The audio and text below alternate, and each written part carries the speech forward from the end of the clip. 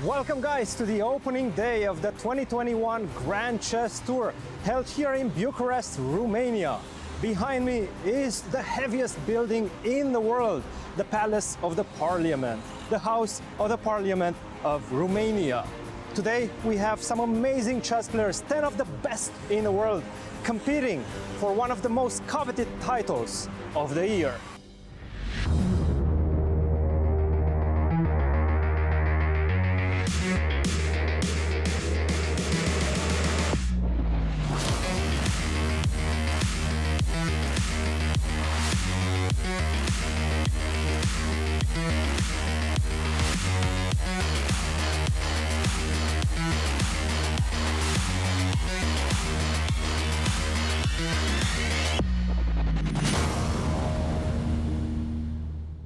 Let's go to the studio and start the action with Yasser, Maurice, and Alejandro.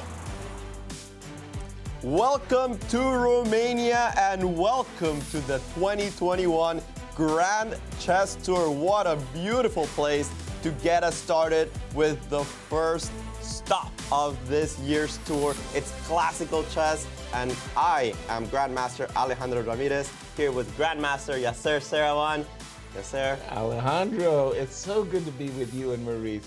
Hello, everyone. Welcome to St. Louis and the start of the Grand Chess Tour. We are in the opening day, and the first round is going to get started very shortly, but let's take a look at our roster of players, Alejandro. And what a star-studded roster we have for you. Look at those ratings. Look at those names. Headlining, of course, it is Fabiano Caruana, but check it out. Very closely followed by MVL Maxime Vachier-Lagrave.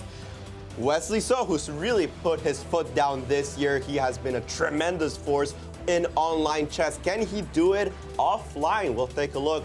Classical players, look at them. Alexander Grischuk, Levon Aronian, Shakhriyar Mamedyarov, and Teimur Rajabov. Anish Giri, he's impressed me this year as well. Absolutely. Win at the Champions Chess Tour, great finishes in Vachier-Lagrave, a strong candidates tournament, at least the second half. And they're being joined by local superstars, not to be underestimated. Look at those ratings. Certainly not top 10 in the world, but Capable. very capable. Grandmaster Constantin Lupulescu and young Grandmaster Bogdan-Daniel looking to make their mark in this event. Let's take a look at the format. We have a 10-player round robin, single round robin. They will play each other once. 90 minutes for the first 40 moves, classical chess for sure. 30 minutes for the rest of the game, a 30-second increment all throughout, and absolutely no draw offers. Doesn't matter if it's move 30, 40, 70. You gotta play it out until king versus king or a repetition. Normal traditional scoring system, 1 point for a win, half a point for a draw, and no points for a loss. And Yasser, what a prize fund. Very generous indeed, Alejandro. $325,000 to be distributed over 10 players. Let's take a look at the schedule. First round, of course, is about to start, and they'll have a round every day except for Thursday, June 10th. That'll be the rest day for the players and for us. But besides that, one round a day, grueling, tough. You're playing no easy opponents in this tournament. Wow, what to say. This has been an amazing wait. I am so excited to get started. But to take a look at the headliners of this tournament, we have, of course, Grandmaster Maurice Ashley. Thanks, Alejandro. Well, indeed, the Grand Chess Tour is back in business after a year hiatus because of the pandemic. Everyone's excited to see the tour begin again, and I'm sure no one more excited than these players. Just simply amazing time to start once again, and we see the top players there. You showed that list, but people are going to be paying attention to a special threesome, the top 3 players in universal rating. And let's begin with the fabulous one, Fabiano Caruana, the number 2 player on the planet. We know he could get it done without any question. He's been on the tour since 2015, but his highest finish is only 3rd, 2016 and 2018. That is shocking, if you will, like incredible, given how amazing this player is. We saw him do that 7-in-a-row feat to start a Sinkfield Cup with the best of the best playing. We've seen him win the U.S. Championship. We've also seen him contend against Magnus Carlsen himself for a world title. So this player can beat anybody, hands down. Will he be able to bring his top form to this event? And another player who'll be looking for his top form is Maxime Vachier-Lagrave. He is one of the world's elite, of course. He's had multiple appearances since 2015 as well, and he's finished second twice. So close, oh so close, but not quite there yet. Can he get it done? Well, everybody knows he's dangerous. The wily Frenchman, tactical ideas just seem to come out of his fingertips with ease. He will be a difficult opponent to defeat.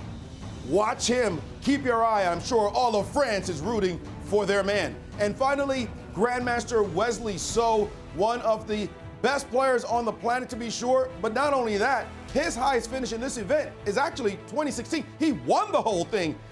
No question about it, he can get it done without any question, and his talents are broad. He's not just good at classical chess, he's great at rapid and blitz as well. He's even great at online chess. Wait a minute, even chess 960 he defeated Magnus Carlsen. The universality of his style is very difficult to pin down, and he's so solid as well that he's a difficult man to beat. These three players, you got to keep your eyes on them because any one of them could win. Of course, there's the argument for other players like, well, we could win too. And to tell us more about the flavor of what's going on in Romania, we'll jump to our colleagues, Cristian and Almira. Thank you, Maurice, and welcome everybody to Bucharest, Romania, the host of the first leg of the 2021 Grand Chess Tour, the Superbet Chess Classic. My name is Cristian Chirila, and I'm joined by my co-host, Almira Skripchenko.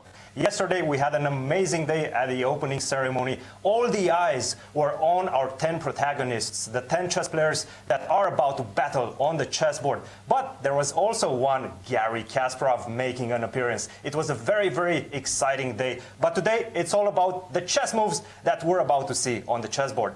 Almira, what do you look for today? Well, first of all, hello, Cristian. Hey, guys. I'm so glad to be part of this legendary commentary team. Yasser, I missed your stories, so I'm looking forward to hearing more of them. And it is such a special feeling for me to be back in Romania after such a long absence. Actually, when I was a kid, I won here my very first international tournament, and I still remember like the joy when I received the trophy. So this made me thinking that, you know, the world of sports is filled with outstanding achievements, records, but it's also filled with stories, you know, written by local heroes, and these stories are inspiring for us. So I think that it's very important that the Grand Chess Tour offers the unique opportunity for the local players to rise up to the challenge and to face the chess titans. Absolutely. I'm very, very excited to see what these Romanian players are going to do over the chessboard, but also what these top chess players are going to do over the chessboard. An electrifying atmosphere here in Bucharest. Guys, back to you in the studio. Thank you, Almira and Cristian. We'll look forward to your inside commentary. But as we get started, let's take a look at the pairings. What's in store? What's in store for the first games? Let's take a look. And you can see it starts with a bang. Mamedyarov against Wesley So, an aggressive attacking player against an ultra-solid player, especially with the black pieces in Wesley. We have a classical matchup. These guys have played each other so many times. They just played each other in the candidates. Alexander Grischuk against Maxime Vachier-Lagrave. Meanwhile, a relatively unknown matchup there. Bogdan-Daniel will be playing with the white pieces against Anish Giri, a strong 2600, young, very hungry for results. As we see Wesley there getting ready for his game. Anish, certainly a very well-prepared player, but with the black pieces, will he push for a win? Will he just try to be solid? A tough one here when you have such a rating gap. Radjabov will be playing against Fabiano Caruana, two of the absolute best players in the world. We know Radjabov's story there in the candidates. We'll see if Fabi with the black pieces wants to push that one. And local legend, Lupulescu, he's been around the chess world for many, many years. He'll be playing against world legend Levon Aronian. Again, Aronian, the higher rated player. You can see a little bit of a pattern today. Higher rated players playing with the black pieces today, almost out of coincidence. But which ones will take a risk? Which ones will push? Because remember, you gotta score those points against the local players. Meanwhile, the local players are saying, my opportunity to shine in the sunlight. And I'm thinking about Daniel, the local player. He was a child prodigy. Absolutely. And one of the youngest grandmasters, and yet somehow he didn't emerge. Right. He was really, really a big talent. Do you know a little bit of insight what happened to him or didn't happen to him, as the case may be? I don't know him too well. I have seen him in many tournaments. He is a very focused player, shows his emotions on his sleeve. You can see him there. The young grandmaster from Romania, a last-minute addition to the tournament. We have to emphasize that he likes his preparations plentifully, but he replaced Richard Rapport, a full Grand Chess Tour participant, almost at the last minute. Just a couple of days ago, Richard unfortunately got sick, not COVID, but did fall. Yeah, he had a high fever and was unable to participate. As you can see, some traditional security measures make sure nobody's cheating in this event, no medal allowed, and the players are starting to get ready, and we should have the opening move in almost no time. And we are told that Garry Kasparov is going to be one of two persons, I should say, to make ceremonial opening moves. Garry, of course, teaming up with the Kasparov.com and the organizers of the Grand Chess Tour. We'll be talking more about what Gary's up to as the round unfolds. And there he is. Speaking of him, there he is, Garry Kasparov. Look at that energy. I'm sure that he's desiring to be back there. I know. Let me in. Let me play. Let me play. Boy, what you were just saying about Richard, by the way, being a last-minute replacement. I mean, let's take a listen to the PA. It was an amazing day yesterday, and you can already feel the tension of the matches today. I'm sure you'll have a great day. It is the first, so we introduce again the players who will play today in the order of their rating.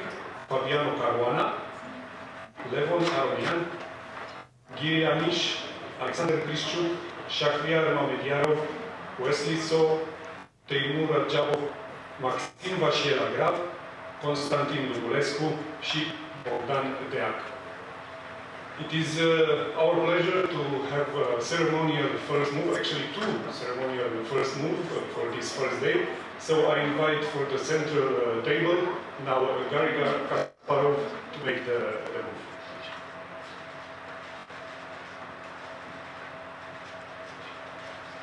E4, you think Taylor will keep it? Yeah, I do actually. The question I had, of course, was that Garry, born in Baku, did he speak with him in Azerbaijani? What move do you want to make, Timur? Or did he speak to him in Russian, or did he speak to him in English? So many choices. Exactly. And there we have our other guest of honor. And that is Ili Dumitrescu, a legend of football. And coaching football too, Yeah. And did he do a good job? Well, with his, D4 as well. So I well? think Lupulescu will be happy with that choice. Okay, very good. Again, I just have to say thank you to everybody in our audience for joining us. The excitement here in studio in St. Louis has just been great. We've been anxiously awaiting for over 15 months to return to the chess club here in St. Louis. And boy, what renovations are also taking place here at the St. Louis Chess Club. It's just great to be back. Oh, it's absolutely great to be back in the studio with you guys. I just can't wait for the games to get started. Exactly. Give me some meat to for talk sure. about. Maybe we can first take a look at the money distribution of the tournament. Remember, this is the Grand Chess Tour, so they are also playing for the tour points. There will be several stops in this year's tour. We're starting here. We're moving on to Paris almost immediately after Superbet Chess Classic. Take a look at the price. $90,000 there for first place. Very, very nice. And also those GCT points. Remember, if you win the tournament without the need of a tiebreaker, you get 13 points. If you win with a tiebreaker, you get 12 points. And then it goes down the list. Yasser, that is a lot to play for. It sure is. There are 5 events, of course, and the winner of the Grand Chess Tour, the player who accumulates the most, gets a $100,000 bonus, Maurice. That sounds pretty good to me. I'll take it. I'll take it. Share it amongst the commentators, you know. I'll give you guys something, as a matter of fact, as well. Well, the games have begun. We do have liftoff, folks, and an interesting pattern, as we have seen, if you watch a lot of the online action that's been taking place on the Champions Tour, you see a lot of E4, E5, E4, E4, E4. Best by test. You think E4 is the only move you want to play. Okay, sometimes they mix it up, but it's just large percentage E4. But guys, take a look at these games. We had in Timur's game, D4 to start. Shakhriyar's game, no surprise, D4 to start. In the game with Grischuk versus Vachier-Lagrave, a Grunfeld coming, again, out of D4. We see this position also from Lupulescu. This began as D4 as well, Queen C2, Nimzo. And finally, another game with Deac versus Giri. What's in the water? Everybody's decided D4 is the way to play? Well, there you go. I mean, D4 move. I've been playing along with the English, so these guys are no catching Berlins. up. No Berlins. They just decided, let's not have Absolutely. any Berlin. Let's take a look at the top matchup, of course. Rajabov against Fabiano Caruana. They're playing a Ragozin variation. With Bishop B4, yeah. One of the most theoretically sound lines for Black against the system. I have to say, it has not been the flavor of the year. The Ragozin hasn't really been seen that much this year, right. But like many things in chess, mostly out of fashion. There hasn't really been a refutation. There hasn't really been any variation that's given that much trouble to Black with the Ragozin, which starts with this move, Bishop B4. Of course, Black has other moves in this position.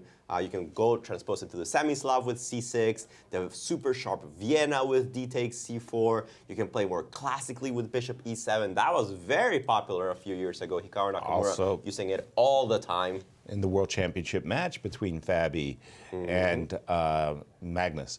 But Bishop B4, the Ragozin, as you were saying, Bishop G5. I've always considered this the most challenging way for White to meet the Ragozin. You can do other things.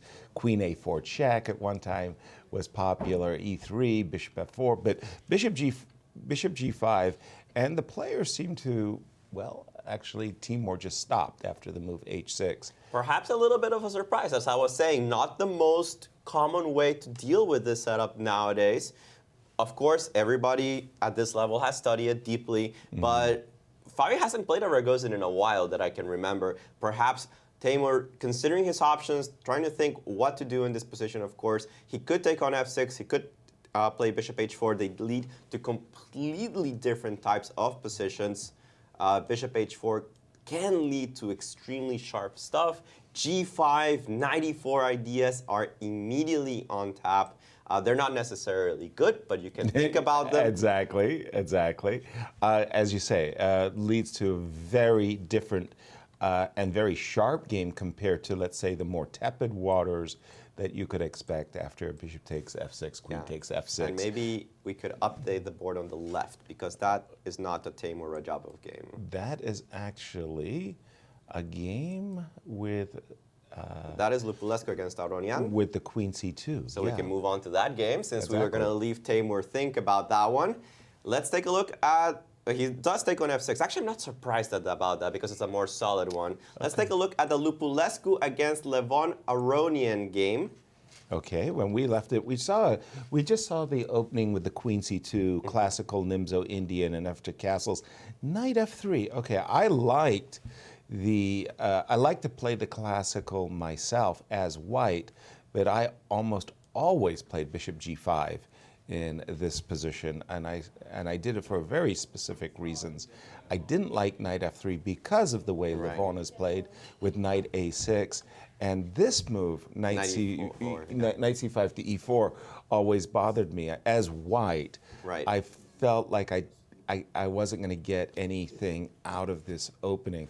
Now maybe, as we know, opening theory marches forward. It does, certainly. But I actually like this approach from Lupulescu.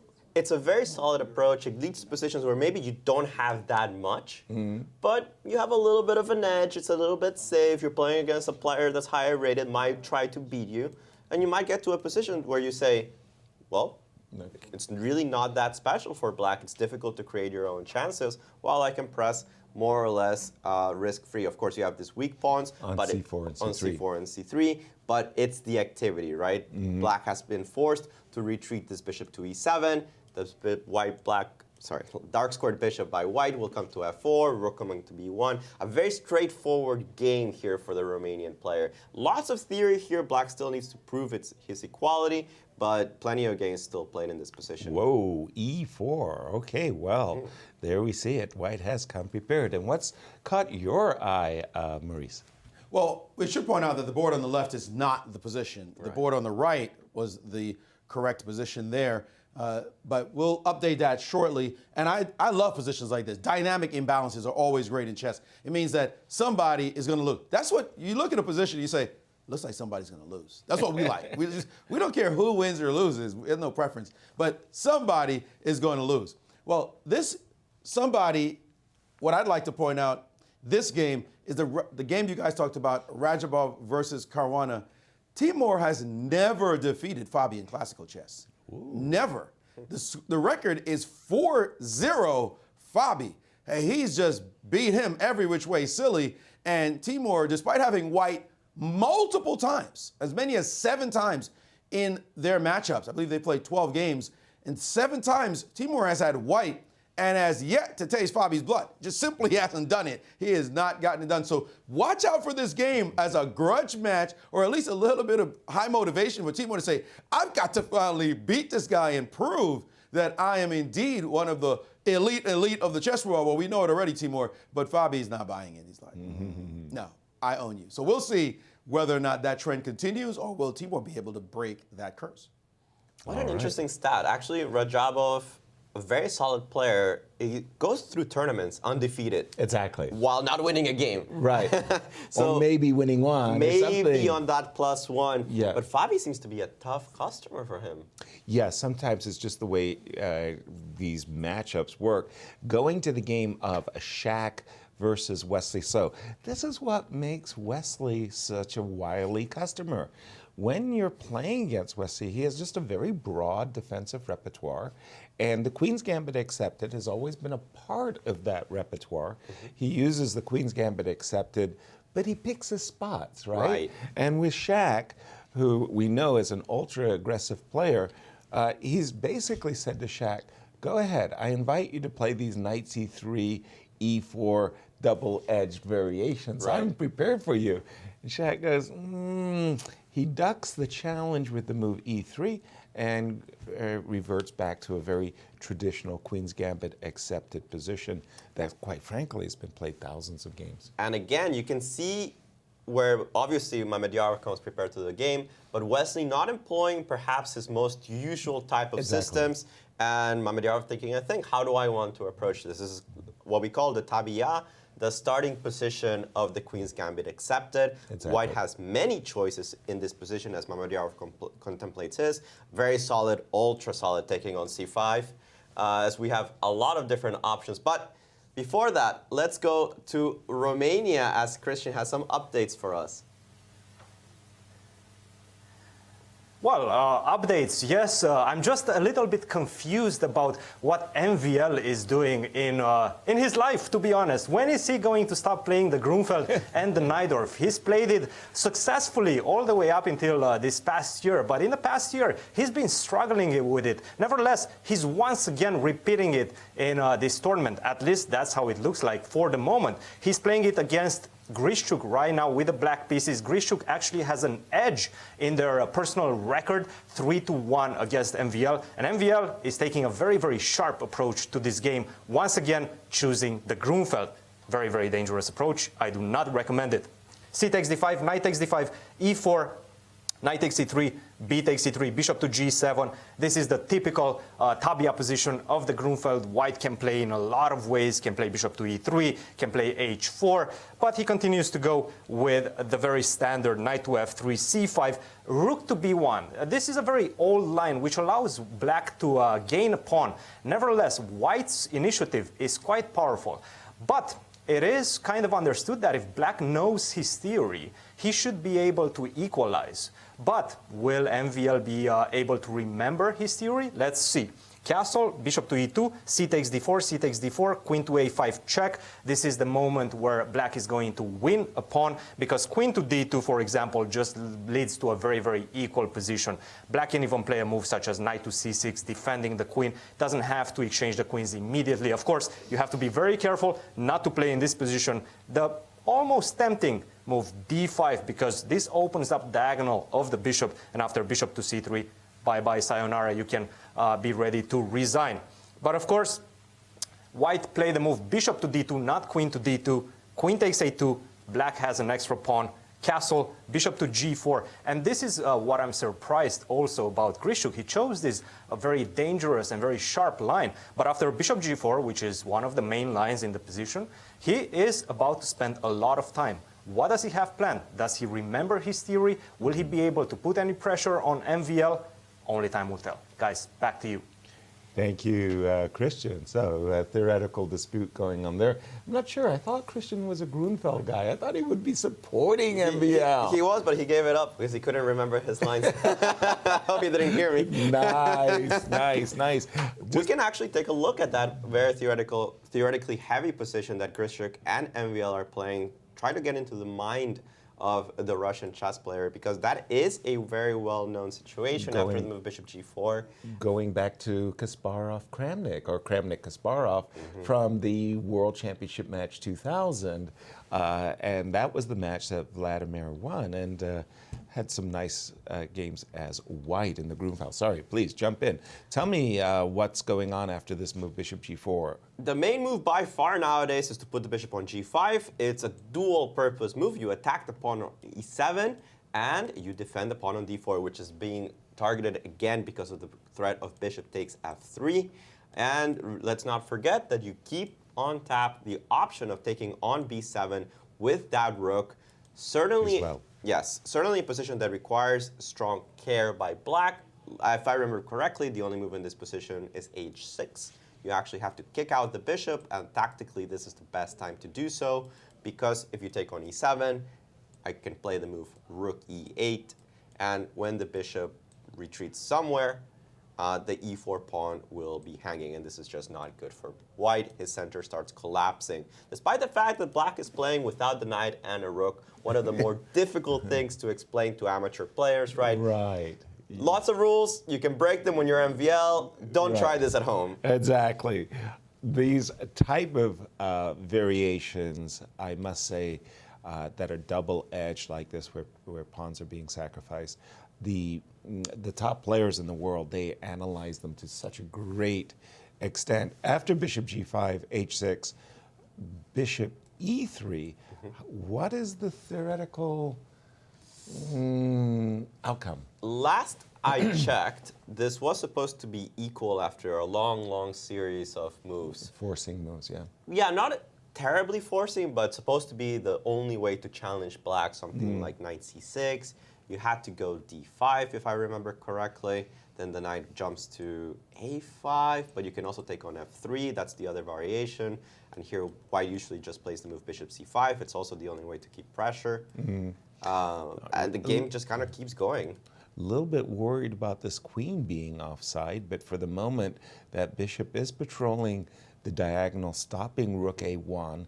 Otherwise, the queen will get snapped. I know that a lot of times the tactics that white bases his compensation on is to try to hunt down that queen. Absolutely. So that we'll keep an eye on that. Another incredibly sharp theoretical dispute. I like Let's this. take a look at this one. I like this. Anish Giri as black challenging Daniel, the local.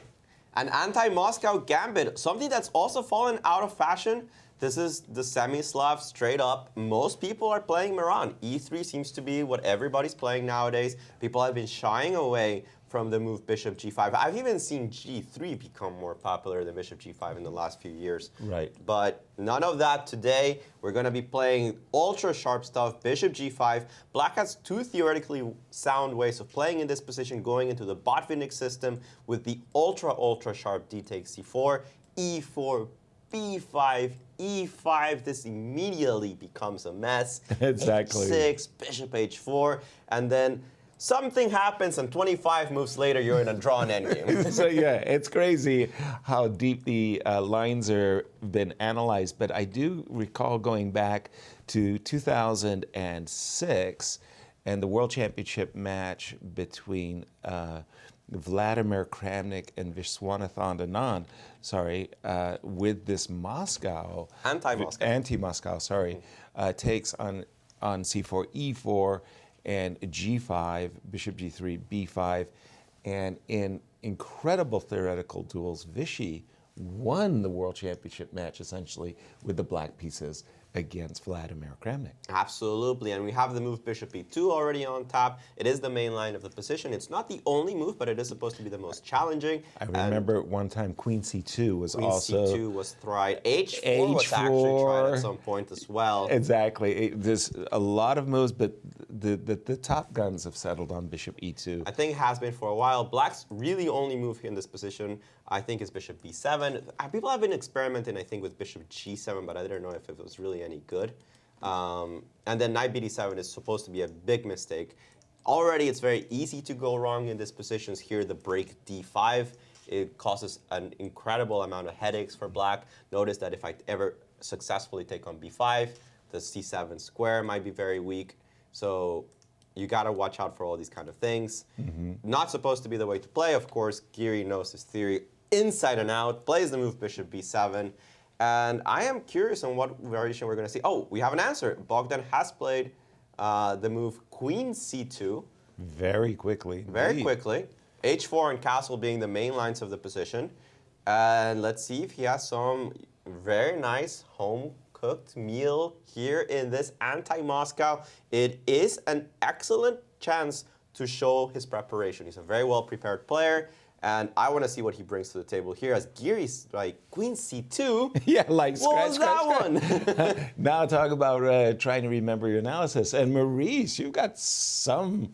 What have you got in front of us here? This is crazy. Looks like a wild, hot mess on the chessboard. Well, I'm going back to the matchup between Timur Rajabov and Fabiano Caruana. As we said, Fabi has really been spanking him over the years with a great record. And I pulled up a game. I was on my stream yesterday on Twitch and showing my fans there this position. Look at this. This is just looks like an insane position. Black's got a pawn on a3. White's got the pawn all the way to b4 already. This is Fabi with the white pieces, Raja with the black pieces in this position. And black, of course, is in a bit of trouble. The king doesn't look totally exposed, but it's going to be shown in a second. And it looks like all the energy is on this point. But I'd like to show you what happened next and this kind of memory, kind of trauma that Raja has playing against Fabi, because Fabi went full lizard mode in this position. He played h4. He's like, that's it. I don't care about what's happening on that side. Forget about your pawn. I'm just going to come get you. And after it takes h5, just attack 2 pawns to the good, but after knight g3 was clear, he had to give back a pawn, and then a knight just cemented itself on f6, and then f5. Let's keep the attack rolling, and this is just a blast through as he kept going in this position. Now the rook on h1, you see both rooks attacking, the knight on f6, black's pieces on the back rank. It didn't take long for Fabi to finish him off. This queen attacking the pawn on a2. He said, okay, I'm not going to give you that either. And now look at this fantastic finish, guys. Queen d4, bishop f5, attacking his rook on g4. What did Fabi do? I don't care about my stinking rook. You can have it. I'll take your queen, you take mine. And now this sweet move, knight to e8. Nasty, dropping the knight on the back rank, threatening f8 queens and mate. You could take this white rook off the board and the knight and pawn alone will win you the game. As I said, Timur has some of these traumatic losses to Fabi. This is a full-scale beatdown. He's going to try to get his revenge and finally beat Fabi at least one time. Let's see if he can pull it off. There's still a long way to go. Thank you, Maurice. That feels like I got scarred. 98. Brandon, 98. Woo! You never forget a move like that. No, that hurt. That was a very, very nice game, I want to say. The players in our theoretical dispute between Daniel and Anish, they've just been snapping out the moves, Alejandro. Last move was rook d1, knight a6. Knight a6 is a Dutch specialty. A Dutch specialty. Yeah. Okay, let's see. After the move queen c2, knight h5, going immediately after this bishop on g3. This bishop on g3 really is a good bishop in the sense that it patrols very nice diagonal to begin with, but bishop e5 can really be an awkward move to meet in certain positions. So knight h5, rook d1, eliminate that bishop, and knight a6. Okay, I'm a little bit thrown off by that move. I actually have experience in this position because I prepared with Grandmaster Benjamin Bach, one of my students from St. Louis University, in the World Cup against Ivan Saric. And this was this position? Not exactly this position. Saric decided not to take on g3 and not to play knight a6, which is perfectly good way of playing. Plenty of sharp games have gone that way. But Benjamin told me about this possibility of playing knight a6, something I had never seen before. Quite interesting, quite a different way of approaching the position. The knight actually takes advantage of the fact that this queen is on c2. It can be hit with knight b4 in certain occasions. You can maybe force the bishop off with bishop knight d3, forcing bishop takes d3. Remember that black is up a pawn. Clear. And sometimes you return this pawn to obtain positional compensation. This knight usually a little bit of a headache, because when it develops to d7 instead of going to a6, again, it's this loss of control over the d5 square that sometimes allows the break d5 to come in with too much force. Whereas when the knight's on a6, it actually controls d5 square indirectly with the move knight b4 tempo, and directly with the queen influence on the d5 square. Knight a6, not surprised to see it. Okay. Benjamin Bach is a Dutch player after all. Right. Okay, but after the move knight a6, since you're going to the side of the board, and I'm thinking to myself, well, this knight, you're right, it can go to b4, but at the moment, that doesn't really impress me. Isn't Anish inviting white to, well, occupy the center with a move like knight e5 in order to play bishop h5, give me the pawn, and also maybe to open up the game with f4. So it is very sharp from this position. Absolutely double-edged for a pawn. And remember, this kind of compensation is very time-based. What do I mean? You need to do something with your initiative. Very consequential. Very consequential, very tempo-based. If black fully develops, if black is able to safeguard his king somehow, not only does he have an extra pawn, he has a very strong majority that will eventually push on the queen side, and he has two bishops. Yes. So he has everything going for him in the long term of the position. It's up to Deac to immediately put pressure on black. There are several ways to do that. I unfortunately don't remember what was secret prep and what wasn't. So I can't give up too much from this point on. You'll have, to our audience, you'll have to become premier members if you want Alejandro to share everything. But I mean, looking at this position, guys, just looking at it on the board, there are only a few moves for white to be, well, I shouldn't say there are only a few moves. There are obviously plenty of moves white could play in different directions, but there are only a couple of breaks that really come to mind right away. One break is the move b3. Like you got to look at the breaks whenever you look at a position, because the pawn wall is stopping you from getting to the other side. So you've got to somehow get in.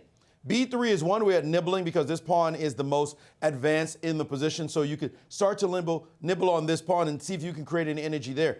a4 is another way. You got to be careful in that position as well, that something doesn't chase your knight away after you play a4. And finally, the move that you'd love to play and crack the position open is d5. If that could work, then black's king is caught in the middle, and white's pieces hopefully can create some action against the black king. The challenge for white is also, with your rook already on an open file, do you want to castle? Do you want to get your king out the middle, or do you want to tuck it to f1? And now I'll also add, instead of a break, you could play for e5 and put your knight on the e4 square and see if you could make hay on the dark squares. Unfortunately, you don't have a dark square bishop. This bishop could go to e7 and cover all the business squares. This position is exactly what Geary wants against a lower-rated player. He's figuring, I'm going to outplay him in this very complex, crazy, unbalanced position. Sign me up, because he doesn't want anything dull and boring and make a draw against one of the lower-rated players in the competition. This is just the position you want coming out the gate. More than that, Maurice, you know what I really like in Giri's position? When I mentioned this move, knight a6, when Benjamin mentioned it to me, I had never even heard of the idea. Right. And look at Bogdan. He's like really. He's like, knight a6? Like, come on. What is Seriously? this, right? That's not a good sign for him. This is not the type of position that you want to be surprised in. There are some other positions we have today where if you're surprised, no big deal. I'll make a move, normal looking move, it'll be fine. Right. Here, this is a very sharp, tempo-based position. We cannot stress that enough. The move knight a6, I think, has thrown him off of his preparation. I can understand why, too. It is not at all natural move to my way of thinking, but knight a6 is really a challenge for white.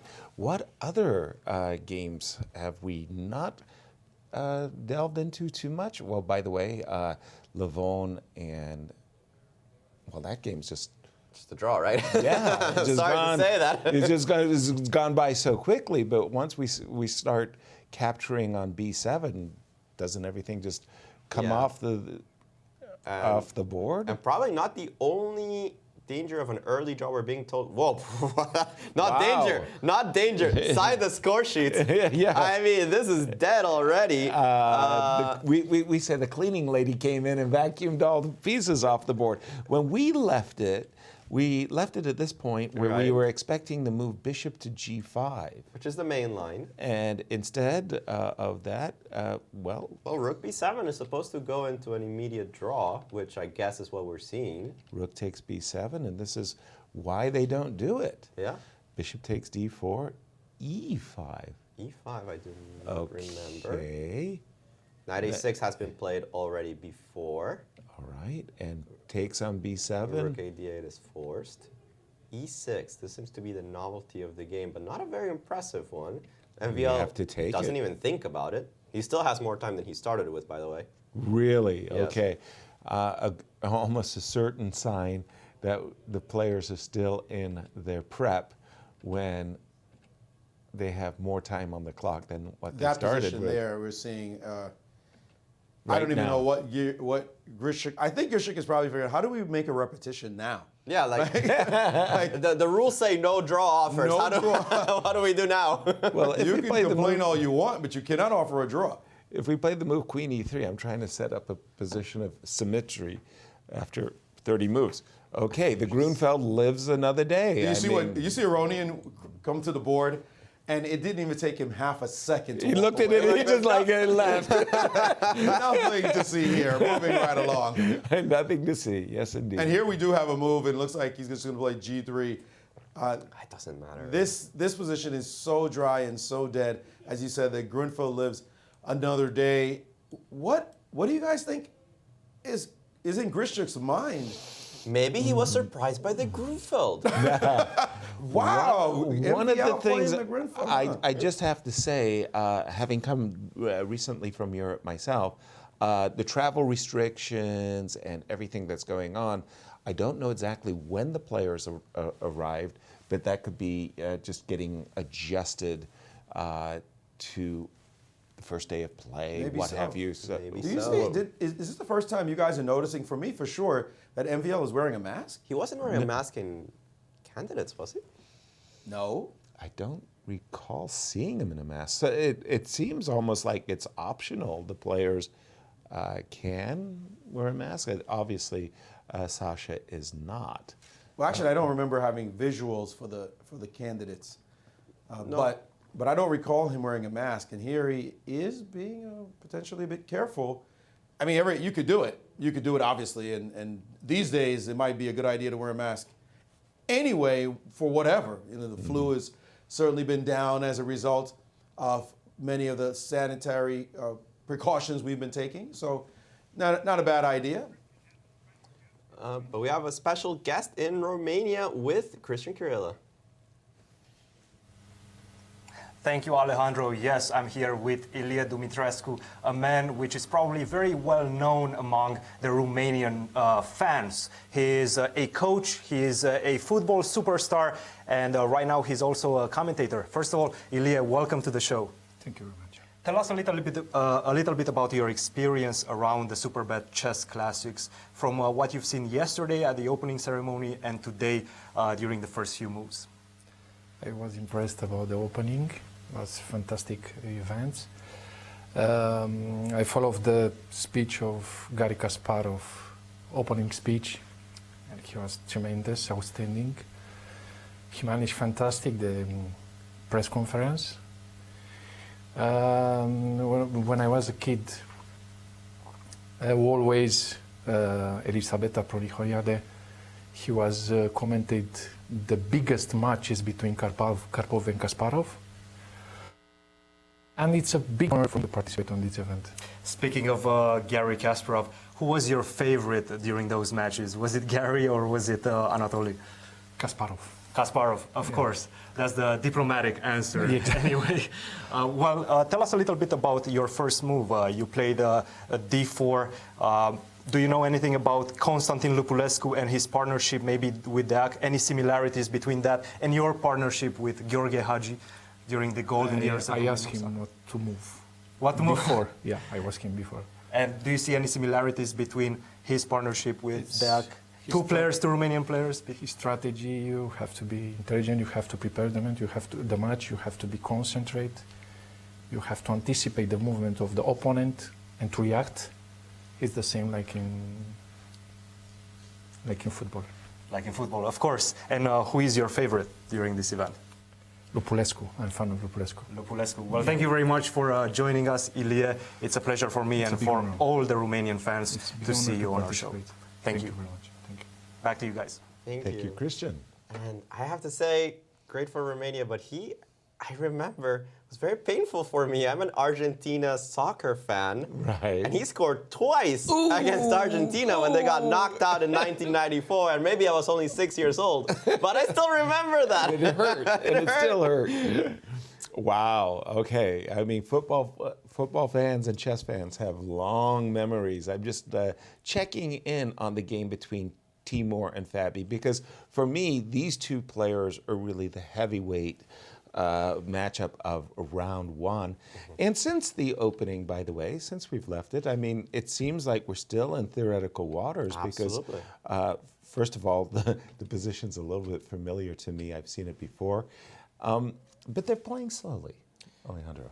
I would say Timur is playing slowly. Fabi seems to be spending just about the amount of time that you would spend walking around, not noticing that your opponent has moved, and then sitting down and making a move. Making move quickly. It's a very well-known position, but the particular variation that Timur has employed is supposed to be harmless. Actually, knight e4 is supposed to give a little bit of a try. Exactly. And even the move castles has, I don't even know if that's still the main theoretical way of, like, after the move c5 in this position.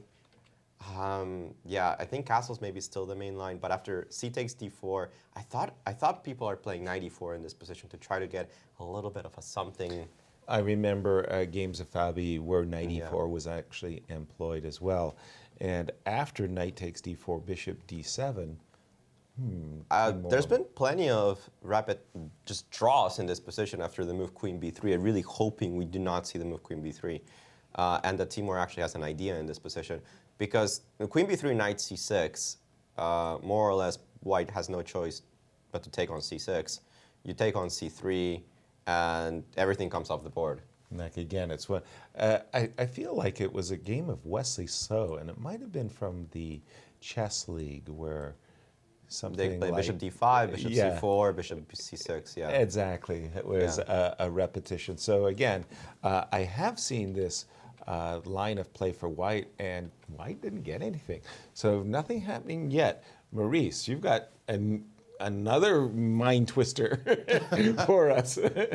You spoke of Wesley So, and everybody knows it's difficult to beat Wesley because if he goes solid on you, it's like running up against a brick wall. And he's right now playing against Shakhriyar Mamedyarov in a position that's not so thrilling. It's not one of the wild ones that we sink our teeth into. And we see Wesley there trying to figure out exactly what to do. Now, they have had incredible experience with each other. I found 69 games in the database. A lot of those rapid and blitz. They've been playing on the Grand Chess Tour for some time. So a lot of rapid and blitz games and a lot of online blitz games as well.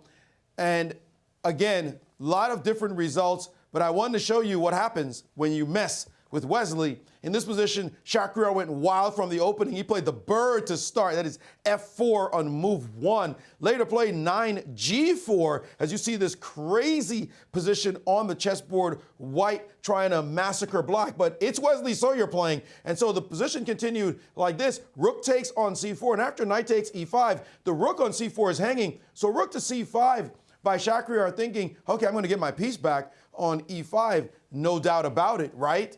Wrong. A knight to C4, a surprise hit by Wesley. Now suddenly he's up a piece, hitting the bishop on E3, getting ready to move his queen. The move rook takes D5, knight takes E3. You call that a fork? That's a fork. I mean, hitting everybody in the position. Queen to E2, knight takes F1. Now the rook is hanging on D5, rook D7, the knight is trapped, but here comes a rook crashing through, and suddenly it is black that has the extra material. The game continued, queen C4, knight E3 with a little tickle on F1 after queen E6, king H8. White couldn't continue the attack because that's mate. Rook F1 is game over. H3 to slow things down, but here came the other rook, and now it's pure desperation. It's a mating attack that black has fashioned. He got desperate, took on G7, tried to check, but after king to H6, hanging out, not worried about G5 because of king H5, and this white king is about to get mauled, and Shakhriyar had to resign. That's what happens when you mess with Wesley. So, and maybe why we see a slightly more conservative approach by Shakhriyar in this game. Nice. Thank you, Maurice. Very, very nice finish there by Wesley. What we have in the game, actually, again, in this Queen's Gambit accepted, I know D4 takes C5 does have its supporters. They think that they're getting something with white. I've played the Queen's Gambit accepted, and I think, no, you just don't have an edge. I think if you're going to play these positions as white, I think you're going to come back to bishop b3 or queen e2 and go into one of those isolated queen pawn positions if you can get it. But after takes on c5, it seems to me that you mentioned Wesley and the brick wall. Well, this is kind of what he's put up. He's fashioned a brick wall until I looked at this move knight d4, and that was a little bit odd, peculiar, I wanted to say, for me. How about yourself, Alejandro? Jump in if you have some insights for I am familiar with the move bishop e2, this idea of rerouting the bishop to the long diagonal. The main idea, as far as I remember, was to move knight bd2, and then trying to kick out this bishop relatively early. Right. So if you see a move like b5, for example, yeah, then you're happy. Then you get your knight to b3, and you hit the bishop, and you hope something like this, and now you're potentially in business with a bishop b4 check. Absolutely. But knight d4. Knight d4 is new to me. It does prevent the move b6. I don't actually know if it prevents the move b6, but I'm kind of assuming. I suppose it does. I suppose it does, yeah, right? Because bishop f3 could be very disconcerting. Not to mention that knight c6 is also a check, but bishop f3. And Wesley said, okay, if you're playing for bishop f3, I'll play knight e5 idea, play rook d8, and maybe force an isolated queen pawn without queens on the board. That's not a problem. And, okay, the onus is on white, once again, to come up with something.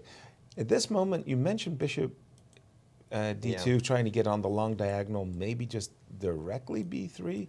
b3 and bishop b2 certainly makes sense. I would consider playing the move knight b3, asking the bishop where he wants to go.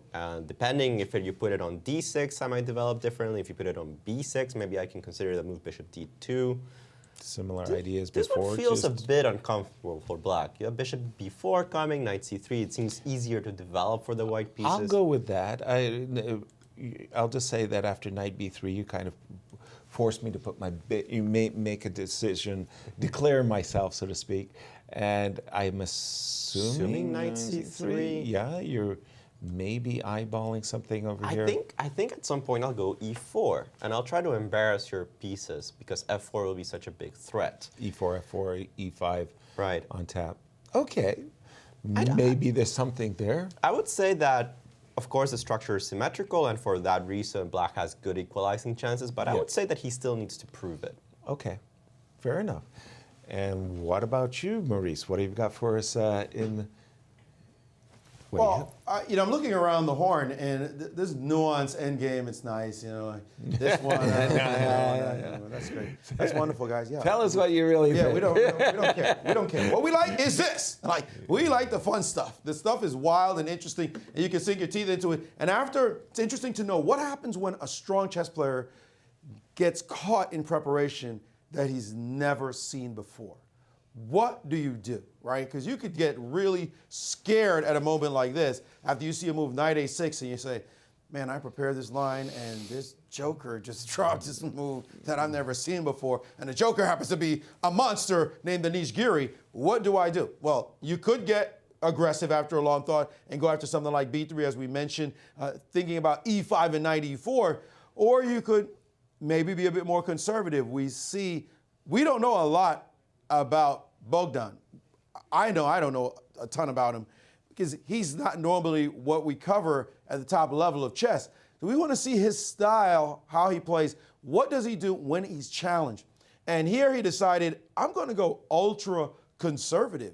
I'm going to play a move that maybe Anish didn't study so carefully, this solid move a3. You had mentioned, Alejandro, that this is a tempo-based line.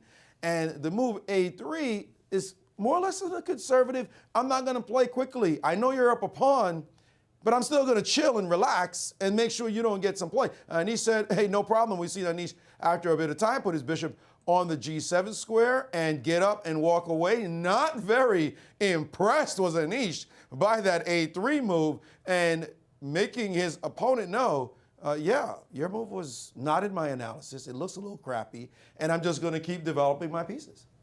And here we have Bogdan-Daniel Deac, definitely one of the prodigies of Romania, part of the Olympic team, born in, I'm not going to try.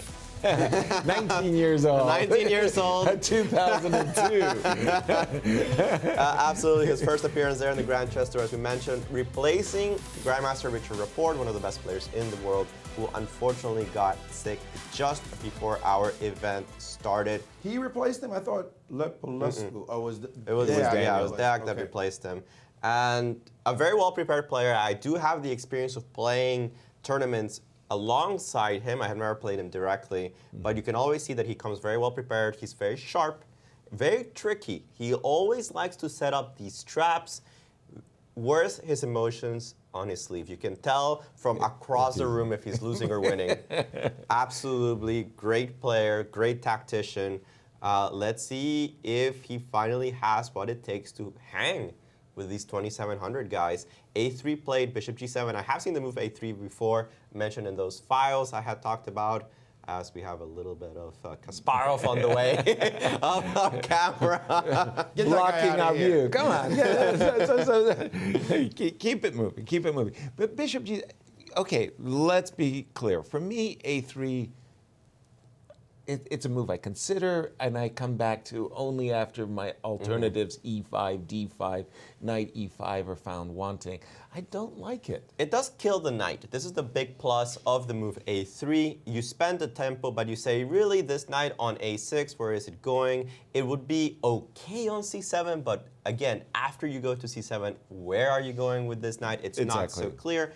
However, it does cost that tempo. After bishop g7, black is saying, I am just going to castle. I'm going to solidify my position. And this knight, it's helping me play c5. So I just need to move my queen out of the way. I'm going to play c5. My bishops are going to breathe. Fire on the board. Right. What does white have to do? If I remember correctly, you have to go for the move e5. Take advantage of the fact that the bishop on f8 is no longer on this diagonal, covering the important dark squares. It tactically kind of works out for the fact that if you castle, you have to deal with the fact that knight e4 not only might more or less threaten the move knight d6 or something, but it's almost impossible to defend against knight f takes g5. and a subsequent checkmate on h7, thanks to the opening, of course, of this rook on h1. So I more or less expect the move e5. I think the queen goes somewhere. I actually don't remember if it's forced for it to go to a particular location. My memory is pretty hazy on this one. And black will think about where to castle depending on what white does. I think that's a fair opportunity, though, for white. I mean, getting the knight to e4 with that pawn on e5, as you mentioned, the square d6, that's some compensation. I'm familiar with the Bogdan-Daniel pawn sacrifice. And if you're going to go a3, and I'm going to castle queenside, then I'm really happy about the move a3, because normally in the Bogdan-Daniel you've got in the move a3, a4. So, okay, I mean, double-edged game for sure. That's what we want. Yeah, that's and what we want. I also think b3 is on tap. Still. You just don't have to worry about the. I'm saying I still want to play knight e4 and start that demonstration. But at some point, b3 will come, especially if you decide it's a long castle.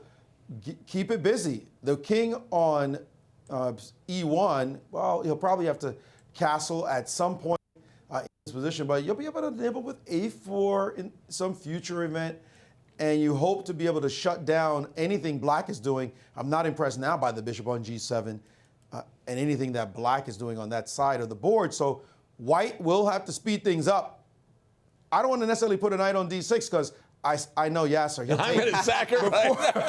Before I could leave the knight, before I let go of the knight off the d6 square, the rook is going to sack on it. So that move I'd probably hold back. Right. But otherwise, I think that there's some compensation that he has to play for. Is it enough?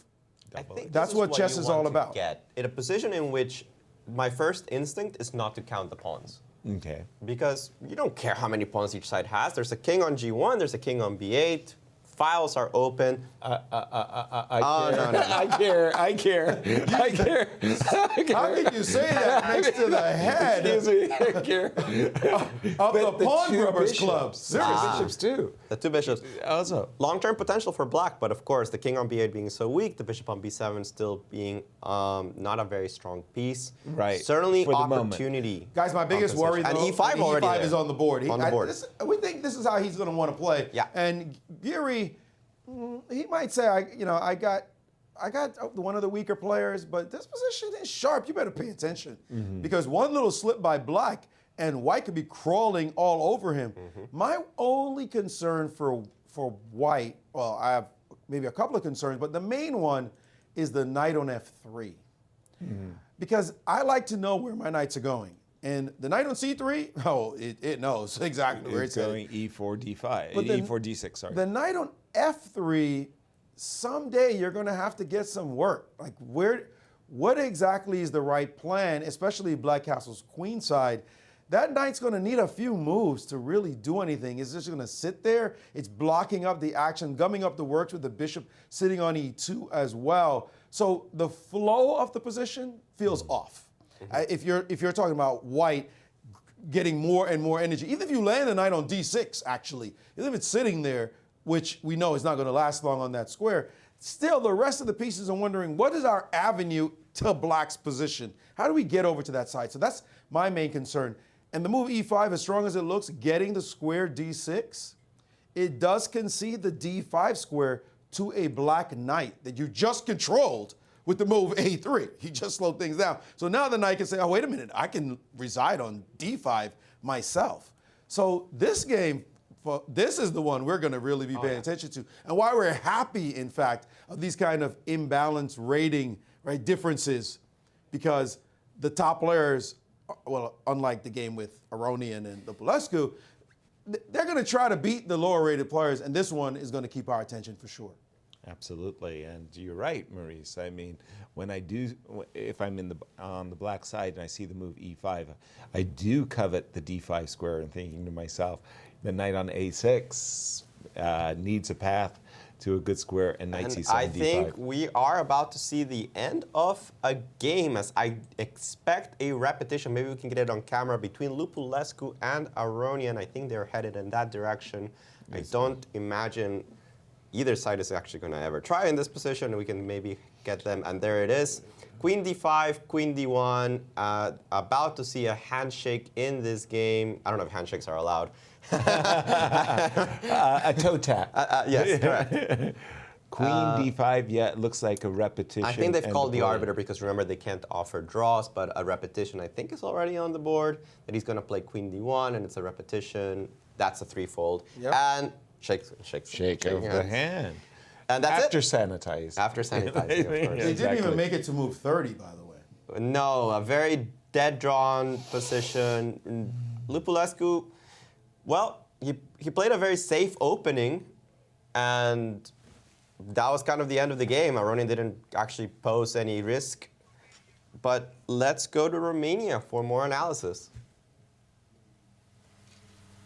That was one of the draws of the day, very early one, but I think we have another one coming. And actually, I was talking a little bit about the game between Grischuk and MVL, because that was very interesting at the beginning, and I was questioning MVL's decision to go for the Grunfeld. Well, I think Almira has an answer for us.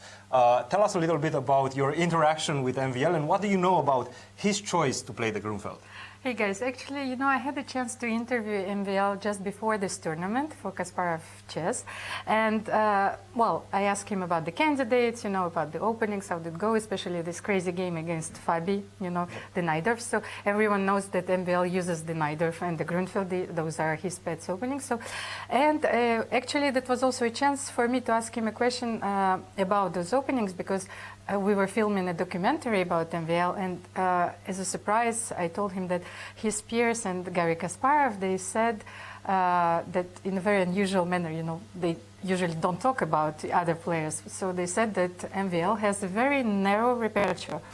So it could be his strength, he knows positions very well, but it also could be like a weakness, especially, during those tournaments where players will target your preparation and they will check the line. So I asked him, Maxime, are you going to play those openings once again? Are you going to broaden your repertoire? And he was very confident. He said that he liked these sharp positions so much that it suited him well. He was like a fish, in French you're saying poisson dans l'eau. So he was feeling well. So, and he said, yes, we're going to see those. I'm just going to analyze them deeper and deeper. And here we are. And of course, he's your friend, and we're in no position to give a 2800 player any advice. But do you think that's the right strategy, or at least from your perspective? Well, it's my personal opinion, and I'm a classical example of a Soviet chess school. I grew up in Moldova, so well, it is considered that especially that nowadays the surprise value is very important during those tournaments. Sometimes you can use the idea only once, so you should have a few openings under your belt, which you could use as a surprise weapon. So I think that Maxime has those. He just considers that maybe that's not the moment yet, but we know how the game against Fabi went, and how difficult it was. I was just thinking, what are you feeling during those moments? I know myself as a player, when you're facing such a novelty, you just go red. You have to understand what is going on, to keep calm and to find the best moves on the board. So let's see if he has some surprises in store for us. Absolutely, let's see. And you're a pretty good friend of MVL. Would you tie his personality with his choice of continuing to play and going deeper and just choosing to stay within his element? Actually, this is a very good question, because I was thinking about this, because psychological dimension is very important in chess. So I think, first of all, Maxime is a very sincere quality, which is more important, is also a very precise person. As every chess player, he doesn't want to doubt. So he very often would go for a concrete variation, because maybe he doesn't feel well when there is some things are not certain. So I was thinking maybe this could explain also his opening choice. Well, there you have it, guys. A deep analysis of MVL's brain and how it works and how his choices of openings come to be. Guys, back to you. Thank you, Cristian and Almira. Live by the sword, die by the sword. Alejandro. But what a handling he has of that sword.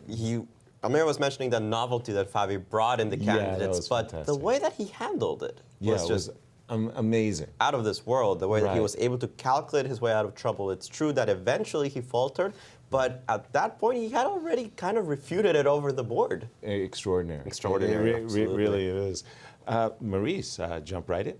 Yeah, I just feel as though sometimes the reason why we do things is not only because we're good at them, but because we're afraid of change, right? We're afraid of uncertainty. And I'm a bit worried that with the way MVL stays in his lane all the time, that it's not creating opportunities for growth, is what I will say. And of course, at the top level, it's easy, for me to say down here, and he's saying growth. I got to play these monsters, these sharks. But it feels like maybe a missed opportunity for him to vary his opening somewhat. Let him just venture into other waters that would allow his eyes to see different types of positions and grow in new directions because he's seeing those kind of setups. So I'd say that for me, I'd be pretty strong on saying to him if I was a coach or an advisor, which I clearly will never be, dude, let's just spread it out, spread the wealth a little bit, start to venture out, be a little bit more adventurous. But it seems as though his personality does say, I want to stick to what I know, this works, and I'm going to keep doing it again and again. Whatever happens, yeah, I have hiccups and accidents, but this is what I do. And some players just do that, and that's maybe what he's going to do for the rest of his career. We will see, Maurice. I think it's time for a counterattack. What do you say, Alejandro? We'll take a very quick break, but before that, we have to say that we are proud to be partnering with KasparovChess.com. It is a suite of tools, of videos, it's a playing zone, an amazing array of things that you can find at KasparovChess.com, and they have a series of lectures, and we're going to leave you with one of them by International Master Elizabeth Pates on counterattack, and we'll be right back at the end of it.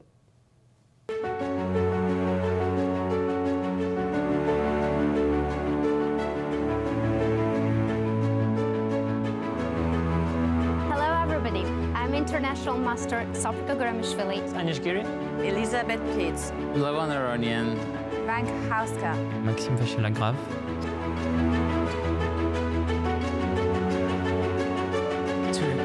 As a chess player, you need to get used to recognizing patterns. This was one of those lessons you get for life.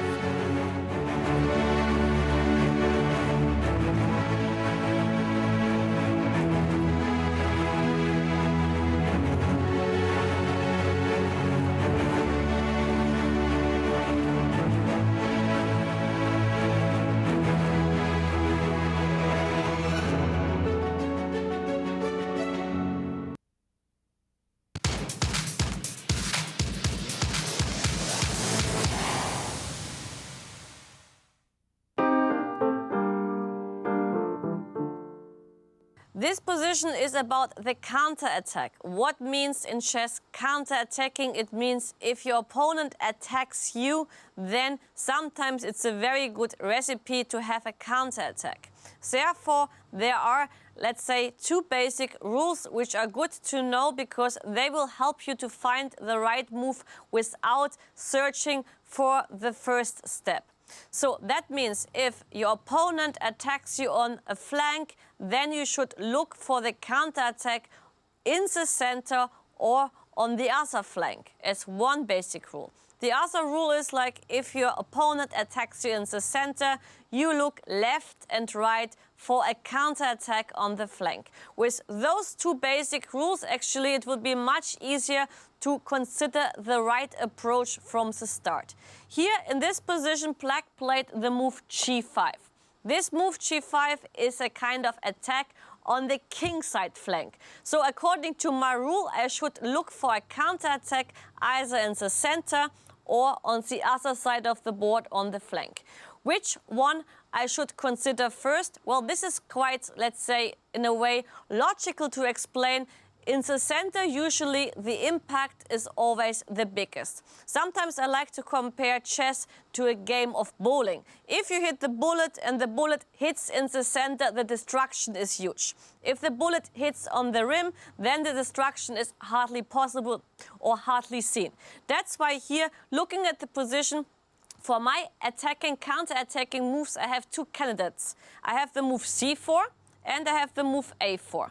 Of course, for most of you, they would not even consider a move like c4 because it looks a little bit dubious, as Black has two options to capture on c4. Nonetheless, c4 is closer to the center than a4, which means if c4 is working, usually the impact is much stronger than a4. Let's consider in case of the move a4, to start with that, then Black likely will not care so much about this wing and will continue playing g4 and attacking the knight. The knight should move somewhere, let's say to e1. And here this position is absolutely not clear because both sides have a lot of chances. Here probably Black should just treat the threat of a takes b5. Well, let's say with rook b8, this should be good enough, maybe even with another move like b4. So we can already see that a4 attacking on the other wing, which is less close to the center or more far away, is not such a brilliant idea, however, obviously possible. So let's watch out for the move c4. c4 is attacking the center in a way, and now here Black has, well, a lot of moves to come up with. Let's first check the move g4, because g5 was played, so principally it's logical to continue the attack on the flank playing g4. Here White has a very good counter-attack or counter-response. He would not care so much of the knight on f3. He would simply capture on d5, because the idea is now that the knight on e4 is attacked. So if Black takes on f3, then we could simply capture on e4, so we get our piece back. And even if you capture on g2, we wouldn't care. We play a move, let's say like rook e1. I mean, we wouldn't take with the king, because that pawn, actually the enemy pawn, is guarding the king in a brilliant way from any unnecessary checks to allow on g8. So after rook e1, actually, once again, White has a double attack on e6 and c6 pieces and is simply winning the game, as by material means it is already like more or less equal, and we will win additionally a piece either on e6 or on c6. So we can, for this reason, rule out the move g takes f3. What other moves do we have in this position? Obviously, we have the move bishop takes d5. And now after bishop takes d5, of course, we can consider to move away our knight, but maybe it's once again much more interesting to hit in the center. So a move like rook d1 here makes a lot of sense, as rook takes d5 or bishop takes d5 are very bad threats. So Black would obviously take on f3 because it is a piece and also it attacks the queen on e2, and we will simply capture back on f3, and the threat of taking on d5 is still remaining. Here are not so many moves which Black can consider. A passive defense like knight e7 can result at least in capturing on d5, knight takes d5, and now queen takes e4. And once again, we get our piece back. We attack the knight on d5, and we have an absolutely winning position, regarding also the aspect that the king is still in the center. So that's why knight e7 does not make any sense, and we have to look for something else. And now in this position, actually, instead of the move knight e7, we will play a move like knight takes e5. And after knight takes e5, the easiest solution is to simply play queen e2. And now, once again, the bishop on d5 is under attack. And after queen e2, in case of c6, then we have simply the move knight c3. And here we have a lot of pressure when we speak about the center, and we will get back a piece and have a winning position. For this reason, actually, in the game, g4 was not played. It was played something else. He took on c4, which is obviously also a candidate move. Now I have to resume back to the position, which is honestly not the easiest thing in the world. So here after g5, c4 was played, and we considered now all the moves connected to the move g4, but instead of g4 in the game, b takes c4 was happening. D takes c4 is actually to be ruled out immediately because the knight on e4 is under attack, so we can even consider moves like rook d1 followed up by knight c3 ideas, or even queen takes e4 to me looks like the easiest solution. So that's why in the game after c4, b takes c4 was played. And what is the idea of the sacrifice on c4? It is connected to the diagonal a4 e8. So after b takes c4 in the game, bishop a4 was played with an attack on the knight on c6. Now the move queen d7 doesn't make any sense, as after knight d4 we increase the attack on c6, and if you capture on d4 we can capture your queen with a check and win substantial material. That's why after bishop a4, bishop d7 happened in the game. And now it's not so easy to continue. And obviously, when you play c4, you should see all this kind of continuation. But looking a little bit at this position, we should always try to hit in the center as a kind of general rule. So we could get into the idea of pushing the pawn to e6. What do we reach with e6? First of all, the bishop on d7 is not able to capture on e6, as it would lose the control of the knight on c6. So f takes e6 is forced, but now with basically distracting the pawn from f7, the whole diagonal e8, h5 is open up. So what we are aiming for, a move like knight e5, maybe then in connection with queen h5. What is disturbing? The knight on c6. That's why here white captures on c6, forcing the recapture on c6 and pushes knight e5. And now we have a double attack. One attack is we would try to capture the bishop on c6. The other threat is queen h5 check. And it's very hard to defend both attacks. Of course, you can push h5 in order to prevent queen takes h5, but then we would capture just the bishop on c6 and would be a piece up. Even so, black maybe has a little bit of compensation, but still, nobody would like to voluntarily give a piece. That's why in the game, queen d6 was played, protecting the bishop on c6 and having an escaping square to d8. And now white gave a check on h5. King d8 is not quite possible because of knight f7 ideas. So king e7 was played in the game. And after bishop takes g5 check, black is forced to capture back on g5. Queen takes g5. Now king e8 is the only move. And once again, we will give a check on h5, forcing the king to e7, d8 once again because of knight f7 never works. And after king e7, we just win some material after queen f7 check, king d8 and queen f6, and then capturing the rook on h8. I mean, I agree that this whole example is quite sophisticated and very complicated, but the main message I would like to deliver in this example is when you get attacked on the wing, always automatically try to consider a counterattack either in the center or on the other wing, because this way you would already consider the right approach from the start.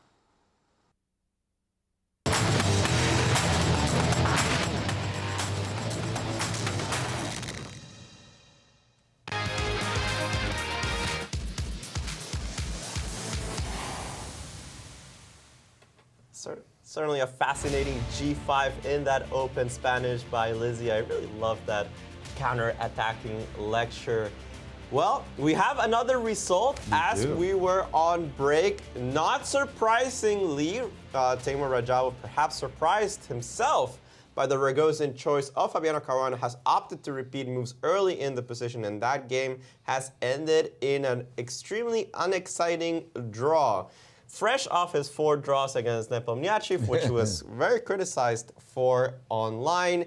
Well, Radjabov was just not able to find an idea, and the Ragozin chooses to force the early repetition, something we've seen in this position many, many times. Indeed we have, and that is, of course, this repetition back and forth between these two bishops. It's a dance that has been seen before, as you've been mentioning, Alejandro, and it's sort of like you just kind of threw away a game with the white pieces. And from, I don't know, from Fabi's point of view, That I mean, was you're an black, easy right? day at the office. Easy day at the office. You don't have to think at all. No. Don't have to show a novelty to equalize either. Exactly. You just save all your preparation. We had talked about this about Timur earlier. He's the type of guy that goes maybe +1, maybe makes 9 draws in an event, and just ultra solid. Well, just really nothing to talk about in this game. Exactly. And Maurice, during our break, I see that you've got the most exciting position on the board, not surprisingly, and what has drawn your eye? Well, the guy castle queenside, as we had hoped. The white king still in the middle of the board, and black up a pawn. The thing about this position is white needs breaks. He needs something to crack the position open.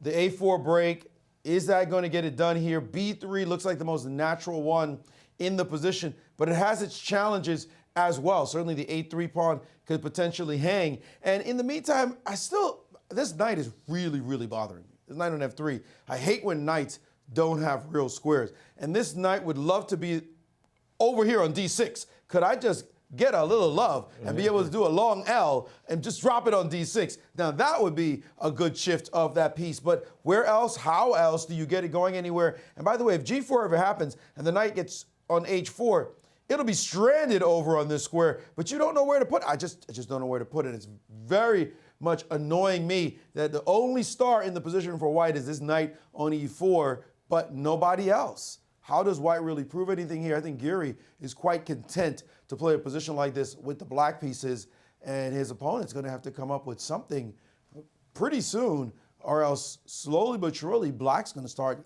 getting his play. Thank you for that, Maurice.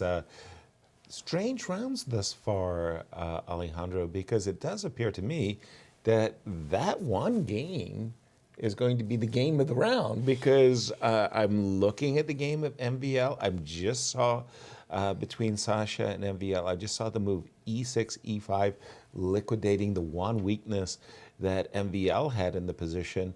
And with that move and trade on e5, these players are in the bishops of opposite color ending. That game's heading straight to a draw.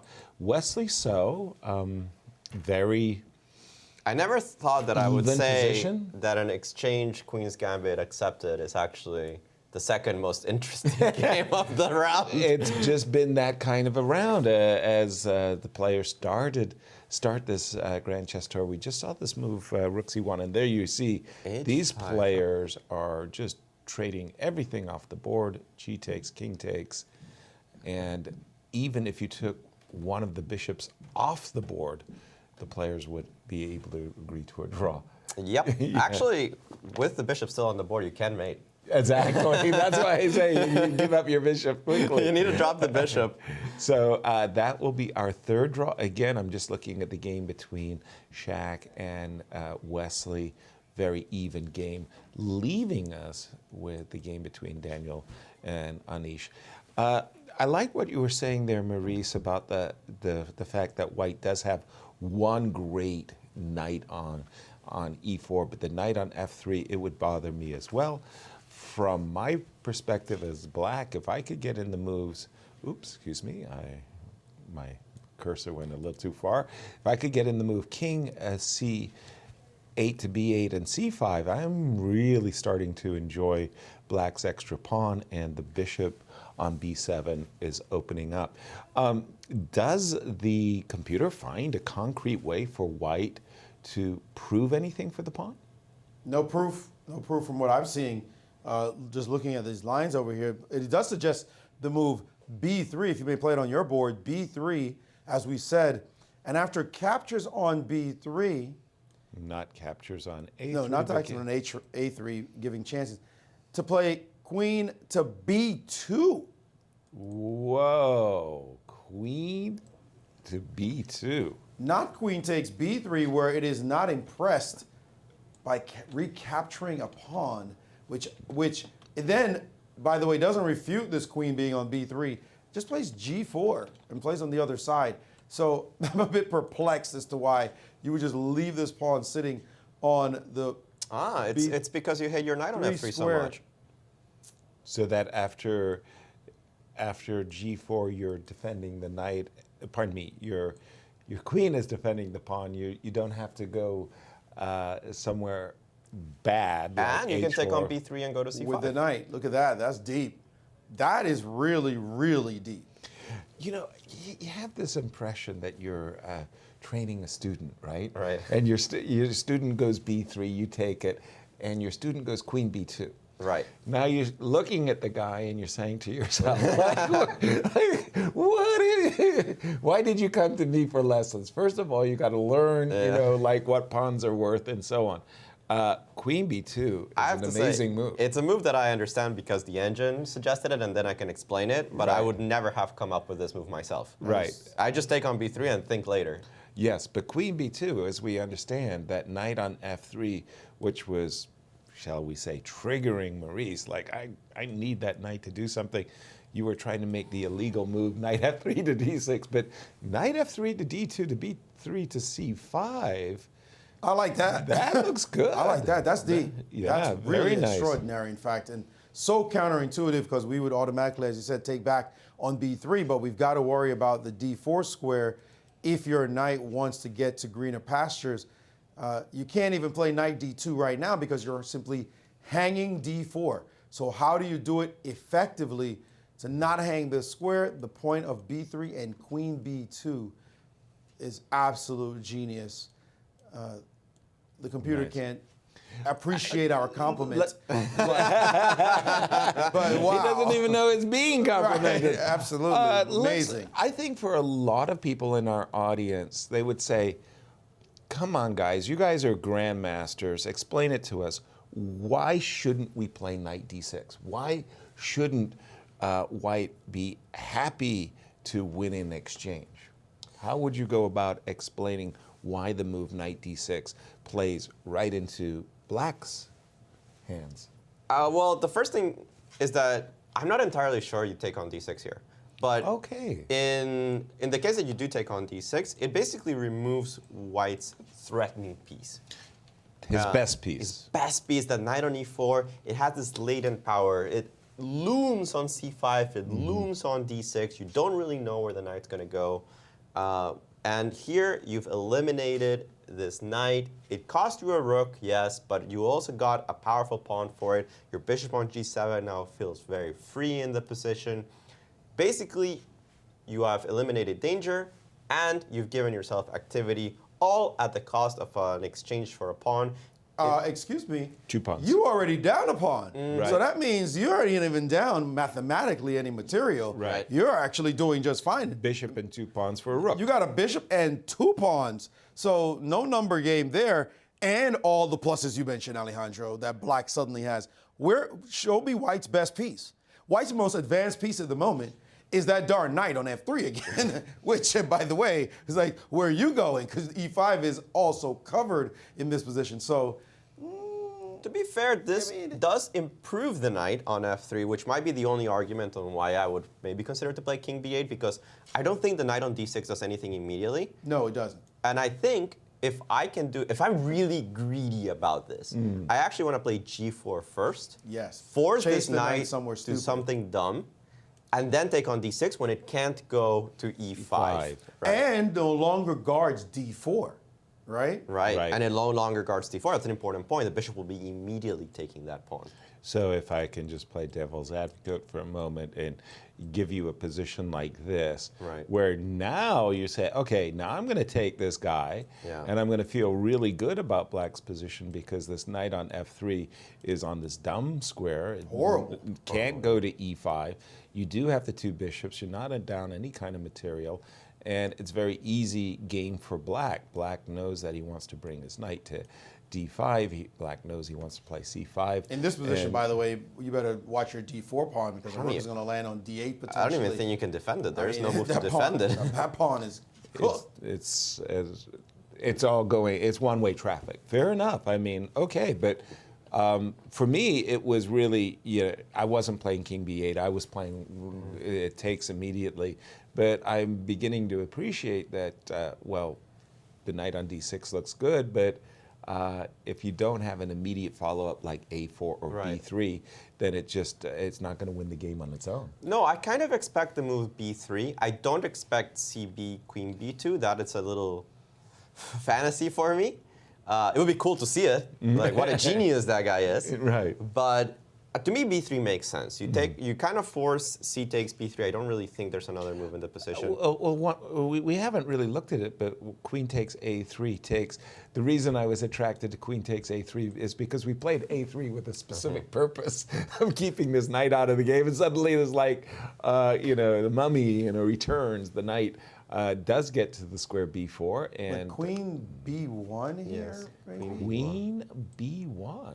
Okay. I think you really don't consider this if white's already castled, because it's starting to look suspicious. Exactly. And I don't think you're going to really do anything with this tempo. It's really based on the idea that you haven't yet castled, and whether or not I can play, a crazed move like C5. I would be so happy if you got what? Well, I was thinking that I've got some Queen C3 check ideas, maybe in case of knight takes C5. But the king's going to hide on F1. No, it's going to be pretty secure on that square. That's the problem. Yeah, white just seems like suddenly white has some kind of chance. Imagine this position if I played some move like G4 as a preface. Again, I've looked at enough, I want to say, Botvinnik pawn sacrifice games to know that there is a danger to both players' kings in these double-edged positions. Okay, but I think, but here, in that please. position, at least white has got some play. Oh, I don't no see, question. Although I don't see what white's doing. Otherwise, if you're black, you say, I'm going to shut you down. Right. You don't know what's going on. But I agree, if you suspect that Queen B2 is coming, if we can go back, if you suspect that if I take on B3, this guy might play the move Queen B2 with the idea of knight D2, knight B3, then you might start thinking about the Queen A3 waters, because that's such a profound idea. Maybe for that reason, do we switch the order around, and after B3, do we play G4 first? You do hang G4 as a tempo. It does depend where the knight goes, because I take on B3 with a tempo. So if you go to D2, my point is that the queen's not on B2 yet. I could take on D4. I don't know if it's good or bad for me, but... Well, let's see it, because that's going to be action Jackson. Take on C4 here. Right. And woo, this got sharp fast. We will continue on this line, but knight D6 check was played instead of the move B3. Oh, boy. Wow. Uh-oh. Wow. I don't think it's that bad, but as the engine bar still remains level from what I can see it. Knight D6 check. The engine might say whatever it likes, but this feels like... I mean, if I was playing Blitz, I would have pre-moved Rook takes D6. That wouldn't have been a wise thing. Which is a strange thing to say, because he might not have put anything on D6. Exactly. But Knight D6 check, I'm surprised. I really liked where we were going with the B2, B3 variations. Knight D6 feels so simplistic, right? Let's just put a knight on a good square, essentially, and it's going to sit there. But it's just not a knight that bothers black. That's the problem. When a knight lands on an advanced square, the opponent should be thinking, that thing's gotta go. That's gotta go. But not so much here. But we will jump to Romania as our colleague Cristian Chirila has a special guest for us. Thank you, Maurice. Yes, I'm here with Alexander Grishuk, who just finished his game against MVL. Sasha, first of all, welcome to Romania, welcome to Bucharest, and welcome to the show. Yeah, hi, and thank you. It's a pleasure, first of all, to interview you. I know you are such a legend. But first, take us through the game. No, but there is nothing to discuss, just a forced draw, more or less. Were you surprised by MVL's opening choice, or absolutely not? No, of course I was surprised. He plays Grunfeld very rarely.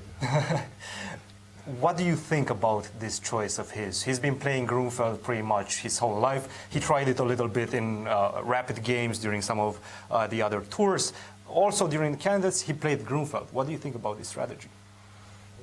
Yeah, I mean, it's a bit funny that there are two players at the very top with completely similar repertoires. Him, Maxim, and Jan Nepomniachtchi. Both plays exclusively Grunfeld, and neither for their whole lives. Yeah, it's a bit strange, coincidence. Would you say is somewhat similar as to your tendency to go into time trouble? Let's say it's within your element and the Grunfeld is within his element. Would you be able to make that comparison? Not really. I mean, this is an opinion. But also both of them try to play fast, Both are very good tacticians.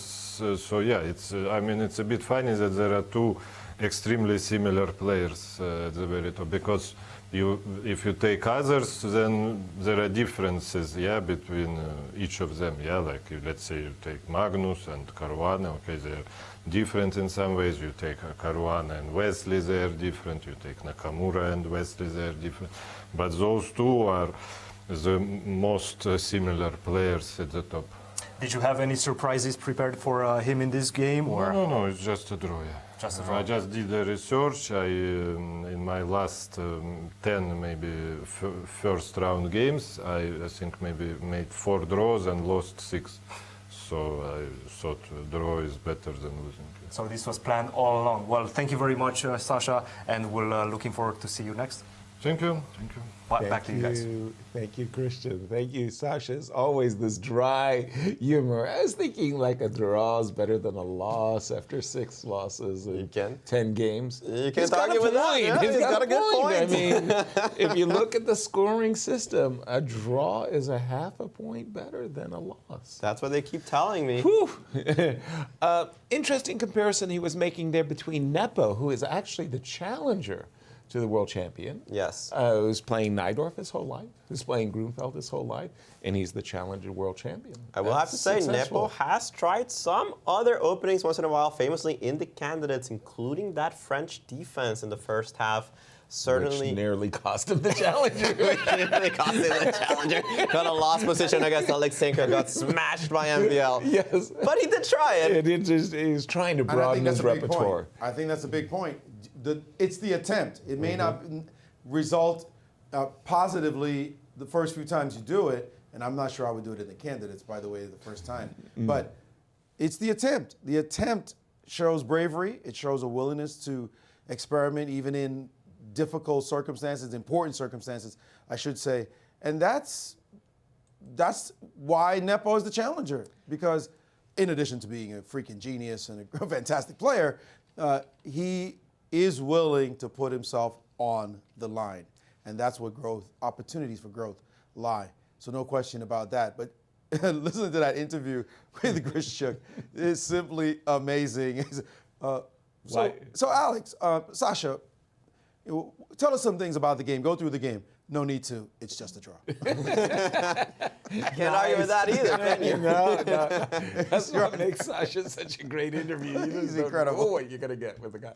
And I do remember MVL going out of his element to play not the Najdorf, but the Caro-Kann once. Against Fabiano, and walked into some of the greatest preparation we've an amazing G4 move that Fabiano had prepared against somebody else. And MVL walked right into it. And he was like, no, Najdorf for me for the rest of my life.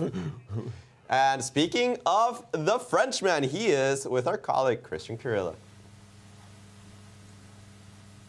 Thank you, Alejandro. Yes, I'm here with MVL, who just finished his game against Grischuk. First of all, welcome to Bucharest. Is this your first time in Romania? It's my first time in Romania, and I like it very much here.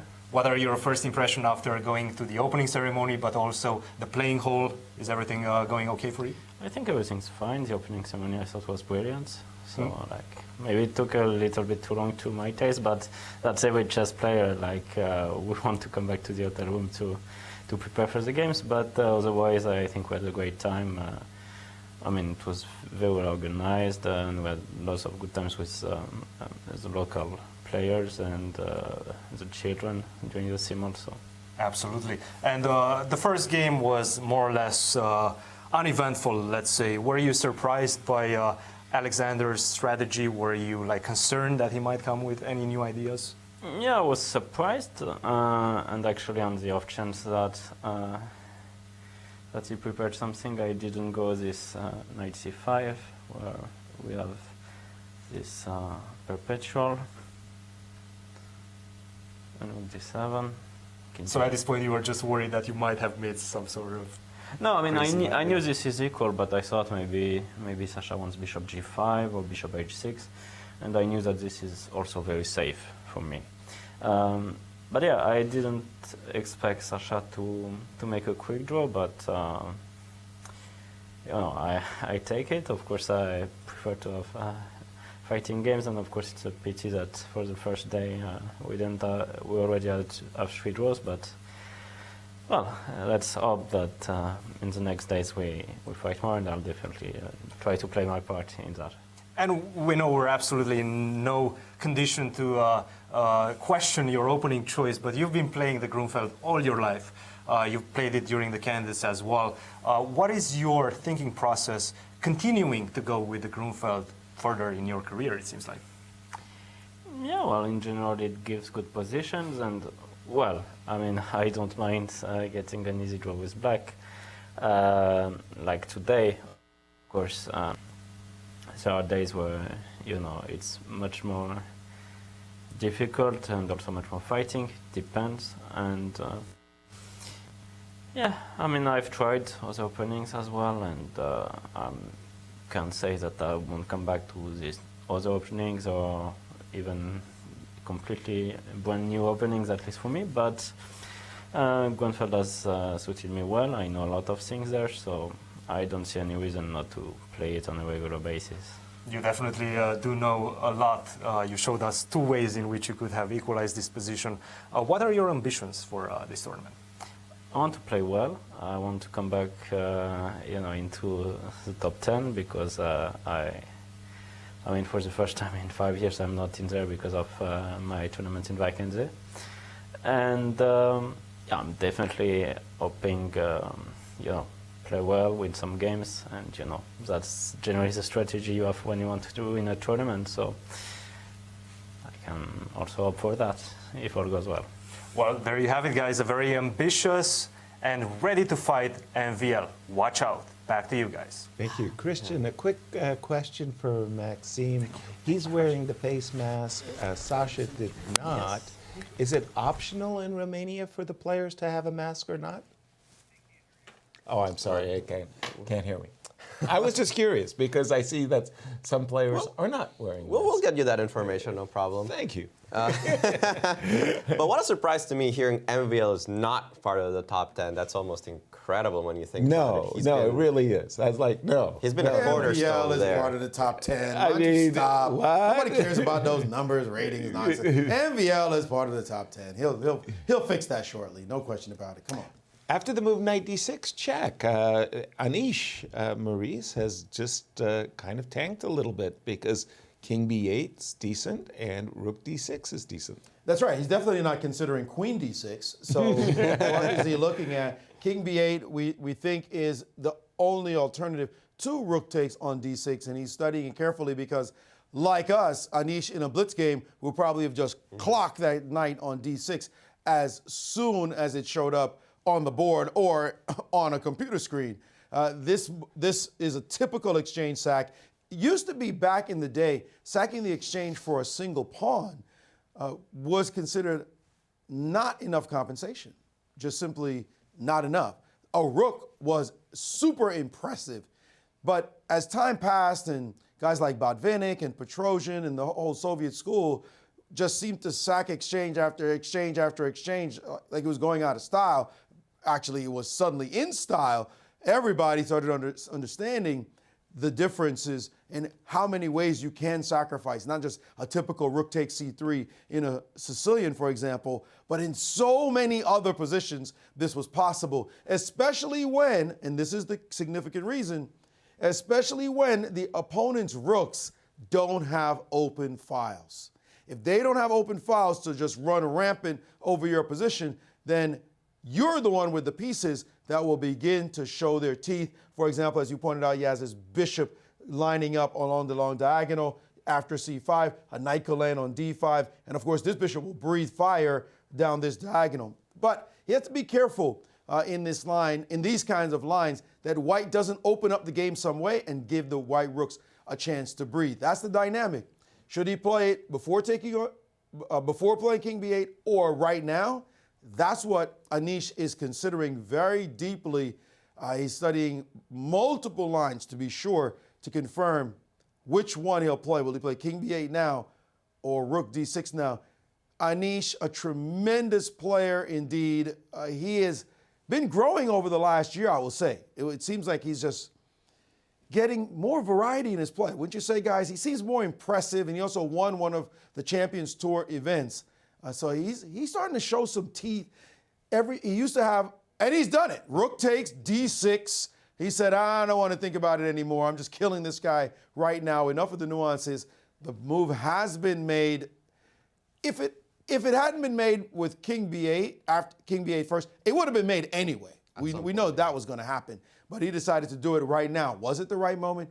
We don't know. But the enterprising Anish has been coming out of the woodworks more and more, where this moniker he had of drawish Anish is going by the wayside as he's winning much more games of late. And he's No always question been, about that. always been one of the most fighting players over the board.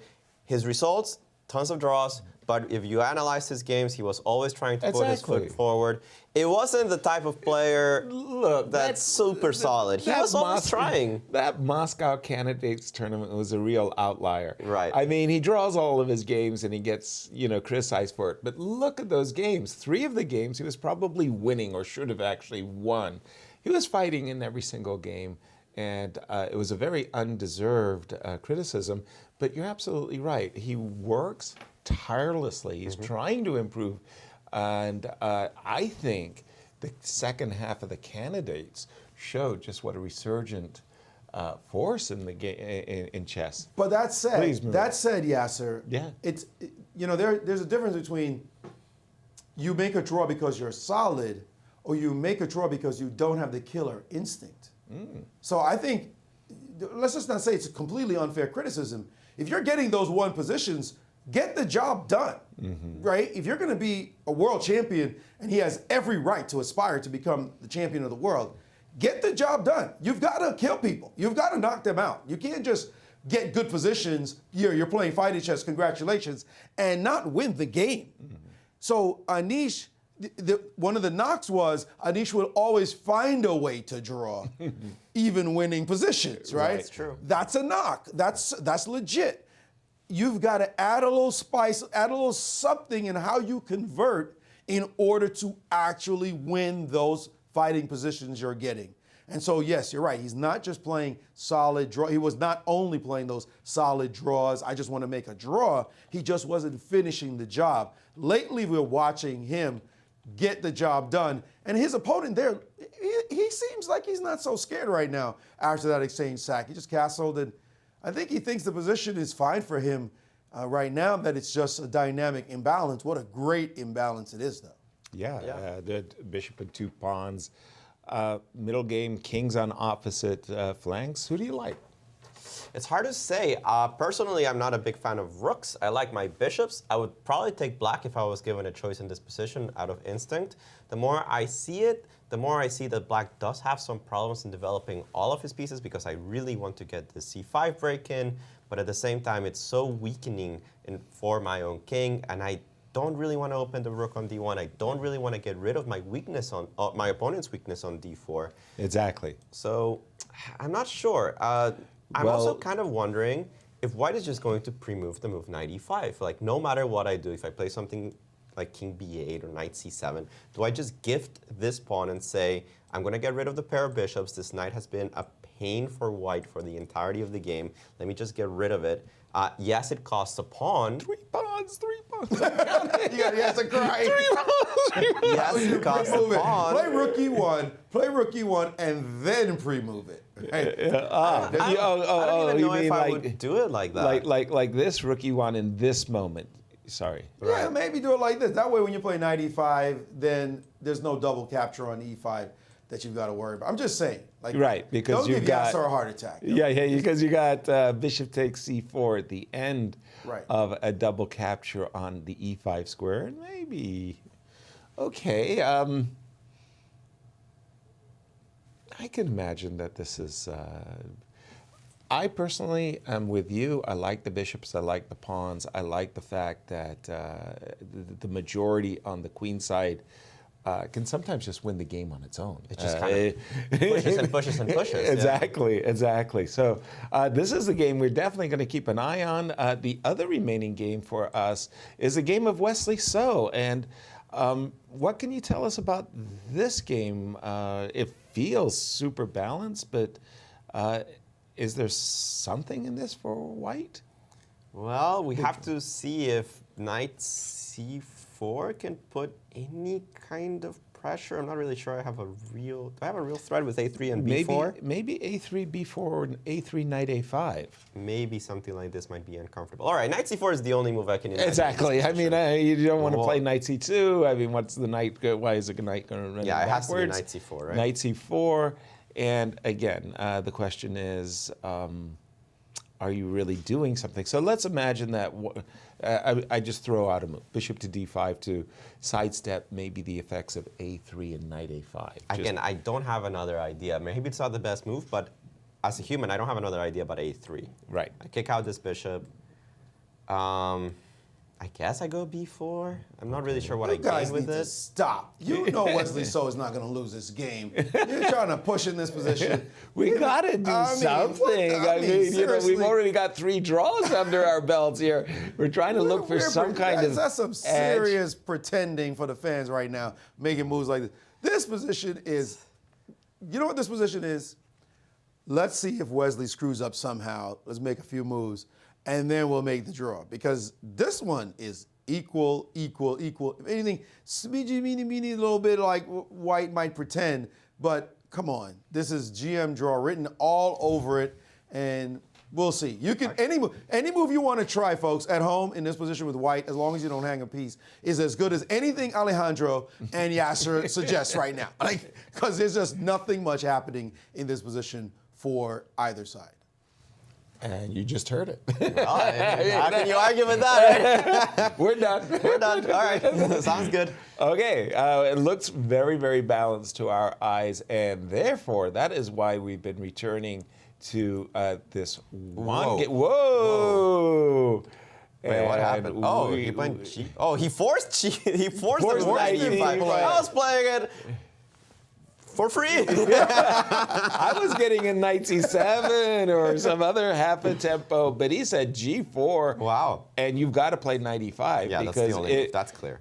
We've already mentioned that moves like knight h4 or knight h2 are going to be met by h5, and the knight will be off sides. One day, bishop takes d4 followed by c6, c5 is going to cost you the game. Hence, knight e5 was forced.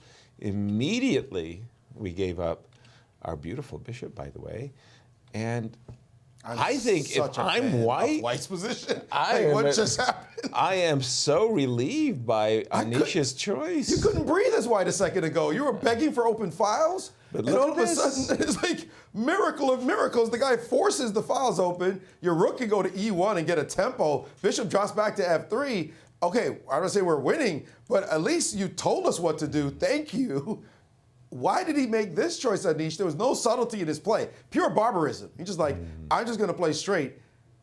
Maybe he thinks a knight's going to land on d3. Maybe he just thinks he's going to checkmate with h4. That's maybe. I mean, why not, right? I mean, the bishop, let's say it retreats. You could throw in the move rook fe1. That's also we need to consider. Right. Rook e1 has got to be the move, right? Like chase the queen away. Chase the queen away. All right. The unfortunate thing for black is that I don't actually have a choice about where the queen has to go. It has to go. It could go to g7, but it looks kind of silly. I assume it has to go to f6. The reason it can't go to c7, which would normally be a natural move, is that I think queen c3 just picks up the pawn on h5. On h5, because I don't think you can keep the rook on the h file. You probably will get mated on the 8th rank if you do. Gotcha. So fair enough. You have to play queen f6. I don't think queen g7 makes any sense. Well, here though the problem is I go bishop f3, h4, and h3. maybe my bishop is being hit, right? Yeah, my bishop has to go. I don't like rook e1. Wait, how is the bishop being hit? I'm sorry. Okay, sorry. We were thinking that if I go rook he1, we're thinking, Maurice, that after queen f6, bishop f3, h4, and the problem with g4 is h3, and that's how the bishop is being undermined. Do you have a threat? Yeah, I don't know. I'm actually what you're wondering if you have an actual threat. Is a threat. That's what I'm saying. Like, maybe knight c5 is a threat. The thing that I don't like long-term about Black's position, from a general perspective, of course, h3 looks very threatening and stuff, but if it doesn't actually accomplish anything, the more you open up this position, remember that Black doesn't have a bishop, he has a knight now. Exactly. The rooks are happy. Yeah, the rooks are very happy to open this position. You open the h file, I'll be like, well, thank you, I have 2 rooks, I'll win that file. And excuse me, but queen d2 is a threat, isn't it? Like, queen d2 looks like a monster threat that will appear in the position at some point. If you put my bishop on f3, if I play rook e1, your queen goes to f6, and I play bishop f3, I'm just gonna, you play your move, yeah, maybe your I h4 just ignore move, it, right? and let's say I play queen d2. Like, are you doing something? Like, yeah, maybe.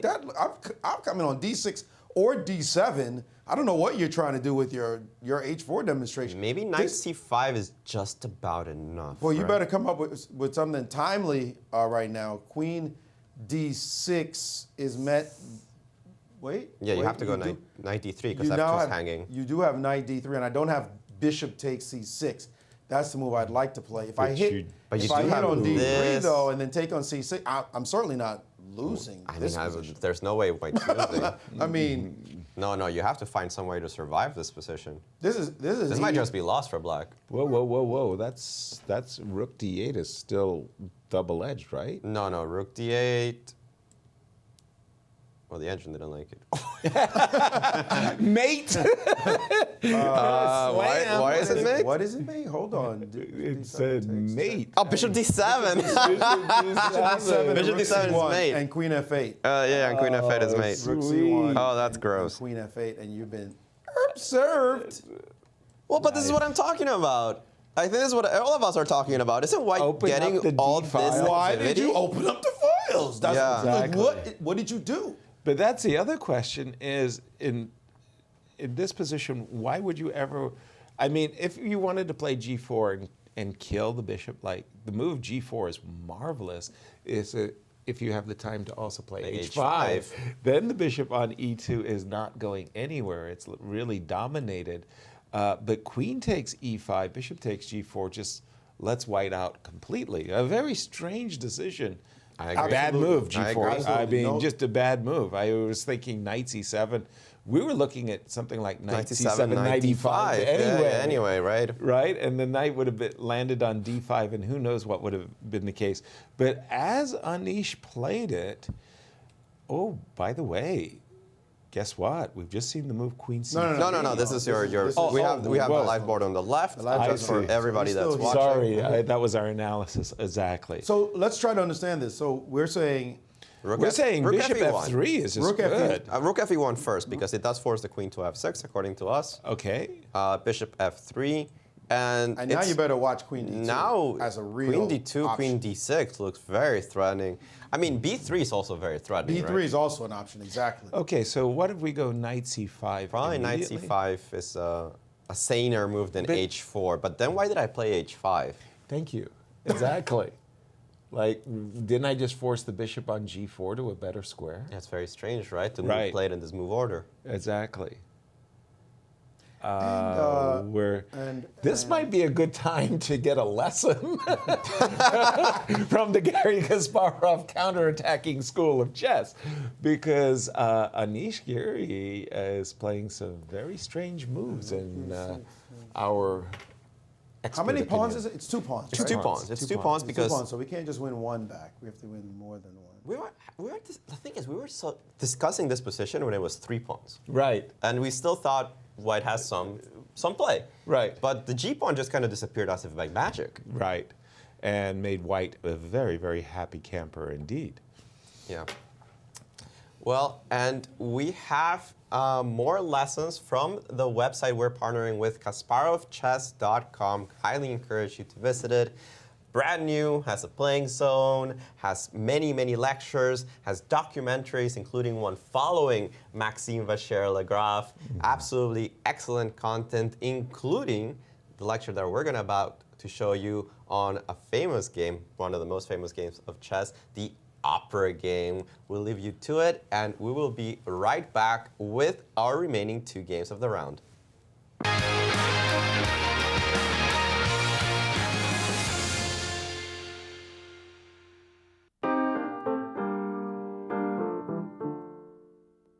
The Opera Mate is named after the opera game, which probably is one of the most famous games ever played.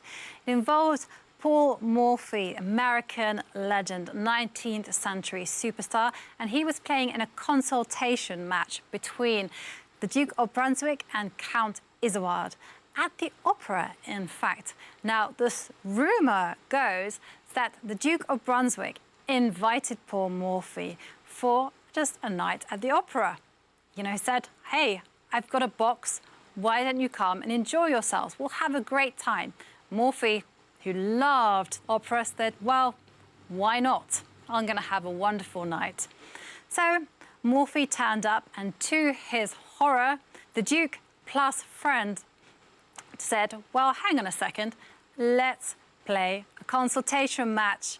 And in order for you to concentrate, Paul, why don't you sit with your back towards the opera? Now, Paul, as we all know, being a big opera fan, was not impressed. He thought, well, that is not ideal. But he reluctantly agreed. After all, listening to the opera was probably bound to help his chess. So the game went e4, and the Duke of Brunswick and Count Isouard were playing back, played e5, knight f3, and as we saw in earlier games, d6 was all the rage in 19th century chess. d4, and the Count and the Duke played bishop g4, which is already an inaccuracy. D takes e4, and in order not to lose a pawn, the Duke played bishop takes f3, queen takes f3, and pawn takes pawn. So you must remember at every turn, Paul Morphy is trying to end the game so that he can enjoy the music. So this is why he played bishop c4, threatening scholar's mate. Queen takes f7. Naturally, they didn't fall for that. Knight f6. And queen came to b3. Now, black responded with queen e7. Now, it's a very funny moment in the game because I think everyone would probably have just taken the pawn and said, OK, fine, we'll be a pawn up. But Morphy did not want to allow queen to b4, particularly when there was a danger that the game might not end so quickly. So instead, he chose to eliminate that possibility and instead played knight c3. The Duke and the Count played c6 and Morphy played bishop g5. Now, it's a very curious position because this just looks like a very normal opening position, but black has developed a little bit strangely with the queen being on e7, hindering this bishop on f8. However, when you look closely, it's actually incredibly difficult for black to make a move. If he plays a natural developing move like knight d7, well, now the pawn on b7 will be on prise. So that isn't possible. This bishop on f8 cannot get out because, well, that's thanks to the queen on e7. So it was out of desperation that the Duke and the Count came with b5, trying to kick this bishop away. Now, chess is timing, and when you have the initiative, you really must play very powerfully. And this is a model example of that. It's not for Morphy to turn back. Instead, he is looking to open lines and open diagonals so he can continue with his attack. Knight takes b5. Pawn takes knight. Bishop takes pawn check. And already you can see there is a big problem with the black king. The king obviously does not want to go into the open with d8. So the black played knight 8 to d7. So what do you do when you have a position like this? You invite all your pieces for the attack. And Morphy knows the rules, and so he castled queenside, bringing the rook into the game. Now, rook takes d7, bishop takes d7 is a really serious threat. So all the duke and the count could do was play rook to d8, close their eyes, and hope for the best. How to continue the attack? From there, again, you must look at ways of continuing the attack with powerful measures. You cannot sit there and play developing moves such as a random move h3. No, once you have started, you've got to finish.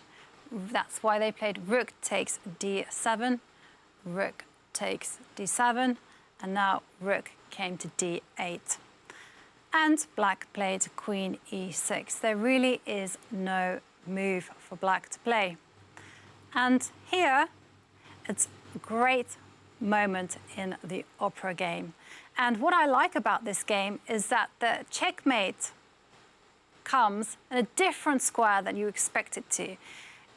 White's pieces are very active on the light squares, and you kind of think, well, perhaps this checkmate will take place on the light squares. Unfortunately, it doesn't. It is the dark square bishop that steals the game. So Morphy played bishop takes rook, knight takes bishop, and we can see the bishop is now pointing to d8. We have the rook on d8, but there is a knight in its way. What do we want? We want to play rook d8. What do we have to do? We have to get rid of the knight on d7. Who can do that? Let's ask our pieces and find out. I think the solution is pretty clear. It's the checks, the captures, and the attacks. Queen to b8, knight takes queen, and this is the opera mate in action. Rook came to d8. It's an attack on the uncastled king, and it's lethal. So develop your pieces.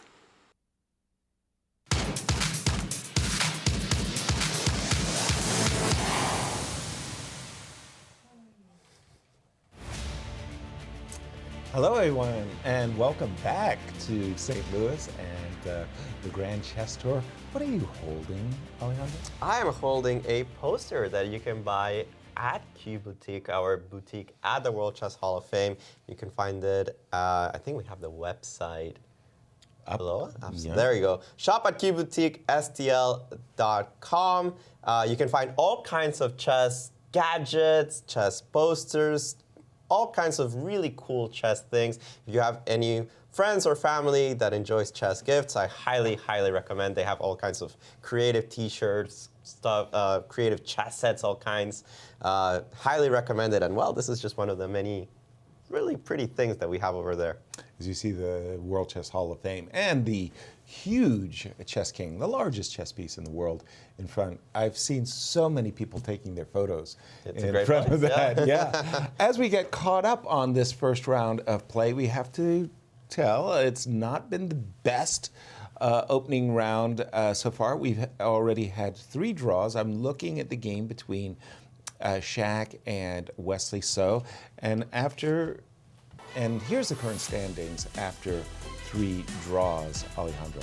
Well, that is not a very surprising set of standings after 3 draws. No, you've got 6 players tied for first. That's how it works. And everybody with half a point. Not much to say there. We also kind of expect Wesley to end up holding this position against Mamedyarov. Honestly, I prefer White's position, but it is a bit on the dry side. Absolutely. I would expect Mamedyarov to try at least a little bit to push Wesley in this position. I see from Black's point of view in these types of positions, it's all about the C file as that open file. Usually the D and C files are the crucial files, but in this particular setup with these minor pieces on D5 and D7, it's obviously the C file is what we're going to contest. And if White can do something, it's got to do something in the next few moves, but where the action is happening, Maurice. Thank you. Why are we watching this game? Please get it off the screen. We'll look at it some other time if it gets interesting. But the game that could be the absolute massive, massive development in the event is this one between the Romanian replacement player, last-minute replacement player, Bogdan-Daniel, just came in at the very end because Richard Report could not play due to illness. Can you imagine how all of Romania would feel having him knock off one of the best players on the planet? That's huge news. He being first by himself is what we're projecting if the Shakhtar Mamedyarov versus Wesley So game stays true to form. It's still a long ways away, but it could indeed happen and vault this gentleman into front page news in Bucharest. H4 was played, guys, and this is a position. It looks as if Anish is trying to drum up some baby threats and on the H line. This is something he could simply ignore. A B3 thrust could be dangerous. Queen D2 is also good in this position. Both moves are saying to black, I don't think you have anything. Like, what are you trying to do? Instead, I'm the one that you gifted to open files to. This position is extremely dangerous for Anish. He's got to watch out. He's really, folks, he forced this position on himself. And now, still maybe he's confident that he can hold this, but I think that part of that confidence is due to the fact that his opponent is not as highly rated, not a top 10 player. But 2600s can punch too, and watch out because there's no reason for White to fear this position as far as I'm concerned. It's whether or not he can make anything of it. And he's digging deep because this could be his moment in the sun. Absolutely. Queen D2 sure has my attention. Oh, Maurice, I want you to show us those computer lines. I'm actually very curious what the correct path here is for White, because when you have two good choices, you're always left wondering, which one do I B3 want or to do? Queen D2. Give us some highlights of Queen D2, if you don't mind, Maurice. Well, looking at the engine now, the plan, as far as the engine is concerned, is actually to play for B3 no matter what, including with the move Queen D2. So B3 is really the principled move. Queen D2 can happen, and after knight C5, check this out. Queen D. Oh, okay, I didn't know what to do that. Queen D2, knight to C5. In this position, the computer actually still plays B3 as a move. And my board, I better be careful. Makes sense, because if you take on B3, Queen D6. Yes. So here, of course. And there's no knight D3. Knight dropping to the wrong direction. Suddenly you can play, well, here in this position, there's a Queen D7 even. Yes. Can be hit. That My looks computer's taking crushing. time to load, but I'm noticing Queen D7 myself with a Bishop C6 threat, and that position's falling apart pretty quickly, in fact. So this line, B3, back here, B3 could also be played immediately. Get this going, just get the action going, saying, what is black doing? The main line by the engine is this takes, and there's no mating construction on this side or attack for black. You can forget about that. What you're going to have to think about is the position that's going to happen very shortly as C6 is going to be weak. Your knight can't easily get into the game. This queen is going to flex its muscle pretty quickly. To play devil's advocate, what do you play against Queen G5 here? Queen G5, the engine gives Queen B2. Queen C5? And Queen C5, it actually is marching, which seems insane to play this way. Oh. Allowing. Well then. Allowing this to play. I mean, I was with you. I was like, you didn't want to allow Rook H1, but the computer says no problem. No problem. Right? The rooks doesn't seem to be a problem in this line. I don't know. Yeah, I've been trying to avoid looking at the engine's moves and trying to be more logical. We're back here actually in the position. B3 played. Just filling it out. What did he play? B3. B3. So B3 on the board. So there it is, the most principal move in the position, begging to be played. It is now on the board, and it just makes a lot of sense. This move, B3.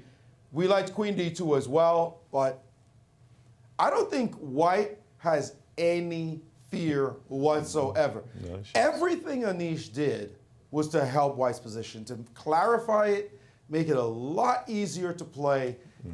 There is nothing for White to worry about. There are no threats anywhere. I think my point would be that this kind of position, if you're getting h4 and trying to open that rook, and the guy can just ignore it and play king f1, king e2, then really your attack is nothing. That's a very bad sign. Yesterday, they had some very nice opening ceremony, and we've got some highlights that we'd like to bring on the show for opening ceremony yesterday.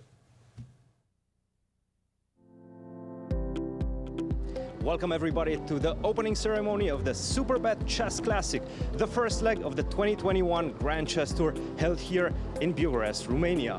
This is the opening ceremony. We have a lot of things planned for you, so let's get the action started.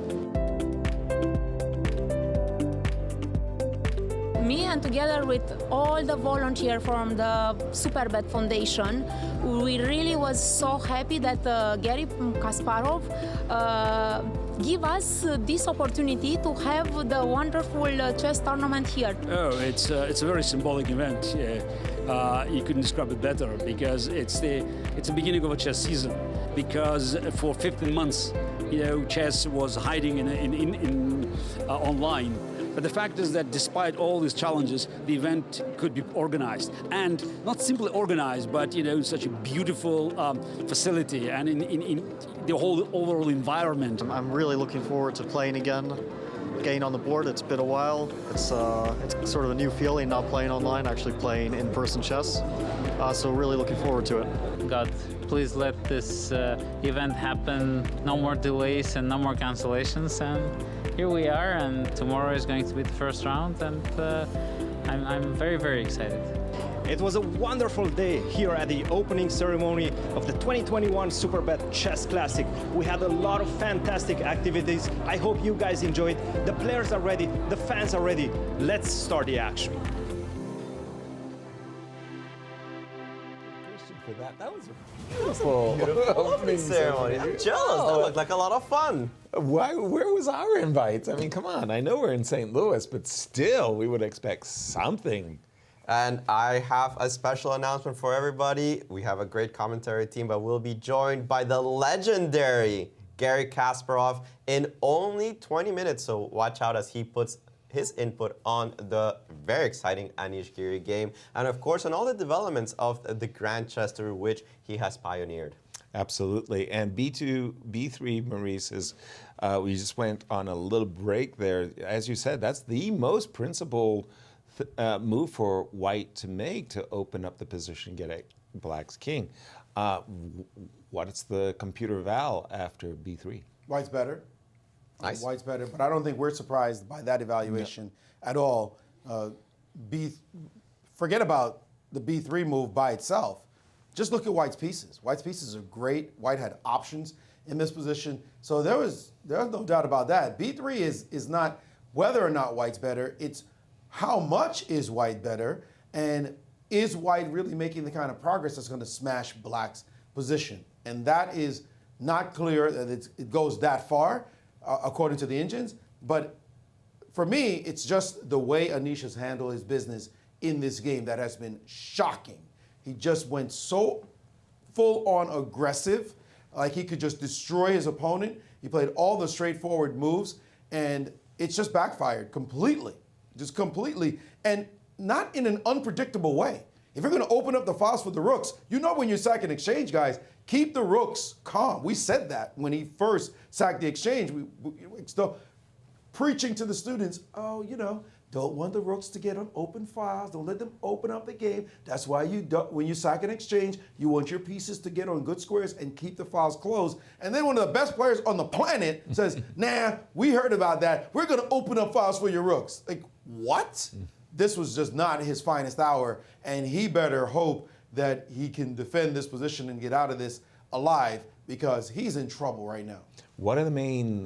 What's the main line? I wanted to ask Anish after the move B3. What should he play as black? I think we saw the lines already. The capture on B3, capture on G3, and Queen G5 was actually the main line given by take, and this is where the computer ignores the threat of Queen C5 check, and the computer just says that, well, you can march away from Queen any B2 here. I would have to say Queen B2 is such an insane move. Yeah, like forcing the rook to H1 check, right? Like you slam down the move Queen C5 check as if it's a winner, anticipating that Queen F2 rook H1 is a winner. Yeah, when I saw it from far away, I thought the move Queen D4 was almost forced, but I didn't particularly like the move Queen D4 because I thought in an endgame, well, I do have a pass pawn on C6, I have a pass pawn on E6. 3-1 majority on the queen side, right? Yeah, you don't want to play Queen D4, exactly. So you were happy until the King F1 kind of annoyed you. I mean, in a game I would be happy, but then somebody shows me the computer evaluation. And you go, well, I would say the natural move is actually Queen C3 than Queen B2. If you're gonna go for that trade line, right? That's what I didn't like. Oh, because you have Rook C1 maybe at the end, hitting my C6 pawn. Right, if you go Queen G5, Queen C3, right? Yeah, instead of the move Queen B2, everybody agrees with you that Queen C3 much more natural to stop both Queen C5 and to hit the rook C6. and to threaten C6. And sorry, you were about to say, Alejandro, that but Queen Rook C5 C1 doesn't look like it's going to be a threat because of Knight D3. Right. So you still have to trade. Check, and after the trade, well, you brought the knight to a vulnerable square, but the problem is, as you were about to say, Rook C1, Knight D3 is, oops, that's a boomerang. Yeah, I was kind of hoping to take on C6 first, but it just doesn't work out because if you take on C6 first, bishop takes C6, Rook C1, you have this move Rook H5 defending the knight on the 5th rank, and this just doesn't work out for white. I remember when I was really beginning chess, and if I ever had a move like Rook H5 that defended something along the line, I felt like this great deal of pride, like I had foreseen that I could defend the knight from the side. That's a very nice point. In this case, unfortunately, I think that Knight D3 also probably works. still works. Okay, but your point is very well taken indeed.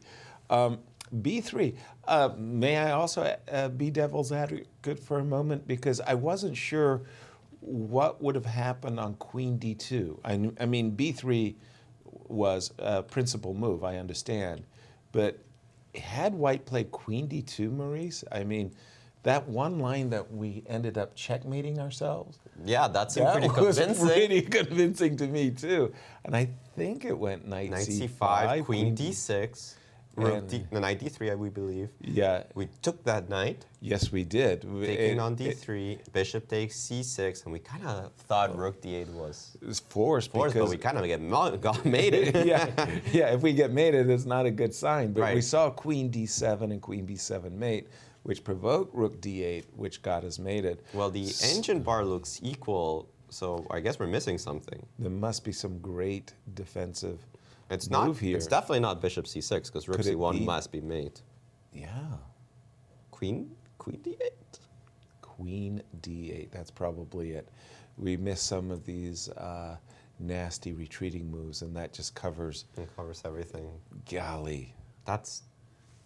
I guess if it works, it works, right? It works. It works. I know. Levon Aronian in an interview with Maurice once said, "Look, all I'm interested in is, just show me the move. Just show me the move. And Queen D8. Yeah, that's okay. the move. Yeah, that's the move. Good enough.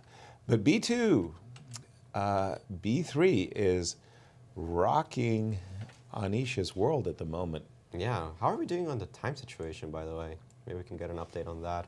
37 minutes for Deak. 34 for Anish. They do get an extra 30 minutes at move 40, but since they're on move 24 in an extremely sharp position, still pretty far away from that. And they, of course, do get the 30. Very, very far away. And it looks as if it occurred to Anish that I'm not the only one attacking, and I might not even be the main one attacking, in fact, because H4, this demonstration he thought would give him some play on the line, is going nowhere fast, and he's just got nothing with that knight on a6 and that bishop on b7. They're not in the game, and in the meantime, all of white's pieces are playing, and b3 is highlighting that fact. So Anish now realizes the truth of what he's done to himself, and he is taking some deep think right at this moment, and with some insight into the nuances here as well. We're going to jump to Bucharest with Cristian. Thank you, Maurice. Yes, I just came back actually from the playing hall, and I was looking around and trying to understand the energy that this player are providing right now. And Anish was like very, very relaxed just after this move bishop to f3, before he played this move h4. After that, after he played the move h4 and Deac responded with the move b3, he tensed up. So this is a clear sign that Anish is no longer in control at this point. Deac, we have to be very, very careful with him, because his time management, from what I know and from what I've seen in his previous years, because I've seen this guy just rise up and become one of the most promising young talents in Romania, the most promising young talents in Romania and in the world, to be honest, because the guy is only 19 right now. But he has these problems with the time situation. So we're going to have to keep a very close eye to that one. Another interesting moment in the game was after the move queen to e5. Deac immediately played the move bishop takes g4. He had the first option of playing this move, of directionally going towards this move b3 with the move rook to e1 first, to attack the queen and force the queen to be displaced from the central square e5. And after queen to g7, for example, or queen pretty much anywhere else, because black needs to continue playing h5, h4, try to open up the h file and create some threats against the white king. The problem is white's attack on the queen side, where the black king is, just comes so naturally. And of course, after the move b3, despite the fact that you haven't gotten that pawn g4, well, that pawn is not that important. Everything that is important right now is speed. Who's going to be the first one to reach the other side's king? And it seems like after this b3 move, it's going to be white who's going to potentially get closer to that black king. He didn't do that. He played the move bishop to g4. And as I was mentioning, and as you guys were mentioning countless of times, after queen to f6, bishop to f3, Anish played this, I would say, careless move, h4. Instead of that, he should have done knight c5, redirect the knight to a better position, potentially d3, but more importantly, control this break b3. Right now, b3 is never going to happen. The knight is very nicely placed, surrounded by these pawns. You're going to be have to be Houdini to attack that knight, displace it from c5, and you're not going to play b3 anytime soon. And in the meantime, black is just going to go h4, open up the h file, and get the attack that he wants. Instead of that, one tempo down, he played the move h4, immediately Deac took advantage with b3, and right now, Anish is tense. He's in trouble, guys. Thank you, Cristian, for that insight. And after b3, there was a good 10, 15-minute think there by Anish, and he did capture on b3, and we have some further moves. No, just queen takes. Queen takes. And here we go. Sorry, the natural capture. By the way, did you notice how Bogdan got up? He pulled an Anish. A lot of what we've seen is Anish making a move and getting up, walking away from the board. Bogdan said, let me I'm the one who's better. He's confident. I'm the one who's confident. And there he goes. He's gone. It's what I was telling you guys. He wears his emotion in his sleeve. You can tell from across the room if his position is good or bad. And, well, great shot there. There you go. Anish is the one that's suffering. Look at him, deep in concentration. This is not a happy, I'm concentrated trying to kill the guy. This is, what's going on with my position? Right. What did I do? What did I do? And it feels like queen g5, in order to stop this white queen from prancing, queen e3. Forced, yeah. Queen e3 is very nasty. The business square is the d7 square for the rook. If you play a move like queen e3 and provoke king b8, then we just land on d7 and immediately make our presence known. Which is why we're thinking queen g5. Sorry. Right, it's this important c5 square, because if you're able to play knight c5 in this position, I think you play tempo. Yeah. But the move queen e3, I just don't think you can answer, right? Exactly. And you're losing a7, the knight doesn't have a good place to go to. Yeah, you definitely don't want to provoke the queen to come to a7. For that sure. said, Yeah. That said, guys, clearly Ani screwed up. We got that part. The engine's saying better for white. All right, we got that part. But how hard is it to win this position if queens come off the board? I don't think I mean, at that point, I think we're playing for 3 results. Yeah, no. Three I think results? it. Yeah. Oh, absolutely. I think the white queen is incredibly useful for damaging black's king. You take the queens off the board, then black's king can march to b6 as far as I'm concerned. And if that's the case, let's get back to the queen g5 line. Let's do queen g5 because and that was why we had to play queen b2 and not queen c3 because queen c3 allowed the queen trade. I got you, but queen g5, queen b3, when you are in a little bit of time pressure with another 14 moves to go, that's going to take a lot of gumption to play like that. I'm saying queen g5, queen c3 looks like the simply most natural move. Although you say, okay, maybe I avoid a queen trade, but the line with queen b2, queen c5 check, king to f1. No, it was insanity. This line, I mean, seriously, that's a computer line. Congratulations.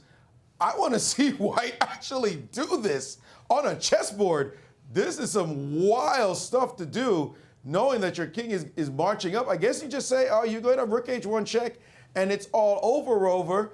Well, yes, it is sort of true because queen c4 check doesn't seem to lead anywhere after the king marches to d2. You have no more checks to look for. Wow.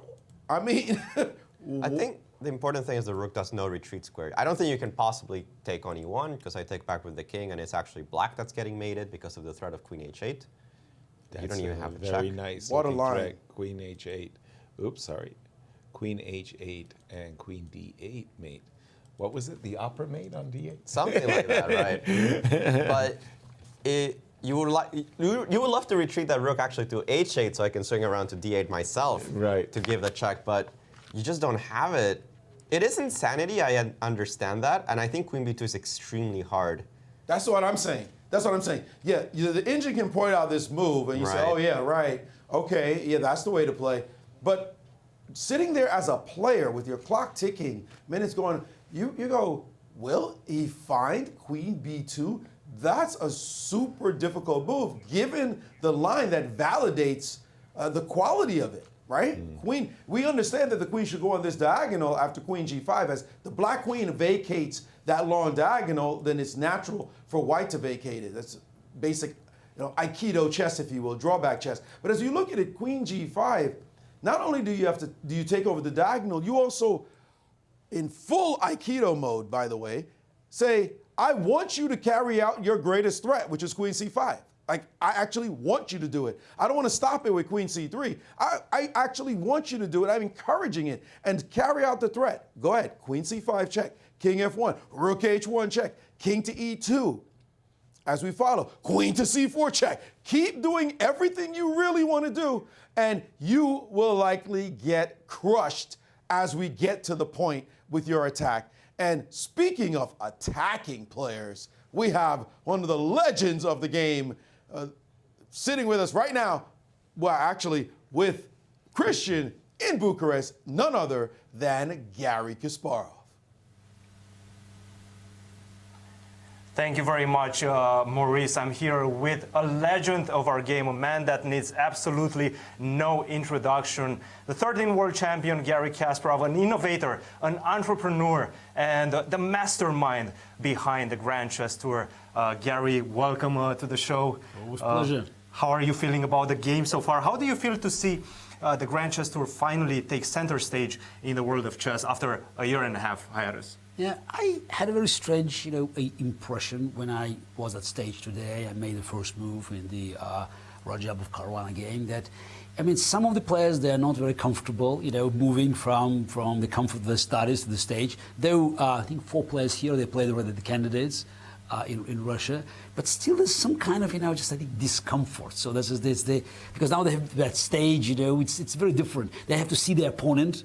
Because it's when you play online, so you can be very emotional, but you know that your opponent is not looking at you. So here is different, and And I think that it's a very quiet start. So it's with 3 quick draws.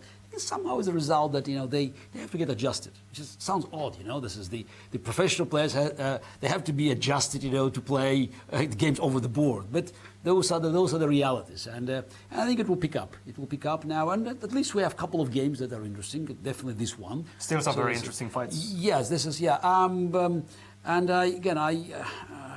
I think it's very important that we're back on stage because with all due respect to the fighting spirit of strongest players who had to compete over the last 15 months or so online, it's still different. It's still different, and I think nothing can be compared to this atmosphere of suspense and emotional atmosphere that you can feel while you are in the playing hall, or even you are watching, online, but players are live. So that's again, it's a real game. So you have 2 players, facing each other.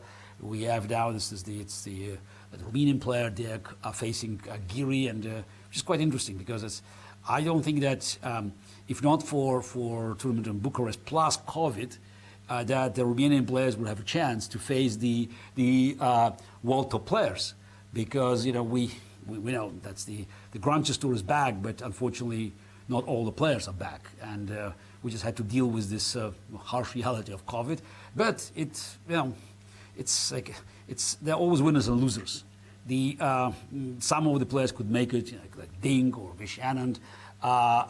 Eventually, Rapport got sick, but it's a big win for Romanian chess, and who knows. Maybe, just as I spoke these words, Giri made just a very poor move, and it might be, a sensational start. So it's again, as I said, somebody's winning, somebody's losing, and it seems that Giri was not up to the challenge. Probably expecting his Romanian counterpart to collapse on his own, but nobody collapsed on his own. Speaking of opportunities, yesterday during the opening ceremony, you mentioned that there's still that itch whenever you see these players compete against each other. Will we ever have an opportunity to see you back? I'm an amateur, so now, as you know, but I still remember how to move the pieces. So, and I will definitely play the 960 in St. Louis. That's a tradition. Though again, I don't expect much, from my performance, and I'm also planning to as a Croatian national to play part of the event in Zagreb, so on a blitz section. So that's the plan is that we'll share with Ivan Šarić, who will play the rapid, and I will just play the blitz segment. Just feeling the spot for Croatian local player. That's so huge again, news. it's fun. So I hope I will be able just to play a couple of good games. Though again, I just don't have high expectations. But it's as I said yesterday. It's when I see the players moving the pieces, and just when I sense this emotion behind each move. So it's something that the passion that doesn't go away, and I'm always very happy just to be part of the commentaries, because it's a chance to share my experience and my views about both about the games, but also about the Grand Chess Tour event and about chess in general and about online chess with a very broad, very wide audience. A lot of things have changed in the past year and a half, and some things have changed for you as well. You've become an entrepreneur, a CEO of a new company. Tell us a little bit about. I'm not. My name on the title doesn't mean that I'm running the company. So let's separate two things. Absolutely. Yes, and as I've been working with Vivendi and also with the Grand Chess Tour, so to launch this new site, KasparovChess.com. So it's a venture between the French companies led by Vivendi and Grand Chess Tour, and I thought it would be a unique opportunity to bring something new. So we know that the world of chess now has several very powerful platforms. So. Just name two, chess.com and Chess24 now, known as Magnus Chess. But I still think, there's a room. There's a room, and what I think is missing is the combination of education and entertainment. Yes, we know that chess.com has, it's an excellent, playing zone. We know that Chess24 has, a very powerful broadcast system, and of course Magnus is the biggest attraction. But, it's a lot of people, they would like to learn and also to be entertained. That's what we learned from the Queen's Gambit, the success of the Queen's Gambit. And I think that's where Kasparov Chess could easily compete, maybe even surpass our competitors, because we have, very broad range of lessons.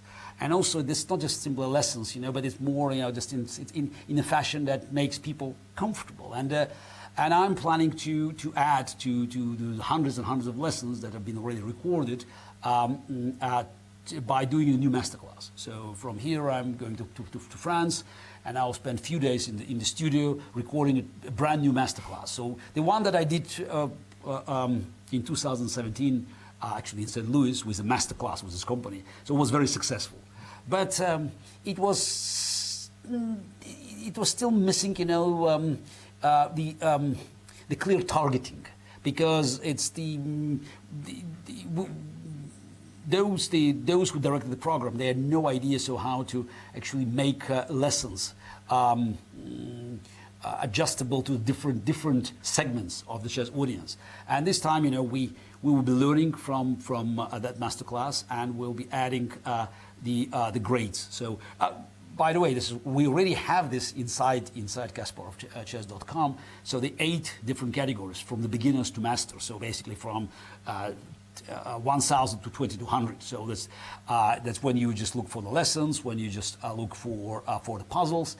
But my masterclass will be divided in three major categories. The beginners, the advanced players, and semi-professional players. And I think it will be, again, it's a new step in combining the entertaining and education and learning. And also, I think we can do more by creating community. Community factor is very important. And while, again, every platform has a community, I still think more can be done. And again, here we'll try to outpace our opponents. Well, thank you for sharing the vision. And actually, you were mentioning community. One of the most brilliant things that I enjoyed about the platform were the podcast-style conversations you had. Tell us a little bit about that and how you enjoying that. I will be doing more. It's very important to tell stories, because going back to the Queen's Gambit. So people want to hear stories. So it's not just just chess moves or chess lesson. It's important who is telling you the story. So it's something about emotional response. And again, here I think we can add value. So and the reason the podcast was very successful is because it's a true story. It's just it's not a story that is brushed. It's not a story that it's not a Hollywood story. And it's from the source. It's from the source, but also the success of the Queen's Gambit was very much due to the fact that it was not a typical Hollywood story. It's just it had the raw element. So it had authenticity, and I'm quite proud that I could contribute to make it more authentic. And I think that it's what we will be doing as part of chess, and what I do with podcasts is, again, it's bringing personality into the story. It's so important. It's not a nameless person, great expert who is sitting, I don't know, God knows, in Frankfurt, in Oslo, in San Francisco, in Moscow, in Mumbai, and telling you move, bishop there, pawn there. No, it's a story. So it's a contact. It's adding this element of interactivity, which is so important today now. And I could feel that there's more can be done, but here we have our competitive edge. Speaking once again about growing the community, what do you feel about personal players' brand, and how important is that to grow the community and bring new fans into the game? Oh, I think it's very important. It's fan club is as we know, it's a part of every successful commercial activity, and we have personalities. I think it's very important to cater it and also to promote it, and again, more can be done. So, but it's also it's also important that the players recognize it. So they are no longer, you know, sort of a passive follower. So they create product, and this is, and hopefully they can do more by making this product more attractive, more personal, more, again, I use the word entertaining, and I hope that, you know, this is the standards we are now establishing as Kasparov Chess will be very helpful, because we have this concept of ambassadors, ambassadors of the game of Kasparov Chess that will, you know, use their fame and their ability to tell the very wide audience about chess. And teach people, but they will do it in a way that could bring them much closer to the audience. Again, you don't want to look aloof. You know, that you're just you have a, you know, it's not about just teaching. Right. It's about, you know, just entering the living room and being part of this exercise. And again, that's somehow, you know, that's was a lesson of the pandemics, because that's what people are looking for, and that's what we're going to provide. That's a great vision with a lot of energy behind it. Let's hop into the analysis. What's happening here? Look, it wasn't a natural choice that's of Giri just to play, you know, very aggressive opening. So again, his Romanian counterpart, who was definitely was viewed as underdog in the game. He picked up the challenge, sacrificed the pawn, he had some decent compensation. I'm not sure Giri played his hand well. Do you feel he's taking more risks than he normally would have? The last move is just, you know, Queen G7 is just, you know, it looks very odd to me. So I think Black had to try to play Queen G5, you know, just here. Because they have to try to exchange queens. I think that's the exchanging queens, you know, it's probably, you know, will give them, you know, just a reasonable position. So again, I still think white is better here. So I don't know, maybe Queen B2 now. That's what computer says. So maybe, yeah, with Queen C5, King F1. Oh, come on, this is just run with a king. Yeah, but you know, but that's something like, yeah, King F1. So doesn't feel like a human move. Look at this again. Why is better here? But if you go back to the game, so I just think after G4, I just don't understand what's Giri is looking for. So I think it's black. I don't know. What's his. I wonder what will be his next move after G4. So it's the Knight C7. Just Queen goes on D3. It's. Unless, you know, white blood or something, so it's just a game, as we say, for two results. Either white wins or Giri escapes. So I still can, you know, hardly imagine that he will lose the game, but you never know. What about the timing? Timing is about the same. I think Giri has more time than what it shows there. I think 10 minutes extra. That's an extra, but I wonder why you know, why Deck is spend so much time, because G4 is so natural. So just the pawn is attacked, you just push the pawn is protected by the bishop. So what's wrong with G4? And it's not always nice, you know, just to push the pawn for the end game. Because I think the end game will be inevitable. So I can hardly imagine Black can escape, you know, with each. But Black should probably strive for the end game. Yeah, but yeah, still strive for the end game. Still, you know, it's F7 pawn might be too weak. Yeah, potentially is. But so Anish definitely in trouble in this one. Let's see what's happening in this one. If there's anything happening at all, doesn't seem likely. Look, it's Queen's game is accepted with you know, DC5, which is, by the way, this move. It's not, you know, it's not such a knockout move. Kramnik played it several times against myself, so there are always, you know, potential problems for Black, but they have to be very cautious. But I don't think that they just, you know, the way he played. Yeah, I think Kramnik played against me once, played 95 in Linares. So I managed to make a draw, but I was worse. And the way they played is just, I don't know, doesn't seem like he brought too much novelty, let's say, into the game. Maybe you could have Knight f3, keep more pieces on board. Yeah, maybe just keep more pieces on board. So because this knight on c6 is not well placed, so it's maybe then you can, because the whole idea is actually you have to try to harass the bishop on this diagonal. This is because the king is here, so that's why if you can go potentially knight on c3, knight on a4. So something like c8, this. Yes. And as long as the bishop goes on this diagonal, you have this. Yes, exactly. This And if you go king a8 and knight a4, and either you, I don't know, just either you give me this diagonal, or you should go here, and it's still no. It seems that it's no. Still something to work with, but very close to equality. Knight d2, knight c4, knight seems to me that is, maybe knight d2 here. I don't know, just maybe b5 is just potentially it could be a little bit weak, and then hopefully I can just try to bring my knight on c4 and. Yeah, I think white is slightly better here, but it's just, but in the game it seems that everything was exchanged, and white is might be looking like he's going in, but there's nothing happening really. But okay, let's just see. Probably now play bishop b6. Yep. Where do you go with the knight? Now b3 or c6?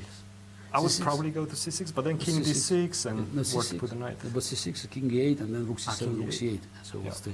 So what's it's the, I don't know, that seems like it's a dead draw, so maybe you can go, I don't know, bishop, maybe you can, but... What would the white plan be in this position? Go a4 and try to open up the position? King, I don't know, I don't know. I mean, maybe you can go e5 and then king b6, maybe just king to king b6 even. Seems like a very dry situation at this point. Very, very dry situation. So it's maybe trying a4. I don't know, but no, I think it's a draw. I think that's what I feel. Now we should probably concentrate on Giri game. Yep. So this is absolutely. Let's queen d3. Queen d3 and knight to c7. Yeah. Okay. Well, he wanted to attack instantly.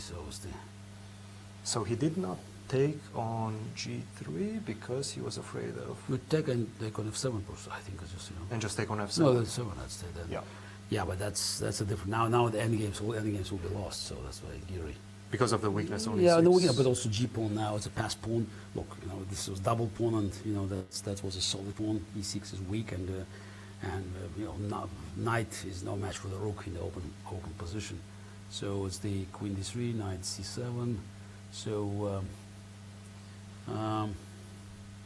I'm expecting probably he's going to try to defend this pawn on g3 like this. Which is natural. You defend the pawn and also attack this pawn.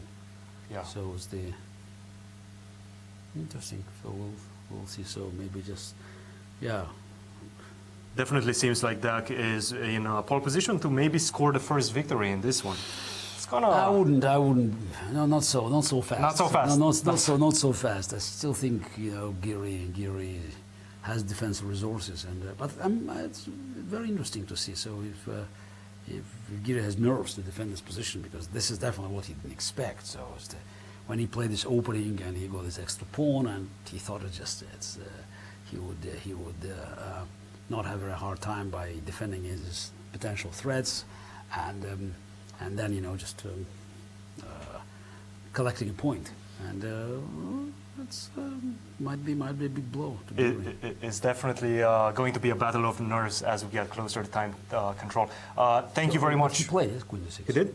I don't know. No, he hasn't played it yet. Hasn't played it yet. Okay, I'm curious. So this is the position, yes?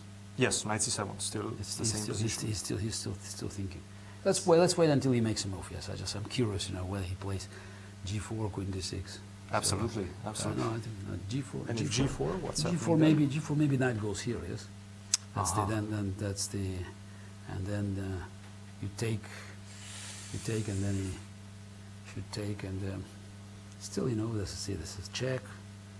Somehow giving that bishop doesn't feel very natural. Yeah, we'll check. Oh, maybe rook c7. Rook c7. I don't know. Just it's even here black is, but probably it's just maybe somehow it's a bishop is still locked. Yeah. Yeah, a bit of a lock, but this is not. No, you don't need it. I think it's the.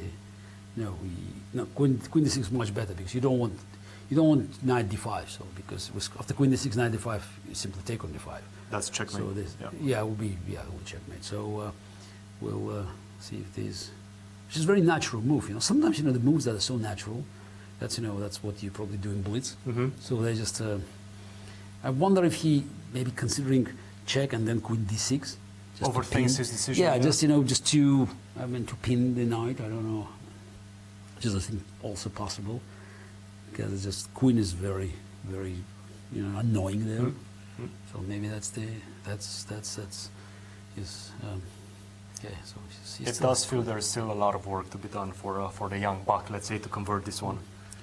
Look, but I'm sure he's also nervous now.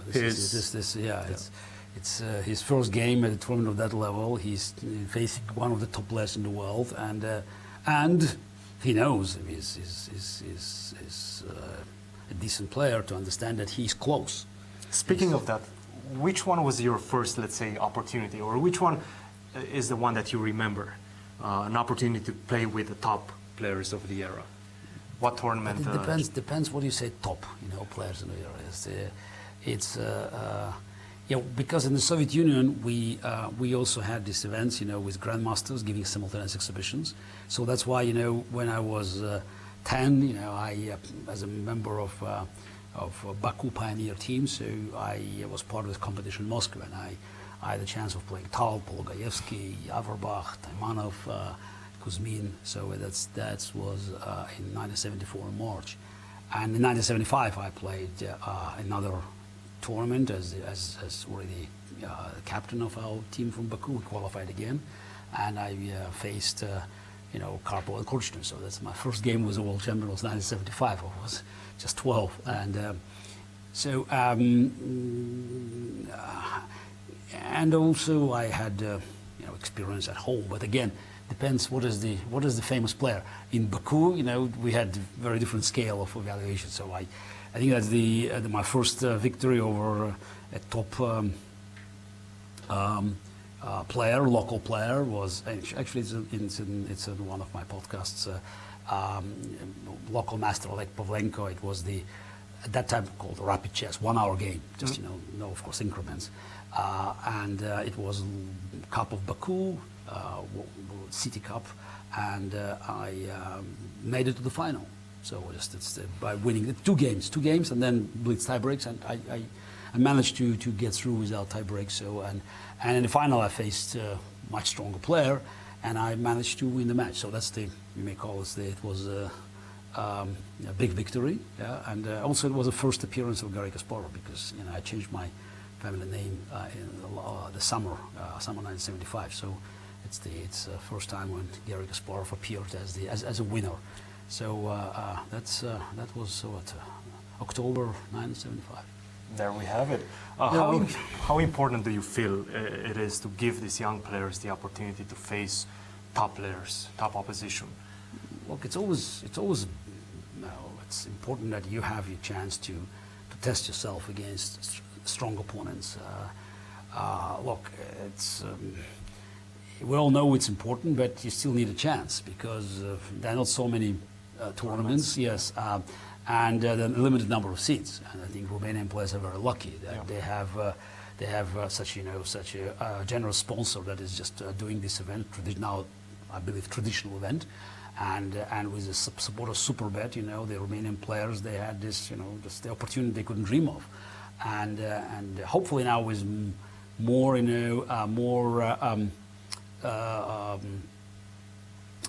expansion of the game of chess. I know the Superbet has plans to move it in Romania, so Romania will see more talented players. But I think that's if deck one, if he wins. So though again anything can happen in the game if he wins. He did play the move queen to d6. Yes. Yeah, that will be a big boost. That will be a big boost because that's what people need. So it's not that they were lucky to get in. But they proved to be worthy of this effort to bring them in, and I think Gary is facing a real challenge now.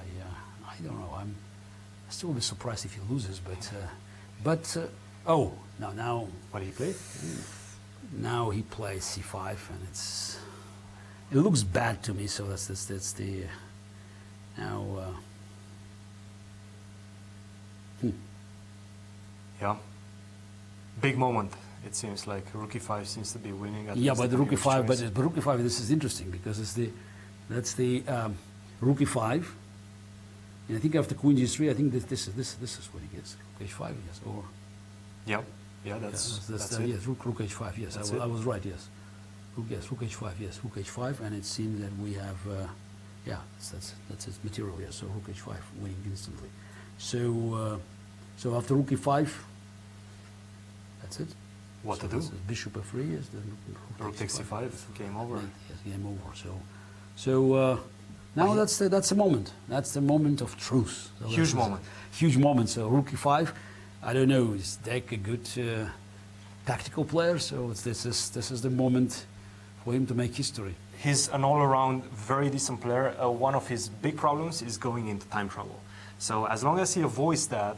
But okay, this is the time trouble is after if he finds Rook e5, it's he probably even 1 minute on the clock might be enough. So if he finds Rook e5, but the key is Rook e5, Queen g3, Rook h5. Yeah. That's important. Just the moment you see the idea, so you just you play Rook e5. But Giri definitely doesn't see it because it's the otherwise he would have played c5.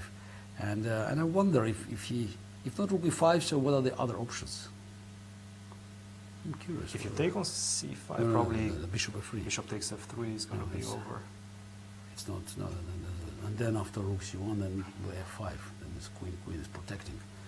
So take on b7 just doesn't make much sense. Because you have to follow up with Queen takes c5, but that drops the pawn on exactly. Doesn't make sense. Yes. Then, so it seems that Rook e5 is the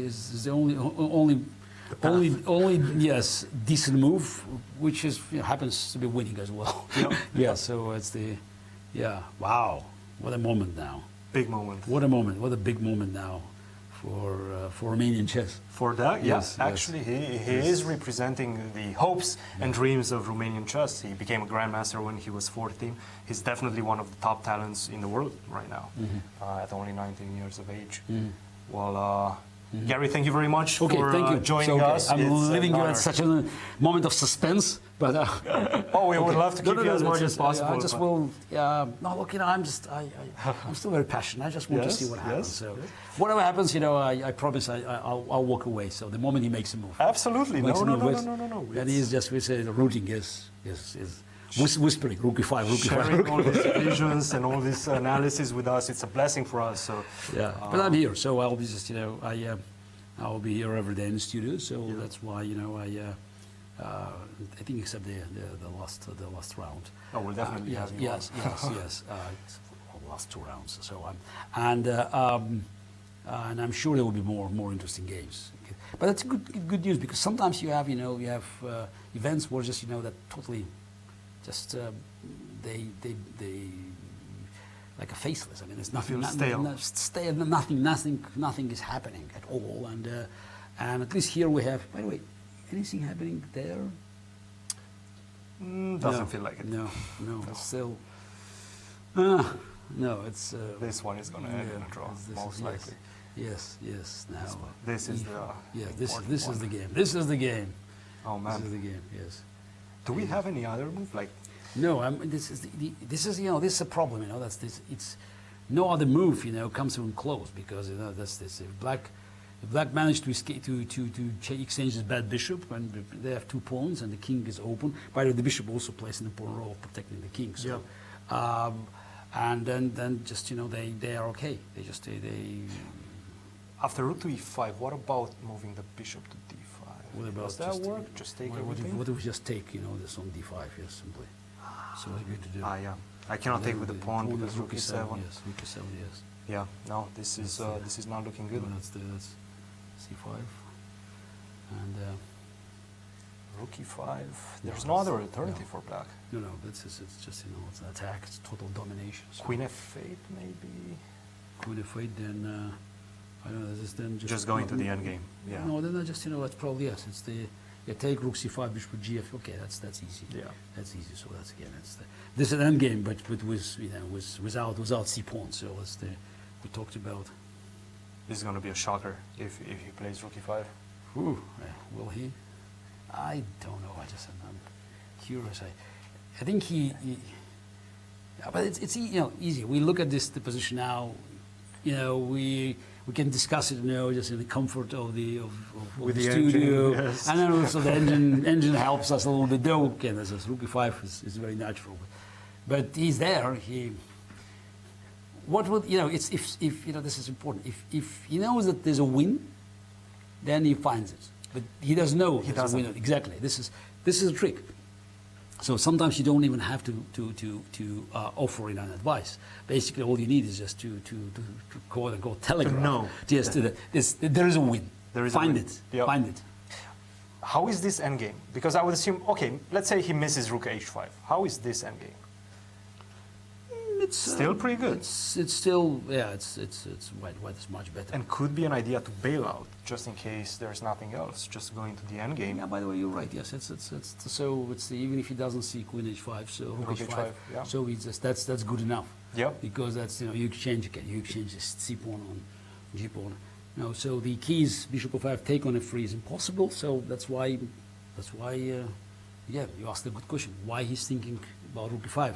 Even this endgame is very good. Somehow all routes point to a rook e5. It's obvious from our perspective, of course, but it's only because it brings the rook there. So that's the rook. If you look here, this is the only piece that is not playing. So the bishop is already in the game. Queen is in the game. Rook on d file is in the game. So rook on e file is still just waiting to be brought into the action. And and of course rook e5 is in action. So. He's already spent nearly 10 11 minutes left, at least according to this one. Yeah, it's not... Actually curious, maybe we can see it. Yeah, he does have 11 minutes on the board, and Giri 21. Yeah, is Giri sitting there? So he's not. He's not. I'm sure Giri knows that he's losing. Somehow I feel that Giri is just... Yeah.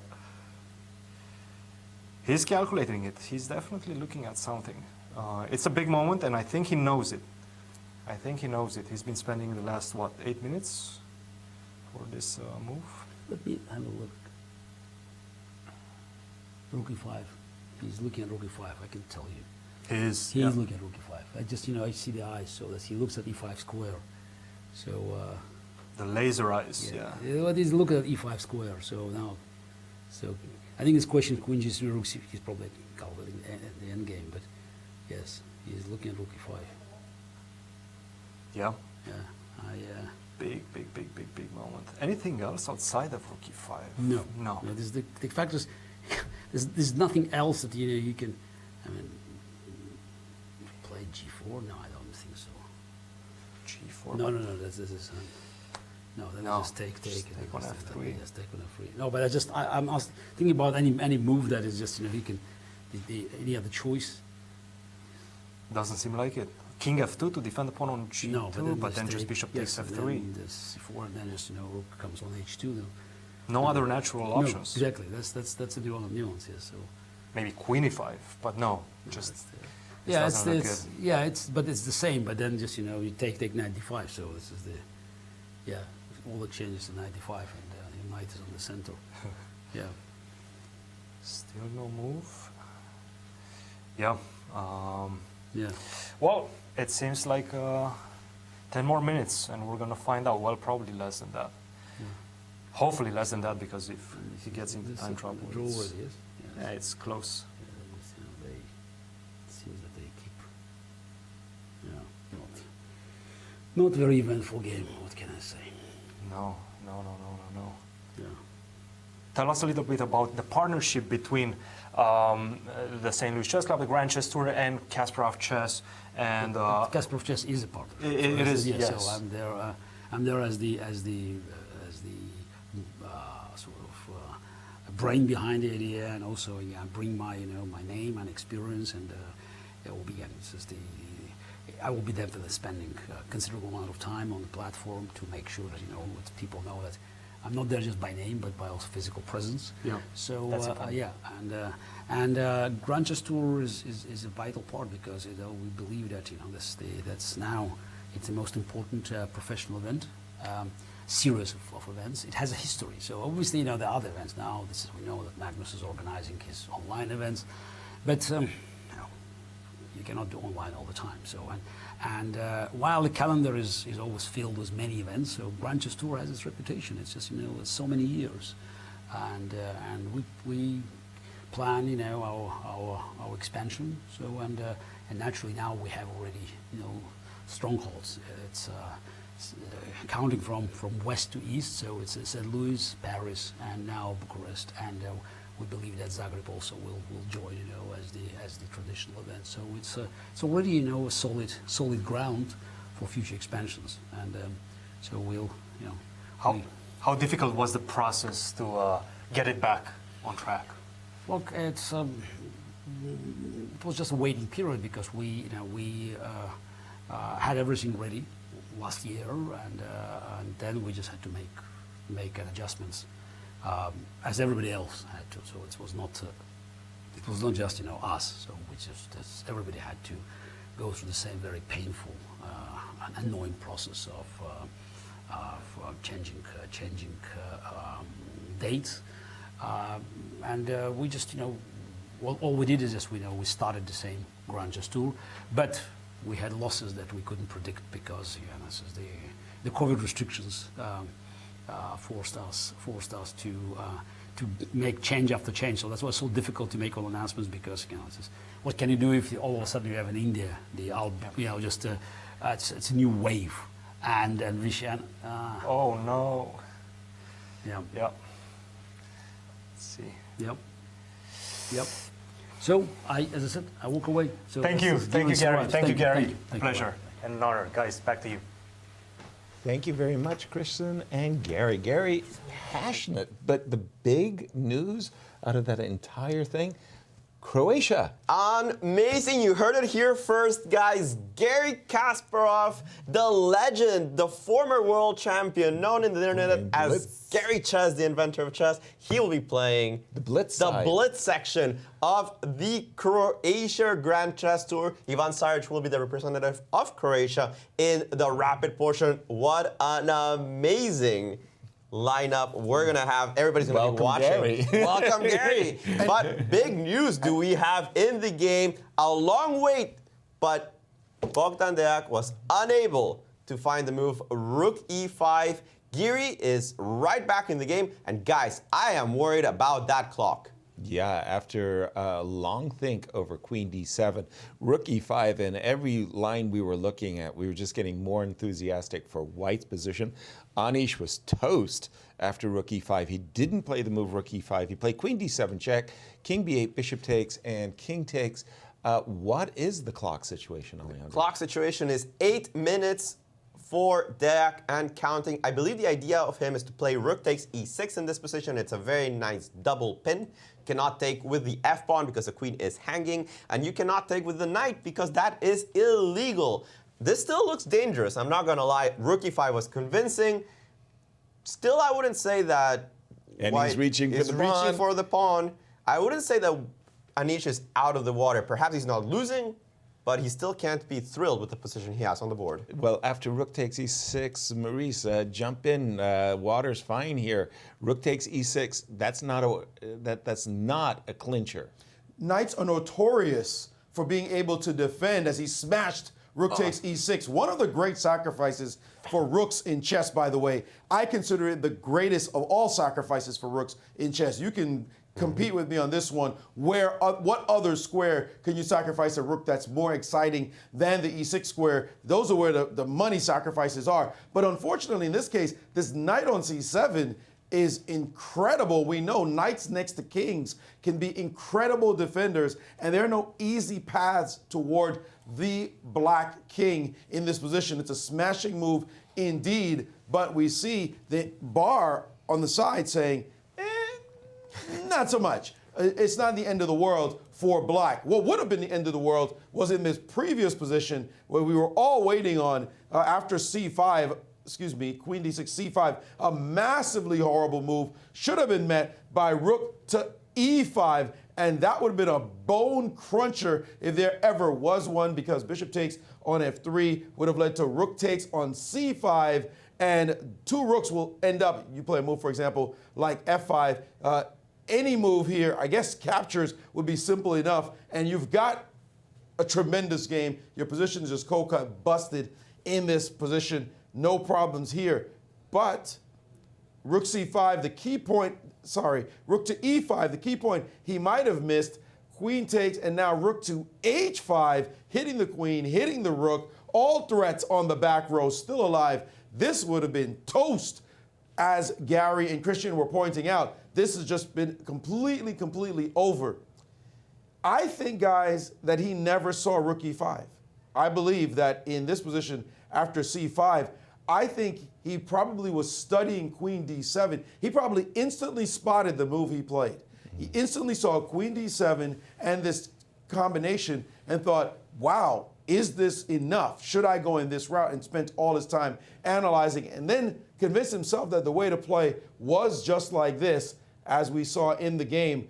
He saw this entire line, got to this position, and calculated some more, and rook e5 probably never occurred to him, because if it did, a player of his class would have been able to find the crushing blow, rook to h5. That's a problem in chess. A lot of times there are different ways to go, and even this way looks appealing until you really get deep into it and say, wait a minute, am I really winning here? And it turns out that you're not. So that's the issue with chess. I think even as Gary has said, if you told him there was a win, he might have thought this was the win as well, because it does look kind of sexy, being able to sacrifice on e6 and crash through near the king. It just turns out that it doesn't work. Chess can be unfair, Alejandro. I mean, rook e6 does have that element compelling, right? Because the double pin, as you were pointing out, the pawn on f7 can't move, the knight on c7 can't move. Aren't I just winning a pawn? Versus rook e5, which really is the bone crusher. I have to echo Maurice. It's a sexy move. You get attracted. It doesn't necessarily work out. And in this case, it just seems that Anish is escaping by the skin of his teeth. Let's take a look at some actual variations. Queen c6 check on the board. The king retreated to b8, which in my opinion looks much more logical than c8, where the knight is already pinned. The thing is, if you don't have a check in this position, queen h2 is going to be a huge amount of counterplay. Queen f4 is also going to be on tap. The king on g1, not very safe. I don't think it's going to get ever mated, but I don't see how it escapes perpetual. So, for example, rook e7. Let's get our rook off of pre. Now that the pawn is threatening to capture the rook, okay, we're trying to keep the knight at home because of mate on b7. And you're mentioning check, and my king is going to take a walk, I guess, after a move like queen f4. Is that the point you were making? Where are you walking to? I'm not sure. That's the other problem. Am I running into your arms, or how does it go after, for example, king e2? Yeah, king e2. I have Maybe so many queen checks. G4 Right? Queen check? g4, queen c4. I think with this amount of time, I think it's just you're playing too much with fire. Exactly. I don't even really know what white's threat is. Like if I just pass. Right? Exactly. I'm not like crashing through on c7 with your queen defending the knight. Evaluation, Maurice. Is it even? Is it better white? How does the computer val? If you ask me to check the computer, it's triple zeros. Or As usual. Of course. This one is just a draw. Because like we said, the king's exposed and you're not doing anything. You're not crashing through. The king's exposed, the material is still even, you're not winning material, and the queen is able to attack. We're not saying anything special. The engine's not saying anything special in this position. I'm wondering, though, however, there's two things I'm wondering. A, will black end up winning this game? Because white, knowing that he was winning, overpresses. I know it sounds far-fetched because it's like, how? Like, look at this position, right? Only white can win. But when you there's something about chess when we say chess isn't fair. Chess can sometimes be brutally unfair, like brutally so. Yeah, you didn't do what you were supposed to do, and now something happened. Oh man, you messed it up, and now you're going to lose. That's how 27-90 beats 26-20. All right, assuming he doesn't lose and he draws the game, and then some joker says, sorry, Grandmaster Derek, you could have played Rook E5, you would have won the game. What? Will that screw him up for the rest of the tournament? Knowing from round one, he had the biggest win, maybe of his career, Grand Chess Tour, all of Romania watching, and they now know that he's screwed up, and he's gonna have to play that in his mind over and over again. This is a big moment for this young man. Let's hope he overcomes all that, and maybe the result is a positive one. But right now, what we know as far as Giri's concerned is Giri let out a breath because he no doubt saw Rook E5 was killing him. Yeah. And by the way, Anish, if I've got this right, has not actually automatically played the move King B8, which I personally find surprising. I'm loath to walk into a self-pin, and King C8 just feels completely wrong to my way of thinking. So King B8 would have been played quickly by myself. Right? Especially considering the time situation. Still, we are on move 32, 8 moves to make in a very sharp position.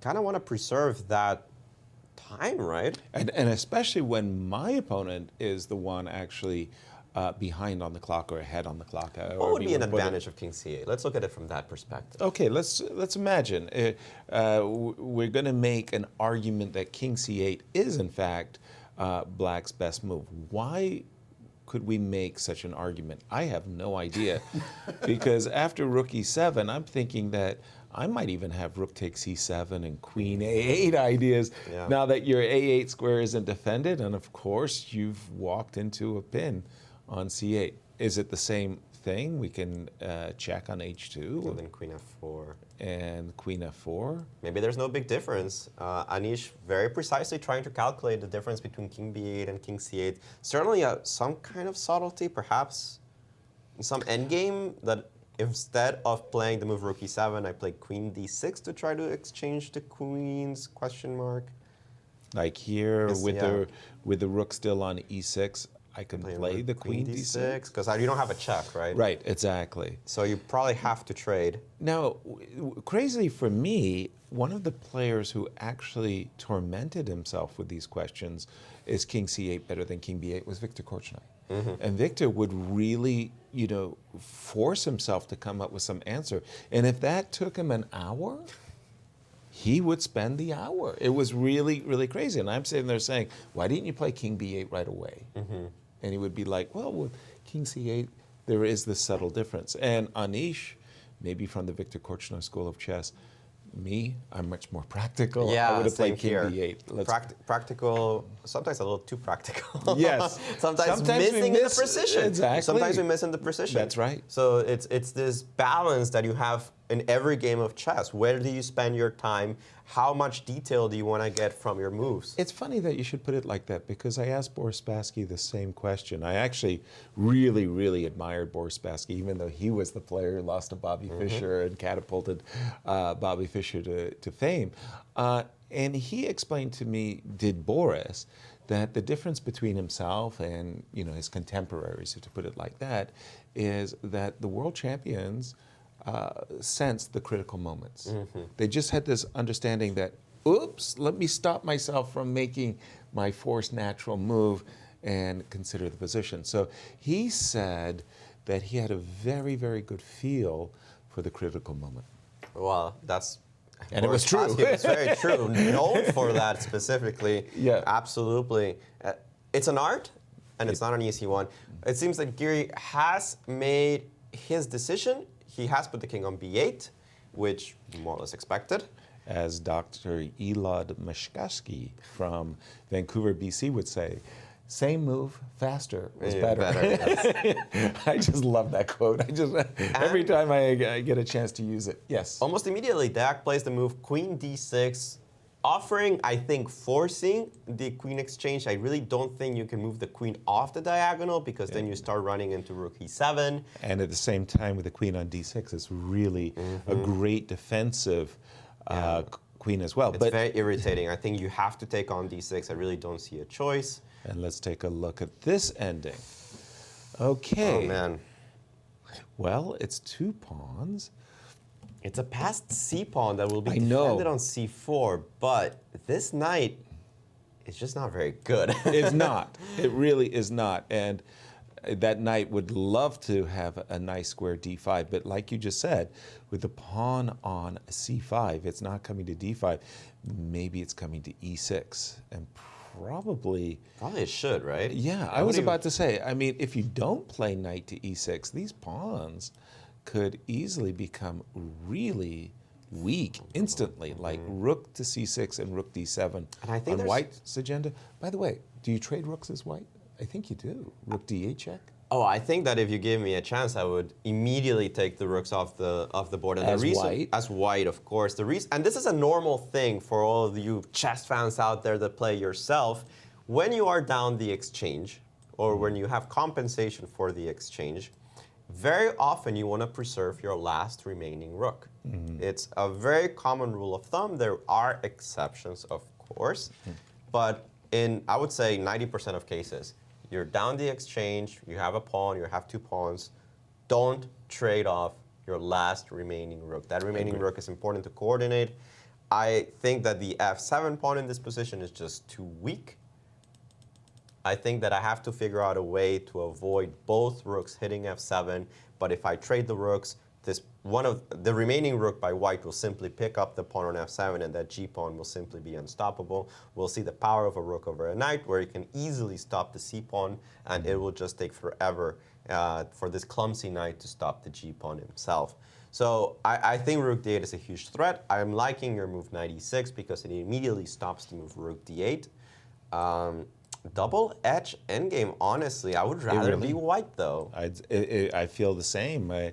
I like the power of the rooks, especially if you can imagine a situation like this where you ever get a chance to double the rooks and you've got these back rank mating threats.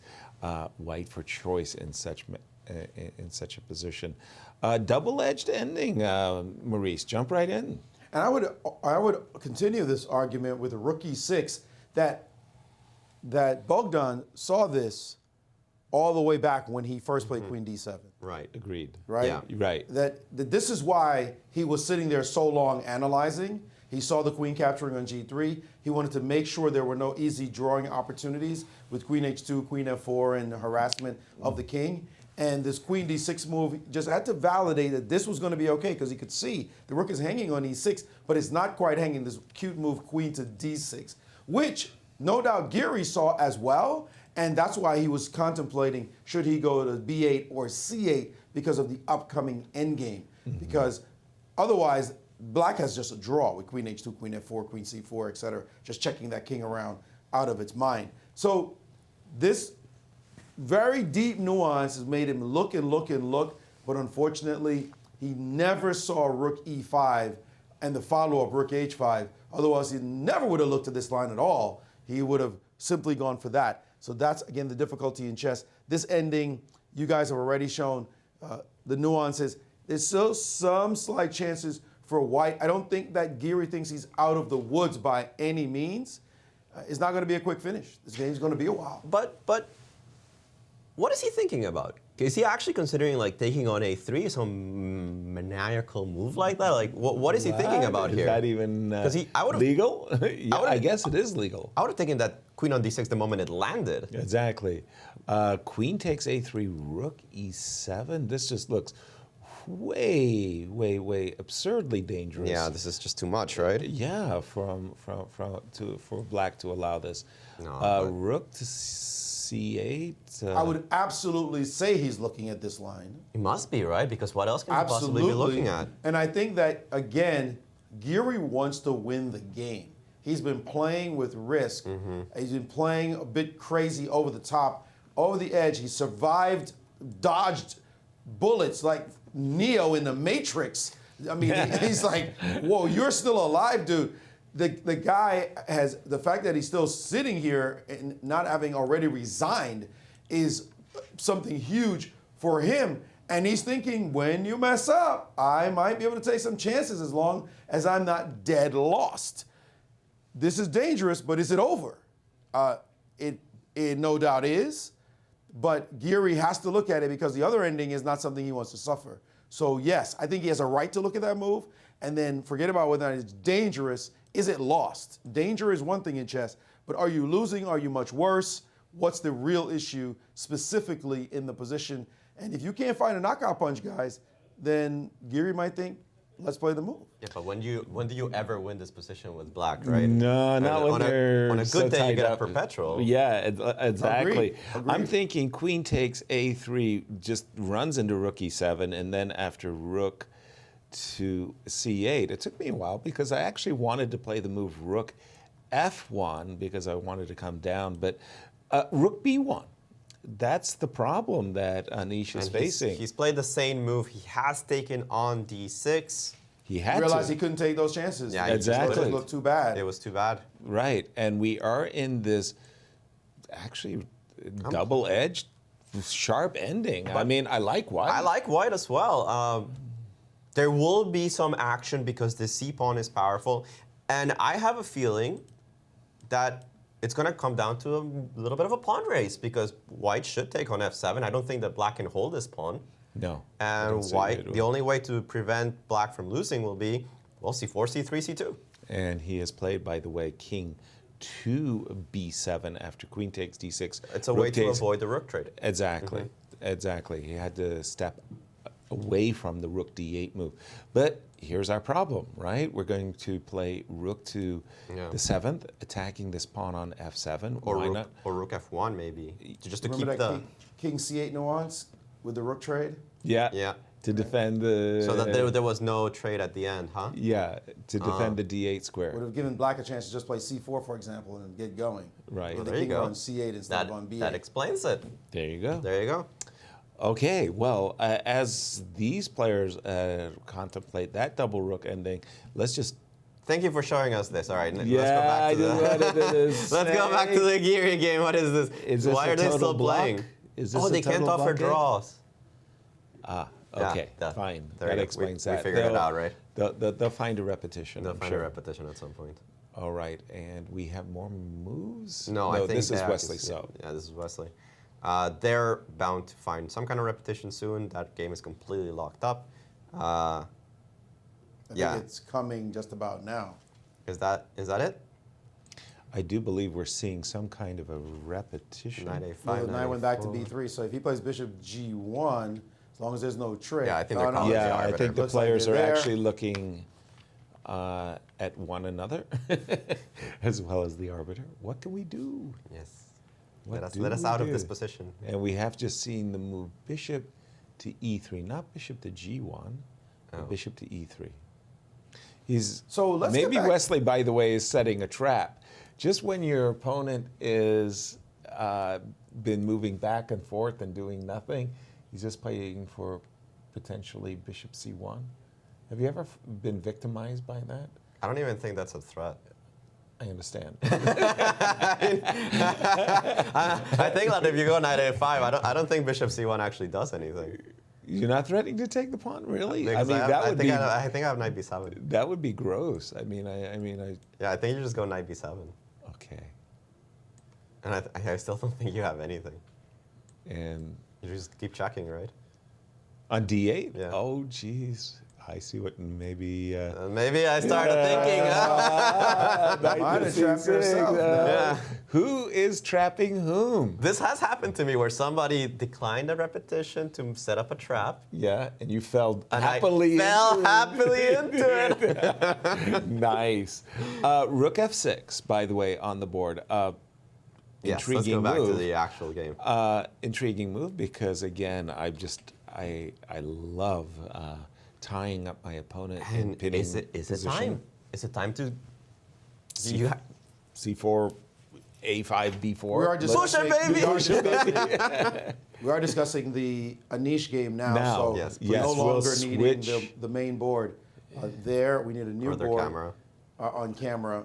As the move was played, rook f6 and rook to a7. I was very curious about this because on normal circumstances, you don't want to trade the rooks. The difference in this case is that if you play rook d7 and I just push him, are you in time as white to catch the pawns? Like you're Right. talking about some crazy line like this? No, I mean, because he's played the move rook h7, Right. enticing rook f1. So rook d7, rook rook f6, rook h7, let's say rook d7. Yes, And that I would just be my move. start going a5. A5, right. Yeah. I Okay. would like to have the pawns A and B, I think, because it's just farther away than the king. So sorry, so if I go king f2, what you're saying is you want to make two passed pawns, but you would like to see these pawns. Right, because I think if you A take with and the A pawn, the C pawn is too close to white's king. That white's king would be the blockader and having to cross an extra rank. Right. And by the way, this again, it feels incredibly dangerous for black here. It looks like his pieces are just getting really And we're tied going to up. see some kind of race. We have the move rook d7 on the board. He's immediately pushed the pawn b4. This is sharp. They will get an extra 30 minutes in just 4 more moves, but they have to make those moves. And the question is, can I take on b4, take on b4? That will be an extra move for both sides. Yes. Can I take on f7? And let's just play the race, right? Yeah, we have to play the race. a5, I don't think you can play b3 because rook f3 just wins the pawn. Yes, that's a very important point. I mean, you can't just have the pawn go too far away from both king and knight, which is why we started with the move a5. And then I guess the question we wanted to ask, should we move our king? Why not, right? Should we bring our king? Should we But the push? problem is now b3, and the race may be in black's favor. That's winning. Yeah. Yeah. That's the problem. So that was We why found a variation where black won. yeah. I think that after takes take, I would go king f2. Oh, and we do have a result. As Wesley so very expectedly drew against Shakir Mamediyarov. They tried to shake, but yeah, it's like the awkward 2021, right? Right. Are we there yet with the handshakes? Are we not there yet? Well, it was like the Dutch Prime Minister early in the COVID was saying, please don't shake hands, use the elbows, and he did it on stage with somebody else, a spokesman for the government, and they shook hands. It was just too natural not to shake hands. It's a natural thing. Yes. So let's go back to the game because it's getting sharp, it's getting exciting. Both players down to 6 minutes. Exactly. Plenty to calculate. He's taking on b4, c takes b4, so 3 moves to make for both sides. Taking on f7 is very natural. You could start by putting the king on f2 and running it. I think king f2 would get my attention because I just, the king is such a great blockader of passed pawns, especially connected passed pawns. You put a king on b3 and those connected passed pawns go nowhere.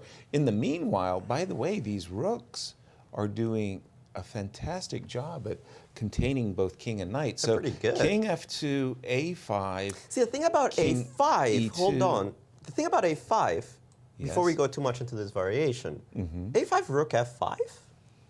a5, pardon me. So we go king F2, yeah. a5, rook f5. Yeah, because I wanted to remind you that your knight is pinned. Do you give me a chance to get out of the pin, though, Alejandro? Or you're trying to just win my pawns? I'm just or trying to win something? your pawns. I'm not sure that I can, but if I play rook d4, do I actually just win them? Maybe. That's the problem. Still have knight b5, perhaps? No, but knight b5, I have rook d5. As well as rook c4 and rook c5, yes. Yes. I understand what you mean. Okay, good question. I would have I was playing king f2 to bring my king over. Which is not a bad idea, right? No, if rook right. f5 doesn't work, you can certainly consider king e2 might be a very strong move. You get Right. closer I'm to the waiting. pawn. I'm waiting for you to play the move king c8, and then forcing me to play rook takes f7. Right. So I was just bringing my king over to the king side, queen side first, and that just. By the way, I just want to say that to my mind, this feels winning for white, because if I ever get a position where the pawns are just stuck, right? Yeah, then but it's just so easy. Yeah, I agree with you. This king gets too close and you get stuck. You're right. You would Eventually, have to pick up the g2 pawn somehow. Like maybe like rook g7 or something? Rook g7, I play g4, and then you have some like move, I take, and then rook c4, and defending rook that c4, knight, right? And you're in time to defend. Good point. Okay, that is, whew, Maurice. Sharp?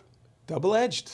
Yeah, indeed. And looking at the engine evaluation and saying that it is just fine for black. Wow. In fact, I'd be nervous all lines. I'll get out. Yeah. So it's fine for black, actually. This Yeah, time. actually, you flow through some variations saying it's fine for black.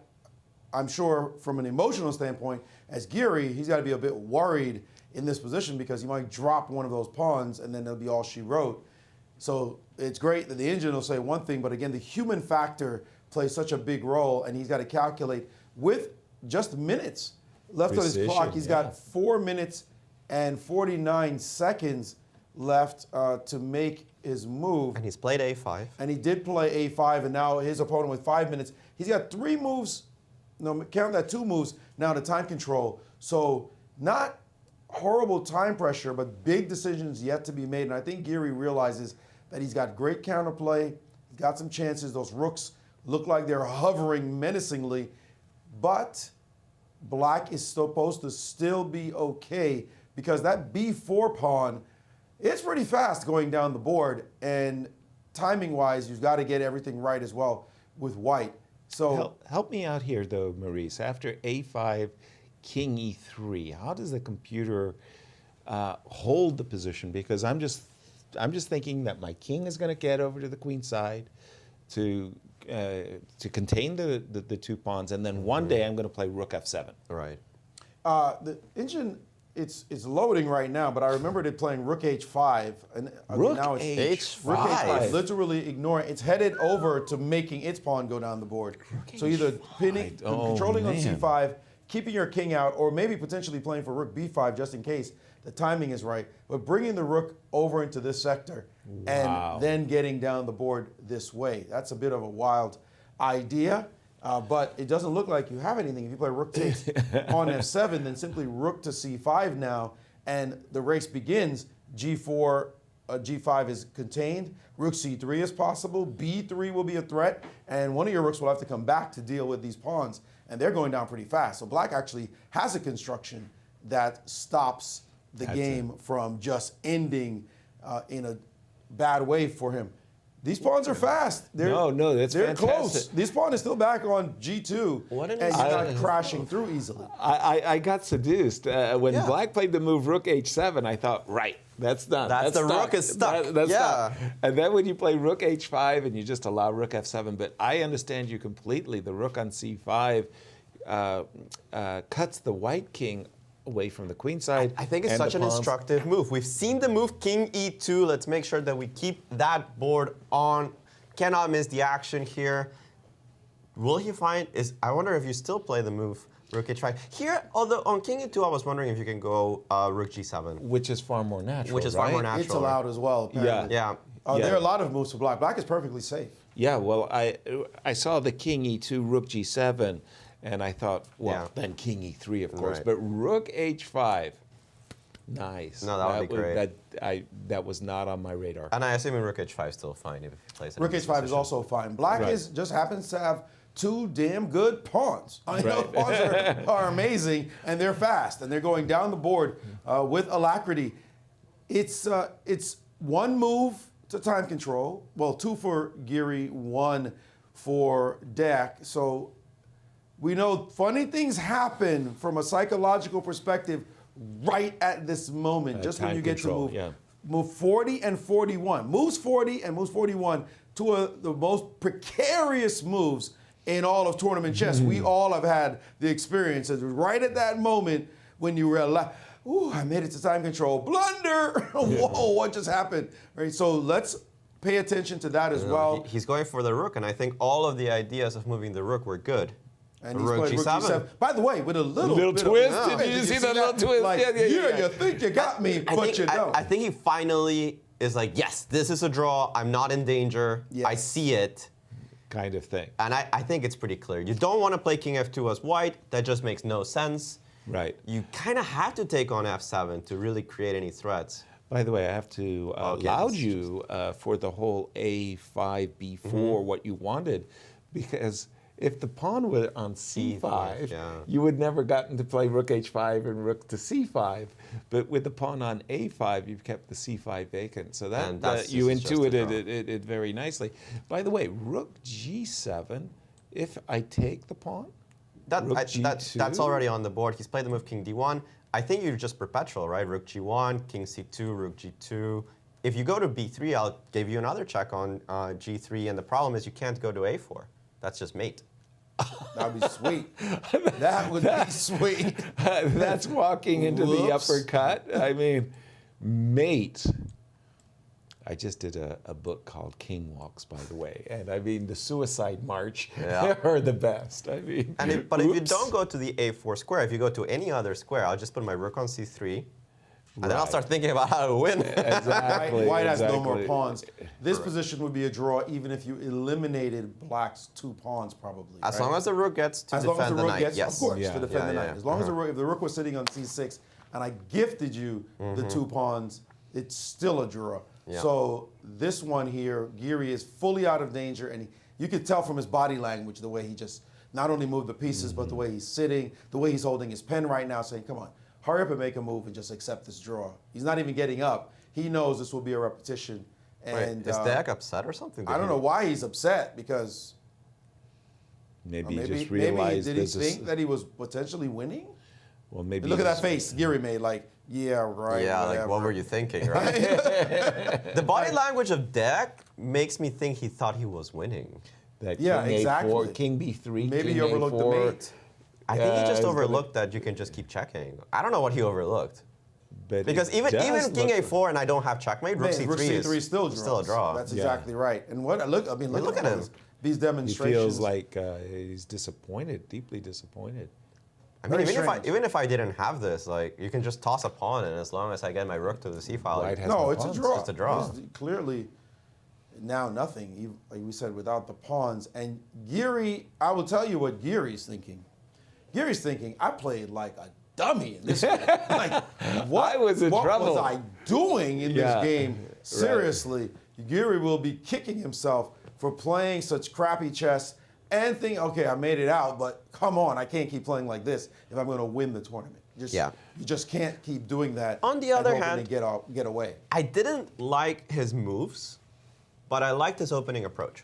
I like that he puts himself out there, that he tries something new. The anti-Moscow is not part of Giri's repertoire as far as I'm concerned, and it's very sharp. He brought in a new idea with knight a6. Yes, he fumbled it. There's no question about it. This move G4 was absolutely terrible, but he came in with the black pieces saying, look, you're a 2600 GM, I'm Anish Giri. Let me try to beat you. I don't care that I have black. It's an approach that we didn't see from the other players. Aronian playing against Lupulescu, he was just very happy to take a draw. Lupulescu also happy to take a draw. I like that he brought the attitude. Absolutely. Right.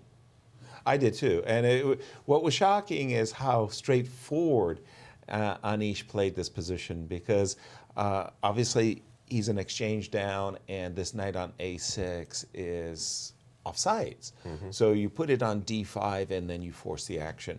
By playing g4 right away and opening up the position, by the way, what's really fascinating for me is the computer thinks this is the third best move in the position. Bishop takes g4. Sorry to interrupt you, as we're seeing facial expressions now from the players indicating draw is coming, and he's played the repetition right there, as we see, and Anish maybe doing it one more time to be sure, but it looks like they're starting to write down the draw so that there are no issues.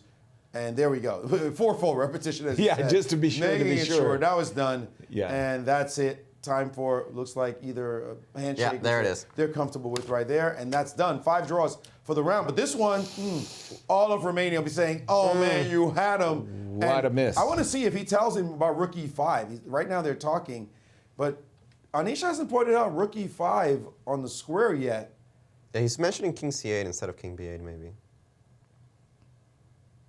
Queen all right, let's see. Yeah, he's talking about king b7. King e3 looked like he mentioned right there. Yeah. But what about king c8 might have been a little bit better. Maybe I could have won. And stop it, Anish. Stop it. But come on, what about rook e5? Did Anish himself see it?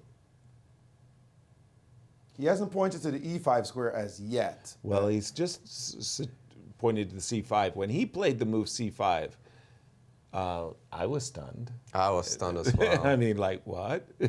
Really? But it was a good resource. I think that he was running out of ideas.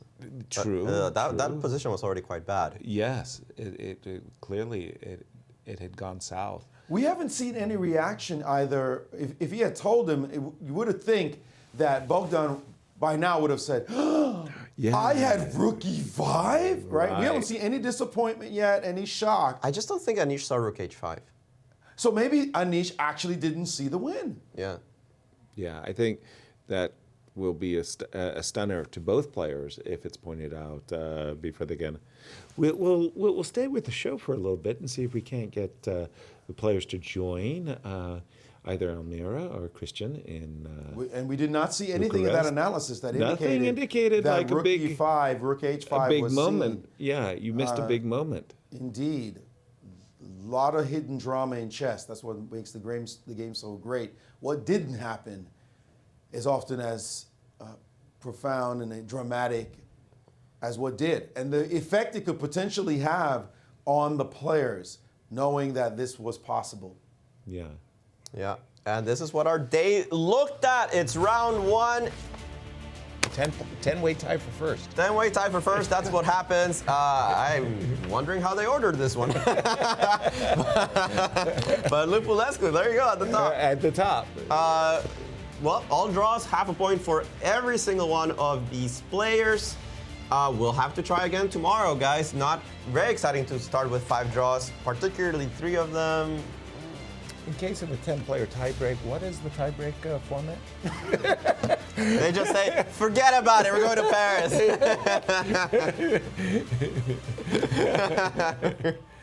Let's take a look at tomorrow's action. Tomorrow certainly will be more exciting. Hopefully. June 6th, don't forget, same time, same place, will be round 2. And let's take a look at what's in store for tomorrow. We have the pairings coming up. Eventually, the pairings coming up. We promise. We promise it's almost there. No, not just kidding. Just kidding. Just keeping you on the edge of your seats there. But all right, one of the things about this round, and you mentioned at the very start, a lot of the top players were black. Yeah, a lot of the top players were black. The pairings tomorrow, Wesley So will be playing against Levon Aronian. Ooh. That's a game. Fabiano Caruana with the white pieces. This guy is going to definitely try to win. He's going to be playing against Constantin Lupulescu. Okay. Anish Giri with white. He'll be trying to beat Teimur Rajabov. Another player with the white pieces, much higher rated. Let's see if he can do the job. Or is Deck going to come again with a surprise and be the one pushing? MVL will be playing against Deck. And last but certainly not least, always producing exciting games, Shakhriyar Mamedyarov will be playing against Alexander Grischuk. Nice. It's a good. Those are good pairings. I like the pairings. Promising some excitement. Yes. We know that at least 2 of these players are going to say, hello, I am top 10 in the world. Right. You are the local. Exactly. Yeah, exactly. And you know what? You bleed rating points with these draws as well. I mean, okay, you're not bleeding them, but a little bit of points that you got to throw out. I've just lost my rating point. No. I got to beat you. Exactly. So we expect to see some belligerence. Today was not it. Today it looks like they were just back and kind of feeling themselves back in tournament chess. How many professional players have had this long hiatus since maybe World War II? World War II, right? I mean, right, where the players just didn't get a chance to play. Didn't get a chance to play. I mean, I can't think of any other period in chess history where chess was just shut down for a long period of time. I think we're literally going back to World War II, and now the players making history this century, playing again finally. And let us get to one of those players as Cristian has Anish in Bucharest. Thank you, Maurice. Yes, I'm here with Anish Giri, who had a very tense game in round 1 against the youngster Deak. Anish, take us a little bit through the game. Also, tell us a little bit about your strategy going into this game. You're playing the lowest rated player in the event. Did you want to complicate matters and just go for the kill? Well, kill is a strong word, but yeah, I wanted to try to play. As we had seen very early on in the round, the weight was on my shoulders. I had to carry this tournament forward. There was nobody else wanted to play chess. So yeah, I made sure there is some excitement after knight h5, rook d1. Was knight h5 prepared? Yeah, knight h5 is theory, and here the variation goes knight d7, d5, and then I remember what is going on there, and then if I wanted, I would make sure you have nothing to talk about today at all, because this line is a forced draw. But there is also this option of takes and knight e6. That is actually a little risky, but is quite playable, and I thought today is a perfect opportunity to take that risk, because okay, I am higher rated than my opponent, and you know, you should take risks and should probably work out, but it was not so simple. I didn't really recall the details. I think a3 is an okay move, if I'm not mistaken, but here already I was on my, well, I couldn't recall the details, but I was very happy with my position. I thought the huge mistake I made was here.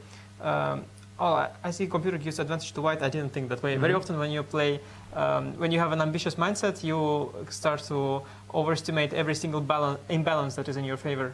Right. So as long as there is some imbalance, you always think that, well, you're on the good side of things. So that was the case here today as well. And I realized that h4 is a huge mistake, but I didn't assess. I mean, I thought knight c5, I'm better maybe. Why didn't you want to play knight c5? It feels like a natural I can move, say right? I wanted to include h4, g4, and then play knight c5. And I didn't at all allow the thought that my opponent can somehow allow you to take on g3. Because this diagonal c5, g1 is very weak, and somehow I had some kind of flash that, you know, I go a g, f g, the queen gets to c5, he goes queen f2, I go rook h1, and I mean, this kind of, I mean, let's say something along the lines of, I didn't really see b3, like something along the lines of suicidal line like that sort of went through my head, and I thought, okay, all great, but of course, upon closer examination, I realized that after AG BC, perhaps I'm completely lost. So let's, and then I realized what I've done. It was a disaster. I mean, of course, knight e5 first, or h4, g4, knight e5. The difference is very small, but I was somehow, yeah. I mean, I was thinking here about h3 first, which is very interesting, and then I decided that, well, maybe I will go knight c5. So I thought that I will take the decision move later. I thought h4 is a good thing to include, but then, yeah, I realized that, I mean, I thought, to be honest, I don't know, I see this particular engine here gives white advantage. I thought during the game that I'm comfortable. It didn't feel like white has an advantage, no, at least from our perspective. I mean, I saw this kind of stuff when he goes before knight rook takes d3. I just thought that he has good drawing chances. I didn't, but okay, I see here white is better. I just thought I'm a pawn up, and the best that can happen is that we make some sort of draw. But I see that, yeah, actually position is probably drawn, and I should probably be precise. But yeah, I missed b3, and then One question. Before we jump to too many conclusions. Mm-hmm. After queen d6, c5, did you see the move rook e5? No, I did. Oh, rook h5. I saw rook e5. I didn't see rook h5. No, I saw rook e5, but not with the right idea. No, you know, I mean, I felt, to be honest, already here, I'm this bad. Yeah, I couldn't believe it. I felt I shouldn't be like here. I shouldn't be so bad. My original plan was queen g5, queen c3, and queen c5. But then I realized that after takes rook e5, white is on the good side of the endgame. And at this point, I was still assessing position wrongly. I mean, of course, compared to what I got in the game, this is better. Also, I see now that white doesn't even have to go for the endgame. I thought, yeah, this is too hard, this king f1, because I give a check, king e2. Okay. Yeah, I should have done this anyway. So the thing is, I had the estimation of the position wrong. I thought black should be fine. And then whenever I saw a position where I'm slightly worse, I dismissed it, and I thought that this is not the way to go. And I realized far too late that I'm in trouble. And here already, yeah, I mean, queen g7 is such a, yeah, it's a sad move. I thought to include g4, but yeah, g4 was good. And the way he played, I was kind of happy with c5 because I didn't see how he wins on the spot. I mean, this tactic was above me, obviously. And I thought if there is no direct win, you know, positionally it's good to trade this ugly bishop. Right. Positionally it's not so bad, and so I thought maybe I'm okay. And we felt that rook e5 might be the move that he's going to make, just because it feels like the only move in the position, unless you see this whole thing that he did in the game with queen d7 and rook takes c6. Because otherwise... No, I mean, I think that... no, you consider rook e5, you see queen g3. And then you can bail out with rook takes c5. That's the thing. You can just take on c5 and bail out. That's why we thought that he's going to go for it. This is what I expected, yeah. Oh, and then he would here notice rook h5. Right. Oh, that's, yeah, I see. Life, yeah. it's not always as you think life, you know. Sometimes you think one thing will happen, but then unpredictable things, you know. Sure. She says no and so on. Yeah. Okay, so c5. I thought it was very cool. I thought at first this was completely strange, and then I saw this queen 6, queen d6 idea, and then yeah, then he's still in the driver's seat. I think I was. Am I okay? I'm okay, yeah. Seems like you're fine. Yeah. Oh, I'm okay here. If king e3, d3. Oh, I'm okay. Okay, then it's not a big deal at all. If I'm okay here, it's fine. How do you feel about the result? No, result is. It's not about result. To be honest, you know, whenever they speak about classical chess and death and so on of everyone, and the problem in chess is that you've got result and you've got also content. You know, as a content creator, of course, you know what it is, content. Like as long as there's content on the board, it's okay. So I mean, to be honest, he played okay, and I was never in danger of winning this game. So I think, to be honest, he's pretty. From what I saw today, he's pretty good. I mean, I think he's a very solid player. He's a pretty good player. It was hard for me to assess. Of course, he's not bad anyway, but I didn't know because I was preparing, and so many games are from some online tournaments, not even the big ones, so from some small Blitz tournaments, and it's very hard to make a good picture because, okay, if you see the Blitz games, he plays quite poorly, but then I see my Blitz games, I also play poorly. There was not enough data to go through. I know he's talented, but I didn't know how good he is, what kind of risk I should take. So, yeah, I thought I should take some risk because you never know. Maybe later he will collapse and I'll be the stupid one, you know, who didn't take the opportunity. So I tried to play, but from what I saw today, he played well, so I don't think I deserved to win at all. And at some point I was even worried. So I think draw is good. And again, I mean, I'm happy with, you know, as long as I do my best, I enjoy life, I play chess, I'm happy. So yeah, result, yeah, of course I want to win, but you can't always. That's a very precise assessment about Dag and his capabilities and the result in itself. What are your ambitions for the tournament? I know we're only in round one. First place? So. No. Yeah, first place, but early to speak because it's not easy. Very, very strong, tight field. Also, many players, as you maybe okay today, maybe first round, but well, very solid games everywhere. So some players, for some reason, didn't even want to fight. So yeah, we'll see. Maybe things will get warmed up. Fabiano is a great fighter. He will definitely, if something, he'll start to steer the drama. So I think it's going to get exciting. But let's see. A lot of solid players. Well, a draw and some content for the fans. Yes, so content. Thank you, Anish, and good luck in the rest of your games. Thank you. Guys, back to you. Thank you, Cristian. Carrying the round and carrying the conversation. He's not wrong. He's not wrong. Not wrong at all. Maurice, final thoughts, please. Yes, indeed. Very entertaining stuff there from Anish. He always brings it. And he showed something of a bias that I talk about with corporate talks, and that is confirmation bias, where you see what you expect to see, even when facts are saying otherwise. And as far as Anish was concerned, he thought black was okay. Black was always okay. So no matter what move got on the board, he said, I'm just fine. Everything's good, and I can play whatever I want, when in fact, the moves were saying otherwise. And so he was very, very fortunate that his bias actually worked out. The strength of his belief turned out to be enough to save the game. Indeed, that game, in fact, was the one that carried the round, carried our interest. The players started off very slowly, in tepid fashion, very careful with their comeback to the tour. I expect to see different tomorrow as the higher-rated players start to get white. We should see a lot more action like this game. Should be fun, and let's hope it is, because we're looking forward to seeing a lot of action. And we are now going to get some thoughts from our players in our fellow commentators in Romania.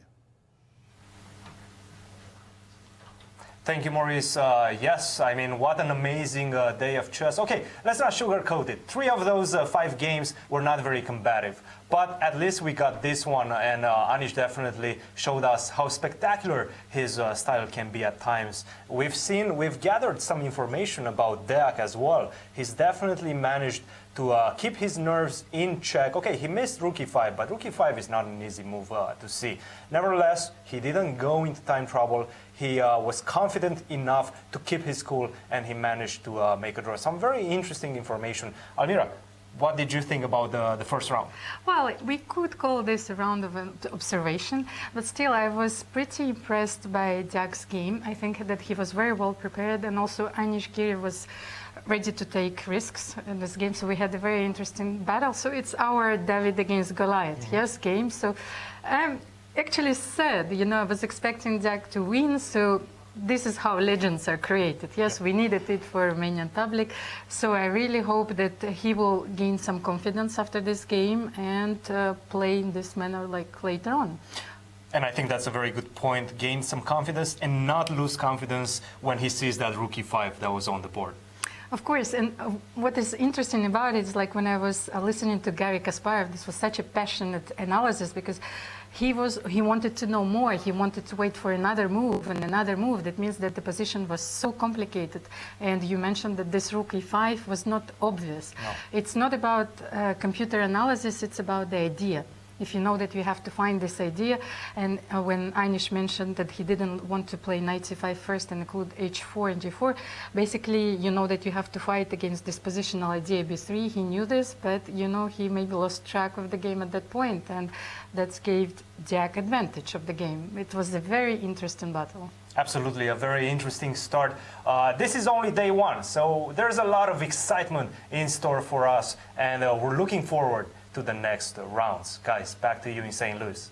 Thank you, Almira. Thank you, Cristian. Just want to say it was great to be back in studio with you both. Absolutely. Alejandro, Maurice, it's always a pleasure, and I'll look forward to tomorrow. Thank you all for joining us. We'll see you tomorrow. More exciting games than today.